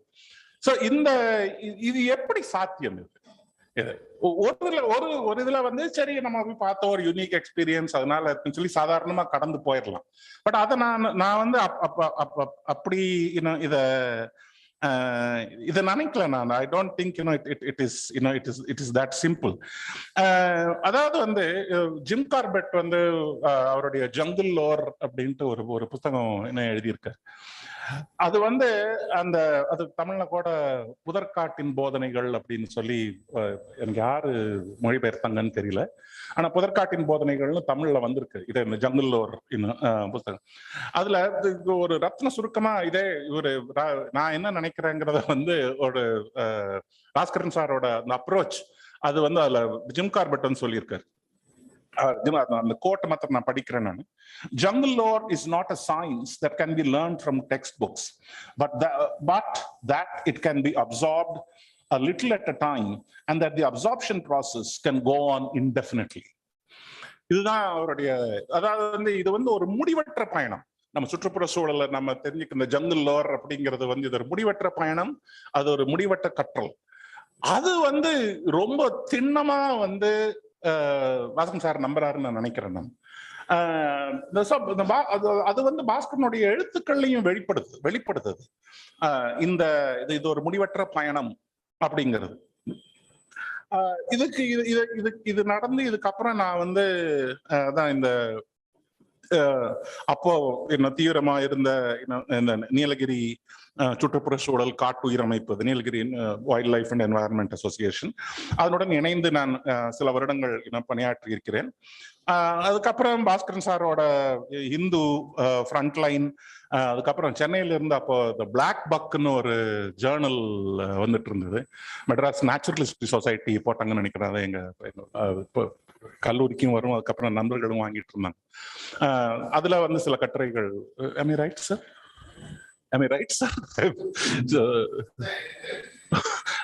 Oh, sorry. It came out in black. Your things in black book. என்ற பத்திரிகையிலும் படித்திருக்கிறேன். அக்காலத்திலும் பின்னரும் சுற்றுப்புற சூழலை பற்றி சிந்திக்கும் போது வனவிலங்குகள் பறவைகளை பற்றி எழுதுவோரில் வெகு சிலரே மானுட சமூக வரலாற்றின் மானுட வாழ்வின் எல்லா பரிணாமங்களை இணைக்கும் பார்வை கொண்டிருந்தார்கள் என்று தோன்றியது. இதை நான் முன்னாடி சொன்னது. இதையே வேறு விதமாக சொல்வதானால், சுற்றுப்புற சூழலாளர்கள் அதிகமாக பாதிக்கும் நோய் ஒரு உயிர் சூழலியல் மறதி. இது எனக்கு ஆங்கிலத்துல வந்து எக்கலாஜிக்கல் அம்னீஷியா. அதாவது கடந்த கால சூழலியல் நிலை குறித்த மறதி சிறிது அதிகம் எனலாம். நமது சூழல் பற்றிய அடிப்படை வரலாறுகள் கூட நம்மிடம் இல்லை. மாற்றங்களை எப்படி தெரிந்து கொள்வது, எப்படி புரிந்து கொள்வது? ஒரு உயிரினம் அல்லது ஒரு தாவரம் அழிந்து அதனால் ஏற்படும் விளைவுகளுக்கு அப்பகுதியில் வாழும் மக்கள் தங்களை தயார் செய்து கொள்கிறார்கள். யாராவது ஒருவர் தன் பிள்ளைகளிடம் தான் பார்த்ததை முன்னொரு காலத்தில் எப்படி இருந்தது என்று சொல்லலாம். ஆனால் அதை வாழ்வுடன் இணைத்து அனுபவித்திராத அடுத்த தலைமுறையினருக்கு அதை புரிந்து கொள்வது கடினம். ஆக இயற்கை என்றால் என்ன என்பதன் அளவுகோல் தலைமுறைக்கு தலைமுறை மாறிக்கொண்டே இருக்கும். இதுவே மனிதகுலம் சுற்றுப்புற சூழல் மனிதனின் பங்குக்கு அடிப்படை. ஆங்கிலத்தில் சொல்வதானால் this has been a fundamental pattern in the history of people as agents of ecological change. அப்படியானால் சுற்றுப்புற சூழல் பற்றி எப்படி எழுதுவது, எத்தகைய வரலாற்றை அது உள்ளடக்கி இருக்க வேண்டும் என்ற கேள்வி எழுகிறது. என் பள்ளி பருவத்தில் ஜெர்மானிய நாவலாசிரியரும் ஜென் துறையுமான பீட்டர் மத்தீசன் தன் நண்பர் ஒருவருடன் நேபாள் மலைகளில் பனிச்சிறுத்தையை ஸ்னோ லெப்பர்ட் அலைந்ததை விவரிக்கும் த ஸ்னோ லெப்பர்ட் என்ற புத்தகம் என்னை மிகவும் பாதித்தது. அதன் பின்னர் அவரது மற்ற புத்தகங்களை படித்த போது, குறிப்பாக the birds of heaven, travels with cranes என்ற புத்தகத்தில் இயற்கை குறித்த அவரது பார்வை மனிதனுக்கும் இயற்கைக்கும் உள்ளதாக கருதப்படும் இடைவெளியை அல்லது பண்பாடு இயற்கை என்ற இருமைவாத நிலைப்பாட்டை மறுப்பதாகப்பட்டது. That is culture and nature. Baskaran, எனக்கு தெரிஞ்ச பாஸ்கரன் இவர் பீட்டர் மத்தீசனை வந்து நிறைய இடத்துல மேற்கோள் காட்டியிருக்காரு. எனக்கு மறுபடியும் எனக்கு என்னோட கட்டுரை இருந்தது, அதனால நான் முதல்ல எழுத கட்டுறதுனால எனக்கு எக்ஸாக்டா எனக்கு எங்கிறது எனக்கு இப்ப நினைவுபடுத்த முடியல. அதுல உதாரணமா ஒரு கோட், எனக்கு அந்த கோட் மட்டும் எங்கிட்ட இருக்கு. ஒன் வே டு கிராஸ்ப், இது பீட்டர் மத்தீசன் எழுதினது, one way to grass the main perspectives of biodiversity is to understand the precious nature of a single living form, a single manifestation of the miracle of existence. If one has to truly understand a crane or a leaf or a cloud or a frog, one has to understand everything. பாஸ்கரனின் எழுத்துக்களுக்கு நான் முன்னர் கூறிய அடிப்படை இதுதான் என்று நினைக்கிறேன். இந்த பார்வை ஐரோப்பாவில் அறிவொளி காலத்தில் தோன்றி இன்று உலகெங்கிலும் பொது புத்தி ஆகிவிட்ட கார்டீசியா இருமையை மறுப்பதாகும். இக்கட்டத்தில் சூழலியல் குறித்து இதுவும் ராஜன் குறை வந்து ஒரு கட்டுரையில எழுதியிருக்காரு. Bruno Latour politics of nature என்ற புத்தகத்தில் இது ஒரு ரொம்ப முக்கியமான புத்தகம். அதுல வந்து இதுவரைக்கும் என்வாயர்மெண்டல் மூவ்மெண்ட், அதாவது சூழலியல் இயக்கங்கள் ஒரு ஒரு ஒரு தவறு செஞ்சதா வந்து சுட்டி காட்டுறார். அது வந்து என்னன்னா, அவர் கேட்கிற கேள்வி வந்து, அது மானுடம் இயற்கையை காப்பாற்ற வேண்டும் அப்படிங்கிற ஒரு கோட்பாடு, அப்படிங்கிற ஒரு ஐடியா வந்து ஏன் காப்பாற்றணும், ஏன் மனுஷன் வந்து ஏன் என்வாயர்மெண்ட்டை காப்பாற்றணும் அப்படிங்கிற ஒரு கேள்வியை நாம் கேட்டோமானால், அது வந்து நம்மை விட்டு விலகி இருப்பதுதான் இயற்கை. That is it is something removed from us. So we have to intervene and save it. It is not an extension of us. In other words, நம்ம வந்து நம்மளை காப்பாத்திக்கணும்னா, நம்ம நல்லா இருக்கணும், நம்ம காப்பாற்றணும்னா இயற்கையும் நல்லா இருக்கணும் அப்படிங்கிற எண்ணம் இல்லாமல், இயற்கை என்பது நம்மை விட்டு விலகி இருப்பது ஒரு அப்ஜெக்டிவா இருக்குது. அதை வந்து we have to save it. அதை வந்து மறுக்கிறது தான், அதை வந்து எதிர்த்து அதை வந்து மறுத்து பேசுறாரு இவர் ப்ரூனோ லத்தூர். பாஸ்கரனின் எழுத்துக்களும் அப்படித்தான் என்று நினைக்கிறேன் நான். இறுதியாக ஒரே ஒரு விஷயம் சொல்லிட்டு நான் முடிச்சிடுறேன். ஆங்கிலத்தில் renaissance figure or renaissance man என்று சொல்லுவார்கள். அதாவது வந்து this is an age of specialization. ஆனா அது specialization has also become a sort of common sense. அதுல வந்து இப்படிப்பட்ட ஒரு சூழ்நிலையில மானுடவியல், வரலாறு, கலை என்று பல்வேறு துறைகளில் இணைத்து இது மோனிகாவும் இதை பத்தி சொன்னாங்க. அவர சுற்றுப்புற சூழல் கட்டுரைகள் இன்னும் அதிகமாக மெழுகுகின்றன. அவற்றுக்கு ஒருவித காம்ப்ளெக்சிட்டி இருக்கிறது. அந்த அது வந்து அந்த காம்ப்ளெக்சிட்டி வந்து it is because of his interest in other fields. அது இல்லைன்னா நீங்க என்வாயர்மெண்ட், நீங்க நார்மலா என்வாயர்மெண்ட் பத்தி மாத்திரம் எழுதவங்கள இந்த மாதிரியான காம்ப்ளெக்சிட்டி ஆஃப் தி இஷ்யூ வந்து டெஃபினட்டா வராதுங்க. இது அவரோட அவர் வந்து அஞ்சல் துறையில் அவருடைய பணி நிமித்தமாக குஜராத்தின் வறண்ட நிலங்களில் இருந்து மழையே நிற்காத வடகிழக்கு மாகாணங்கள் வரை அலைந்து திரிந்ததால் இந்நிலப்பகுதிகளில் வாழும் சிறிய அன்றாடம் காணும் விலங்குகள், பறவைகளை கூர்ந்து கவனித்து எழுதுகிறார். வடகிழக்கில் உள்ள ஹூலக் கிப்பன் வரை குரங்குகளில் இருந்து சோலை குயில் என்னும் ஷமா வரை அவருடைய எழுத்தில் இவையெல்லாம் அவருடைய எழுத்தில் உயிர் பெற்று வலம் வருகின்றன. மலைப்பகுதிகளை பற்றி மட்டுமல்லாமல் சமவெளிகளை பற்றி, குறிப்பாக கோரைப்புல் வெளிகளை பற்றி, கிராஸ்லாண்ட்ஸ். இது என்னன்னா, நம்ம வந்து காடு அடியறத வந்து நம்ம நிறைய எல்லாருமே எதிர்க்கிறோம், இதை பத்தி பேசுறோம். ஆனா இந்த சமவெளிகள், புல்வெளிகள், கிராஸ்லாண்ட்ஸோட அழிவு பத்தி, கிராஸ்லாண்ட்ஸோட டிஸ்ட்ரிக்ட் பத்தி யாருமே, ஏன்னா அது வந்து it's just taken for granted. நம்ம வந்து அதே மாதிரி சதுப்பு நிலங்கள், நம்ம வந்து காலனி புதுசா ஏதோ ஒரு நகர் கட்டுறோம், காலனி கட்டுறோம், ஏதோ இது பண்றோம், இது வந்து it's not question at all. அதை கவனத்திற்கு கொண்டு வர்றதுக்கு பல கட்டுரைகள் எழுதியிருக்காரு பாஸ்கரன். அதே போல் மேற்கு தொடர்ச்சி மலைகளுக்கு சில 10 ஆண்டுகளுக்கு பின்னர் செல்லும் போது அங்கே அவர் முன்னம் பார்த்த லாஃபிங் த்ரஷ் என்ற பறவையை காணவில்லை என்பதை பருவநிலை, இது வந்து in one way it is nostalgic. இவர் வந்து ரொம்ப வருஷம் கழிச்சு போறாரு, நீல்கிரி லாஃபிங் த்ரஷ் வந்து அவர் பார்க்க முடியல. ஆனா அதை பருவநிலை மாற்றம், நுகர்வு கலாச்சாரத்தால் ஏற்படும் விளைவுகளை மிக நுணுக்கமாக விவரிக்கிறார். The descriptions are not just about biology, ecology, or aesthetics of species and ecosystems, but contain fascinating details of the origin and meaning of names, stories regarding the religious and cultural significance, historical and mythological links, citations of literary references, and details of sociological, economic, and even psychological significance. உதாரணமாக இதோட நான் முடிச்சிடறேன். யானை குறித்து எழுதுகையில் யானைக்கு தமிழில் 40 பெயர்கள் இருப்பதை சுட்டிக்காட்டுகிறார். அதனுடன் சேர்த்து, இது வந்து பாஸ்கரனுடைய கோட், மனிதர் வாழ்வில் இவ்வளவு இணைந்திருந்தாலும் யானைகளில் வீட்டினம் என்று ஒரு வகை கிடையாது. அதாவது மாடு, நாய் போன்று இல்லை, டொமஸ்டிக் அனிமல். காட்டு யானையை பிடித்துதான் பழக்க வேண்டும். இதற்கென்று கஜசாஸ்திரம் என்ற நூல் இருக்கிறது. இதன் தமிழ் வடிவம் தஞ்சாவூர் சரஸ்வதி மகால் நூலகத்தில் இருக்கிறது. அதே போல் இது விவரிச்சுட்டே போறாரு. இது இந்த கோட் வந்து நான் ஏன் முக்கியமா நினைக்கிறேன்னா, ஒண்ணு இந்த கட்டுரை வேளம், யானை, இதை குறித்து தமிழ் பண்பாட்டில் அதுக்கு இருக்கிற இடம் ஒரு பகுதி. இன்னொரு பகுதி யானை கன்சர்வேஷன் ஆஃப் எலிஃபென்ட் வந்து எவ்வளவு முக்கியம் அப்படிங்கிறது ஒண்ணு. மூணாவது ஹிஸ்டரியில வந்து யானைக்கு என்ன இடம் இருந்தது அப்படிங்கிறது.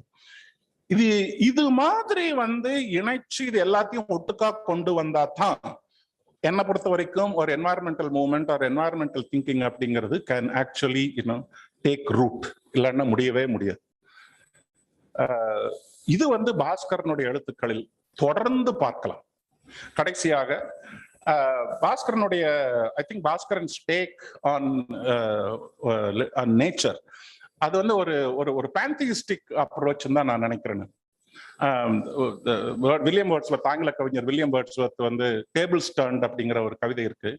அதுல வந்து ஒரு வரி, one impulse from the vernal wood may teach you more of man and morals than all the saints can. One impulse from the vernal wood can teach you more about man and morals than all the saints can. இதை பாஸ்கரன் தீவிரமாக நம்புகிறார் என்று நான் நினைக்கிறேன். நன்றி.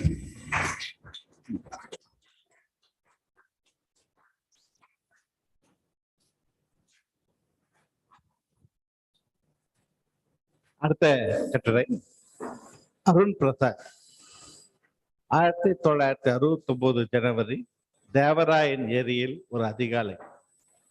திண்டுக்கலை சேர்ந்த அருண் பிரசாத் புதுவை மத்திய பல்கலைக்கழகத்தில் தொடர்பியலில் முதுகலை பட்டம் பெற்றவர். 2019ஆம் ஆண்டிலிருந்து சென்னையில் ஊடகவியலாளராக பணியாற்றுகிறார். 2018இல் ஐபிசிசி வெளியிட்ட 1.5 டிகிரி செல்சியஸ் காலநிலை அறிக்கை காலநிலை மாற்றம் சார்ந்தவை இவரது கவனத்தை தீவிரப்படுத்தியது.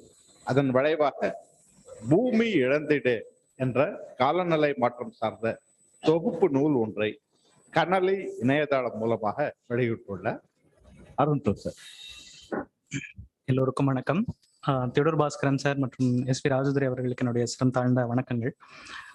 கடந்த மாதம் ரோஜாமுத்தையா நூலகம் பத்தின ஒரு ஆவணப்பட உருவாக்கத்துக்காக வந்திருந்த போது மணிகண்ட சுப்பு இந்த மாதிரி சாருக்கும் எஸ்பி ராஜதுரை சாருக்கும் வந்து ஒரு கருத்தரங்கம் ஆர்கனைஸ் பண்றோம் அப்படின்னு சொல்லி ஒரு தகவலா சொன்னாங்க. ஆனா அப்போ எனக்கு தெரியாத நான் அந்த கூட்டத்துல பேச போறேன் அப்படின்ட்டு. அதன் பிறகு ராஜன் குரே சார் என்னை கூப்பிட்டு இந்த மாதிரி பேசணும்னு சொல்லி கேட்டுக்கிட்டாங்க. இந்த வாய்ப்புக்கு நன்றி. 1969 ஜனவரி தேவராயன் ஏரியில் ஒரு அதிகாலைன்றது ஒரு தொடக்கம் தமிழ்ல. ஓகே, ஒரு சின்ன தயக்கம் தடங்கள் இருக்கு. நான் பேசுற முதல் கூட்டம் இது, அதனால சில தடங்களுக்கும் தடைக்கும் பொறுத்து கொள்ளும்படி கேட்டுக்கொள்கிறேன். தொடங்குறேன். 1973 சேப்பாக்கம் அரசு விடுதியில தங்கியிருந்த சாலிமல்லியை தியோடர் பாஸ்கரன் சாரும் அவருடைய நண்பர் சித்தார்த்தும் சந்திக்கிறாங்க. அப்போ சித்தார்த் சாலிமலி பார்த்து கேட்கிறாரு, நீங்கள் எழுதிய பறவைகள் கையேடு பலருடைய வாழ்க்கையின் போக்கையே மாற்றிவிட்டது என்று உங்களுக்கு தெரியுமா அப்படின்னு சொல்லி கேட்கிறாரு. கிட்டத்தட்ட இதே மாதிரியான ஒரு கேள்வியை தான் தியோடர் பாஸ்கரன் சாரையும் பார்த்து நான் கேட்கணும். அதாவது தியோடர் பாஸ்கரன் சாரை தூரத்துல இருந்து நான் எப்படி பார்த்தேன், அவர்கிட்ட இருந்து எப்படி கத்துக்கிட்டேன்ற விஷயங்கள் என்னுடைய வாழ்க்கையின் போக்கை எப்படி திசை திருப்பிச்சு அப்படின்றத நான் அந்த தொடக்கத்துல இருந்து இருக்கேன். பெரும்பாலானோரை போல தியோடர் பாஸ்கரன் சாருடைய எழுத்துக்களை நான் உயிர்மையில இருந்து தான் வாசிக்க ஆரம்பிச்சேன் என்னுடைய பள்ளி காலத்துல. இப்போ வாசிப்புன்றது பலதரப்பட்டதா இருந்தனால சூழலியல் அப்படின்ற ஒரு இது சார்ந்த அது கவனம் குவியலை. அடுத்து ஒரு பெரிய இடைவெளி. புதுவை பல்கலைக்கழகத்தில் நான் படிச்சுட்டு இருந்த போது மெட்ராஸ் சார்ந்த ஒரு இதழ் ஒன்று ஆங்கிலத்தில் கொண்டு வரணும் அப்படின்னு சொல்லி விரும்பினேன். அப்போதான் அதுக்கு மெட்ராஸுடைய சூழலியல் சார்ந்த ஒரு கட்டுரை தேவைன்றப்போ எனக்கு உடனடியாக ஞாபகம் தியோடர் பாஸ்கரன் சாருடைய பேர் தான். சார்ட்ட கேட்டேன். டர்ட்டில்ஸ் அண்ட் ஆன்டிலோப்ஸ்னு ஒரு கட்டுரை ஆல்ரெடி இந்தியன் செமினார்ன்ற ஒரு மேகசின்ல வந்திருந்து கொடுத்து உதவுனாங்க. அது தொடர்ந்து இங்கே RMRL நடந்த ஒரு கூட்டத்தில் தான் முதல் முறையாக சாரை சந்திச்சேன் நான். ஸோ அதன் பிறகு இந்து தமிழ்ல நான் ஸ்டூடெண்டா இருந்த போது இன்டர்ன்ஷிப் பண்ண போது ஆதிவள்ளியப்பன் அவங்க கூட ஒர்க் பண்ற வாய்ப்பு, அவருக்கு ஒர்க் பண்ற வாய்ப்பு கிடைச்சது. அப்போதான் அந்த சமயத்துல தான் 1.5 டிகிரி செல்சியஸ் ஐபிசிசியோட ரிப்போர்ட் வெளியாக இருந்தது. கிளைமேட் சேஞ்ச் சார்ந்த என்னுடைய கவனத்தை தீவிரப்படுத்தி இருந்தது. ஸோ இந்த சூழல்ல வள்ளியப்பன் மாதிரியான சூழலில் சார்ந்து இயங்குறவருடைய ஒரு கைடன்ஸ் கிடைச்சது. இதுல என்னுடைய கவனத்தையும் என்னுடைய அண்டர்ஸ்டாண்டிங்கும் ஷேப் பண்றதுக்கு உதவியா இருந்தது. அதுக்கு காரணம் வள்ளியப்பன் சாருக்கு அது சார்ந்த அண்டர்ஸ்டாண்டிங் தியோடர் சார் கிட்ட இருந்து வந்திருக்கு. ஸோ ஒவ்வொரு கட்டுரை எழுதும் போதும் அது தொடர்ந்து அடுத்த ஆண்டே வந்து நான் இந்து தமிழ்ல பணியில செய்யறேன், உயிர் மூச்சு இணைப்புதல் பகுதியில. ஸோ அப்போதான் ஒவ்வொரு கட்டுரை இயற்கை சார்ந்து சூழல் சார்ந்து காட்டுயிர் சார்ந்த ஒரு அணுகுமுறை, அதை எப்படி எழுத்துல கொண்டு வர்றது, கலை சொல்லாக்கம், அதை எளிய வாசகர்களுக்கும் எப்படி நம்ம கம்யூனிகேட் பண்றதுன்ற வகையெல்லாம் வள்ளியப்பன் சார் பாஸ்கரன் சார் கிட்ட இருந்து கத்துக்கிட்ட விஷயங்களை எனக்கு டிரான்ஸ்ஃபர் பண்ணாங்க. ஸோ இப்படிதான் நான் என்னுடைய கவனம் என்னுடைய அண்டர்ஸ்டாண்டிங் ஷேப் பண்ணப்பட்டது. ஸோ அதை தொடர்ந்து கனலின்ற இணையதழுக்காக நான் வந்து ஒரு கிளைமேட் சேஞ்ச் சார்ந்து தொடர்ந்து தீவிரமடைந்தனால ஒரு இதழ் ஒன்று பண்ணலாம், சிறப்பு ஒன்று பண்ணலான்ற போது பூமி இழந்திடையல் தலைப்புல சாருடைய பேர் தொடங்கி அவருடைய கட்டுரை தலைப்புகள், புத்தக தலைப்புகள் எல்லாமே எனக்கு பெரிய ஈர்ப்பு உண்டு. ஸோ இன்னும் பிறக்காத தலைமுறைக்காகன்ற ஒரு டைட்டில் தான் அந்த புத்தகத்துடைய தலையங்கமா நாங்கள் சூஸ் பண்ணியிருந்தோம். ஸோ அந்த பூமின்றதை ஒட்டி அதை ரெப்ரசென்ட் பண்ற மாதிரி என் தலைப்பு இருக்கணும்ன்ற வகையில் பாரதியாருடைய புதிய ஆத்திசூடில இருந்து பூமி எழுந்திடையல்ன்ற தலைப்பை நாங்கள் வச்சிருந்தோம். ஸோ இந்த பின்னணியில இதுதான் எனக்கான அறிமுகம். இந்த பின்னணியில இருந்து தியோடர் பாஸ்கரன் சார் எப்படி உருவாகிறார் அப்படின்னா, அவரே சொல்ற மாதிரி சுற்றுச்சூழல் பற்றிய அக்கறை மனிதருக்கு ஊட்ட வேண்டுமானால் அவர்கள் குழந்தைகளாக இருக்கும் போதே இயற்கையின் நெருக்கத்தை அனுபவிக்க வைக்க வேண்டும், மற்ற உயிரினங்களுடன் அவர்களுக்கு தொடர்பு இருக்க வேண்டும், புற உலகம் மீது ஈடுபாடு இருக்க வேண்டும் என்று எழுதுறார். அதாவது தியோடர் சாரை ஷேப் பண்ணதுன்றது அவருடைய பால்யம் தான். தாராபுரம் மாதிரியான ஒரு ஊர்ல அமராவதி ஆற்றங்கரையில எரிக்கரை, குறிப்பா அவங்களுடைய அப்பா ஒரு வேட்டைக்காரர், வேட்டையாடின்ற வகையில தியோடர் சாரோட பேருமே அமெரிக்க முன்னாள் ஜனாதிபதி தியோடர் ரூஸ்வெல்ட் அவரும் ஒரு வேட்டையாடின்ற வகையில அதுல இன்ஸ்பயர் ஆகி வச்சிருந்திருக்காங்க. பிளஸ் பள்ளி கல்வி தமிழ்ல பயின்றனால மண் சார்ந்த ஒரு ஆழமான இதாக இருந்திருக்கு. அதை தொடர்ந்து பள்ளிக்காலம் பால்யம் முடிஞ்ச சார் கல்லூரிக்கு வர்றது வந்து MCC வந்து காட்டுக்குள்ள அமைஞ்சிருக்கிற ஒரு இது. அங்கதான் பறவை நோக்குதல் சம்பந்தமா ஸ்காட்லாந்து பேராசிரியர் ஒருத்தருடைய வழிகாட்டல்ல பறவை நோக்குதல் சார்ந்து தான் இயற்கையோட இணையும் புள்ளியாக அந்த இது தொடங்குது. இப்படியான வளர்ச்சி தொடர்ந்து வரும்போது தான் அவருடைய செயல்பாடுகள்ல திருச்சியில தேவராயன் ஏரியில ஒரு நாள் அதிகாலையில அந்த கவலாளி நடராஜனுடைய வந்து பார்க்கும்போது பட்டைத்தலையை வாத்து அந்த ஒரு எக்ஸ்பீரியன்ஸை விட்னஸ் பண்றாங்க. ஸோ அது வந்து அமர்கிற சூழல் வந்து தமிழ்ல ஒரு ஷிஃப்ட்னு தான் நான் நினைக்கிறேன். ஸோ இமயமலையில இருந்து அந்த அந்த எக்ஸ்பீரியன்ஸை சின்ன வயசு ஒரு எழுத்தாளர் ஆகணும் அப்படின்றது சாருடைய சின்ன வயசு கனவு. ஸோ அந்த புள்ளியில இருந்து அவருடைய கனவு செயல்படும் பட தொடங்குது. அவர் எழுதும் நினைச்சதும் உடனே அந்த அனுபவத்தை எழுதிடாம உடனே வனத்துறை அலுவலகத்துக்கு போய் அது சார்ந்த நோட்ஸ் எல்லாம் எடுத்து ஒரு ப்ராப்பரா ஒரு சயின்டிபிக் அப்ரோச்ல எழுத தொடங்குறாரு. ஸோ அந்த புள்ளியில இருந்து சாருடைய சிந்தனை பறக்க தொடங்குகிறது. அந்த வகையில தியோடர் பாஸ்கரன் 50 ஆண்டுகளுக்கு மேலாக சூழலில் சார்ந்து தொடர்ச்சியாக எழுதி வந்திருப்பதன் பின்னணியில் இயற்கையோடு இயைந்து வளர்ந்த அவரது பால்யம் முக்கிய பங்கு வகிக்கிறது. ஆனால் 1990களுக்கு பிறகு பிறந்த என் தலைமுறையினர் சூழலில் சிதைவில் இருந்ததுனா அது யுத்த அறிமுகத்தை பெறுகிறோம். குறிப்பா ஒரு பள்ளி காலம் முடிஞ்சு பள்ளியிலேயே எங்களுக்கு காலநிலை மாற்றம் சார்ந்த குறிப்புகள்லாம் வர தொடங்கிட்டாலும் ஒட்டுமொத்தமா சூழலில் பெரும்பாலும் நகரத்துல பிறந்து வளர்ந்த ஒரு தலைமுறையா நாங்க இருக்கனால எங்களுக்கு சாருடைய தலைமுறையோ அதுக்கு எங்களுக்கு முந்தின தலைமுறை மாதிரியான ஆட்களுக்கு வாய்ச்ச இயற்கையோடு இயந்த ஒரு பால்யம் எங்களுக்கு வாய்க்கல. ஸோ சூழல் சிதைவுல இருந்து தான் நாங்கள் வளர தொடங்குறோம். ஸோ முன்னொரு காலத்தில் இல்லாமல் மிக சமீபத்திய காலகட்டம் வரை, அதாவது ரொம்ப காலத்துக்கு முந்தி இல்லை, சமீபத்திய காலத்துல கூட இயற்கை அமைப்பு இந்த மாதிரி இருந்திருக்கு. ஆனா அது இப்போ சிதைந்து போயிருக்குன்றத நம்ம பாஸ்கரன் சாருடைய எழுத்துக்கள் வழியா பார்க்க முடியுது. சாரே ஒரு கட்டுரை குறிப்பிட்டது மாதிரி சில நாட்களுக்கு முன் பெங்களூருல இருந்து சென்னைக்கு ரயிலில் பயணம் செய்த போது கவனித்த ஒரு காட்சி என்னை மிகவும் பாதித்தது. இது வலசை பருவம் என்றாலும் ஏரிகளிலும் வானிலும் வெகு சில பறவைகளை கண்ணில் பட்டன. 70களில் இதே ஏரிகளில் நிறைய நீர்ப்பறவைகள் இருப்பதை நான் பார்த்திருக்கிறேன்.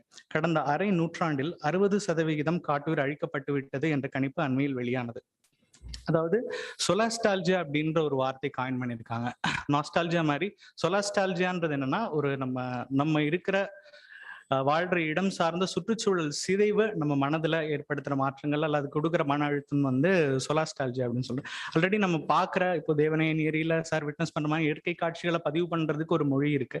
ஆனா இந்த இயற்கை சிதைவை எப்படி நம்ம அட்ரஸ் பண்றது அப்படின்றத நம்ம கவனத்துல சொல்றது. பாஸ்கரன் அவர்கள் எழுத தொடங்கிய 70களின் தொடக்கத்தில் தான் சூழலியல் குறித்த சொல்லாடல்கள் சர்வதேச அளவில் நிகழத் தொடங்கின. ஆனால் தமிழில் அது எதிரொலிக்கவில்லை என்பதை அவர் வருத்தத்துடன் பதிவு செய்தே வந்திருக்கிறார். இப்பொருள் பற்றி எழுத தொடங்கிய உடனே மொழி சார்ந்த பிரச்சனைகள் தோன்றிவிடுகின்றன. பாஸ்கரன் சார் எழுதுறாரு, ஒரு சமூகத்தில் புதிய புதிய கரிசனங்கள் உருவாகும் போது அக்கரிசனங்கள் வளர வேண்டும் என்றால் மொழியின் விரிவாற்றலை பயன்படுத்தி புதிய அக்கறைகளை பற்றிய சொல்லாடலை உருவாக்க வேண்டும் என்பதை அவர் தொடர்ந்து வலியுறுத்தி வந்திருக்கிறார். இந்த புள்ளியிலிருந்து சில விஷயங்களை முன்வைக்கணும். அடிப்படையில் நான் ஒரு பத்திரிகையாளன் ஊடகவியலாளன் என்பதால் மொழி என்பது என்னுடைய இயங்குதலன்றனால சார் தொடர்ந்து நமக்கு மொழி பிரச்சனை இருக்கு, மொழியில நம்ம இந்த விஷயங்களை எப்படி கொண்டு வரது, அடுத்த தலைமுறைக்கு இதை நம்ம எப்படி அட்ரஸ் பண்றதுன்ற வகையில சில விஷயங்களை முன்வைக்க விரும்புறேன். புவியின் மிகப்பெரிய பிரச்சனையாக அதை காலநிலை மாற்றம்ன்ற ஒரு விஷயத்தை வச்சு முன்வைக்க விரும்புறேன். புவியின் மிகப்பெரிய பிரச்சனையாக காலநிலை மாற்றம் உருவெடுத்திருக்கும் நிலையில் மனித குலம் என்று வந்தடைந்திருக்கும் இடம் பற்றிய புரிதலையும் இத்தகைய வாழ்வாதார சிக்கலுடன் நிச்சயமற்ற எதிர்காலத்தையும் நோக்கி ஒருவேளை நம்பிக்கையுடன் பயணப்படுவதற்குமான அறிவை வழங்கும் முதன்மை பணி ஊடகங்களையும் கலைஞர்களுமே சார்ந்தது என்று நான் நம்புகிறேன். ஏன்னா வெகு மக்களோட தொடர்ச்சியா அவங்க கம்யூனிகேட் பண்றதுனால உலக மொழிகளில் காலநிலை மாற்றத்தின் விளைவுகளை சுட்டும் சொற்கள் தெரிவு செய்யப்பட்டு அவை மொழிபெயர்க்கப்படாமல் காலநிலை சார்ந்த சொல்லாடல்களில் நேரடியாகவே ஆங்கிலத்தில் பயன்படுத்தும் வண்ணம் எக்கோடோப்பியன் லெக்சிகன் என்ற பெயரில் ஒரு புத்தகம் வெளியாகி இருக்கிறது. மிக நீண்ட சூழலியல் பாரம்பரியமும் அறிவும் மொழி வளமும் கொண்ட தமிழில் இருந்து குறைந்தது 5 சொற்களாவது இந்த புத்தகத்தில் இடம்பெற்றிருக்க வேண்டும். ஆனால் அப்படி ஒரு சொல் எதுவும் இடம்பெறவில்லை. பாஸ்கரன் சார் எழுதுறாரு, காட்டுயிர் சார்ந்த தமிழ் பெயர்களை பட்டியலிட இதுவரை சீரிய ஒன்றிணைந்த முயற்சிகள் எதுவும் எடுக்கப்படவில்லை. மா கிருஷ்ணன் 40களிலும் 50களிலும் எழுதிய தமிழ் கட்டுரைகளில் பாரம்பரிய தமிழ் பெயர்களை பயன்படுத்துகிறார். 1954 வெளியிடப்பட்ட கலைக்களஞ்சியத்தில் பல பெயர்கள் இடம்பெற்றன. ஆனால் 54க்கு அப்புறம் அந்த கலைக்களஞ்சியம் இன்னும் மறுபதிப்பு வரலன்னு நான் நினைக்கிறேன். அதுக்கு முன்னாடி இன்னொரு தகவல், 1966 ராச்சல் கார்சன் எழுதிய தி சி அரவுண்ட் அஸ் என்ற புத்தகம் தமிழ்ல மொழிபெயர்க்கப்பட்டு ஹிக்கின்பதம் சொல்லிதான் வந்திருக்கு. தற்செயலா ஒரு பழைய புத்தக கடையில் எனக்கு கிடைச்சது. அவருடைய இம்ப்ரிண்ட்ல பார்த்தா விஞ்ஞான நூல் வரிசை 13 அப்படின்னு இருக்கு. ஸோ அப்போ அதுக்கு முன்னாடி 12 நூல்கள் வந்திருக்கு. அதுக்கப்புறம் எத்தனை நூல்கள் வந்திருக்குன்னு தெரியல. எதுக்கு சொல்லனா, அந்த 1960ஸ்லே இந்த மாதிரியான முயற்சிகள் நடந்திருக்கு. ஆனால் அது தொடரலை. நம்ம ஒரு பெரிய இடைவெளி இருக்கு, நம்ம எங்க மிஸ் பண்ணோம் அப்படின்றது ஒரு கேள்வி.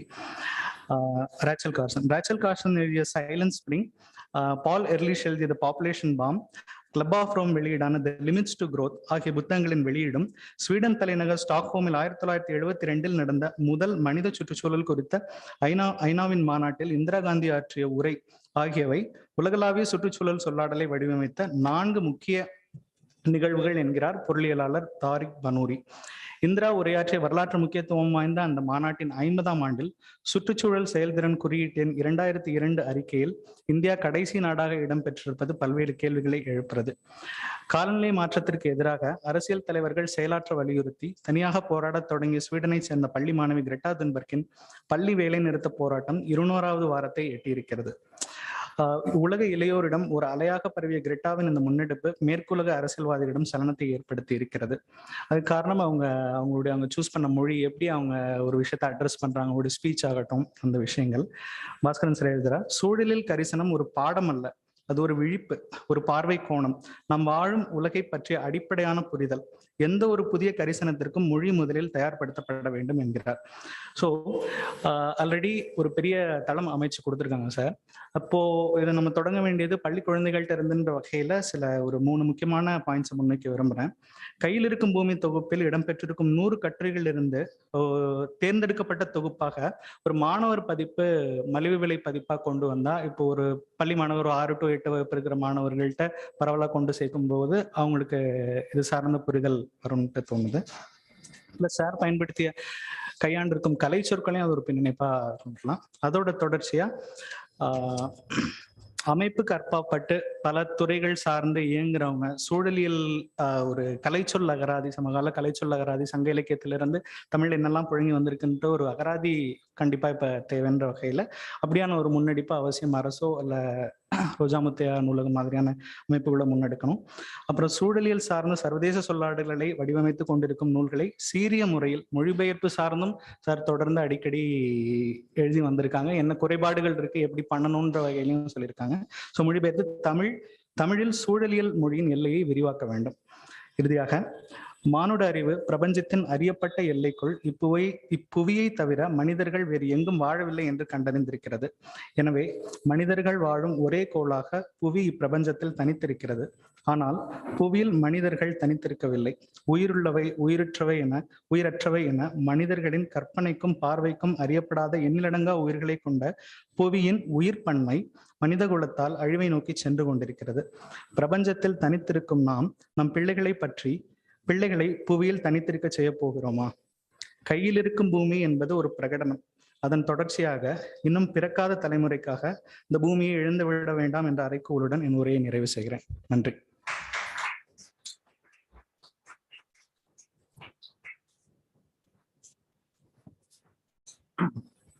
நன்றி அருண் பிரசாத். அந்த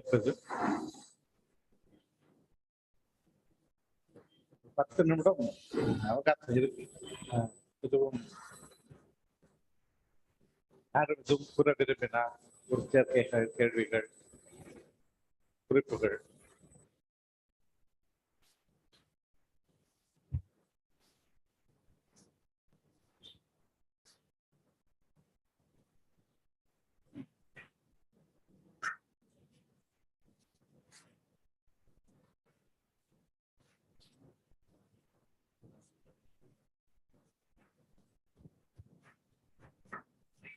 சார், அப்போ மதிய உணவு அருந்தி கொண்டே பேசலாம்னு நினைக்கிறேன். மீண்டும் 2 மணிக்கு அடுத்த அமர்வு ஃபெலிஸ்ட்ரேஷன் சொல்றது. பட் எல்லாருமே கற்று எழுதுறது முடியாதுங்கிறதுனால ஃபெலிஸ்ட்ரேஷன் ஒரு அமர்வு வச்சோம். தமிழ் அதுக்கு சரியான வார்த்தை என்னன்னு தெரியல, அதனால வாழ்த்துறைன்னு சொல்றோம்.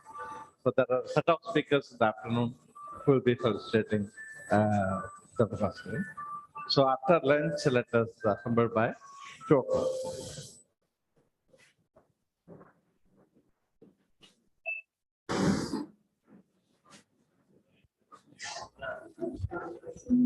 அனைவருக்கும் மதிய உணவு இருக்கிறது.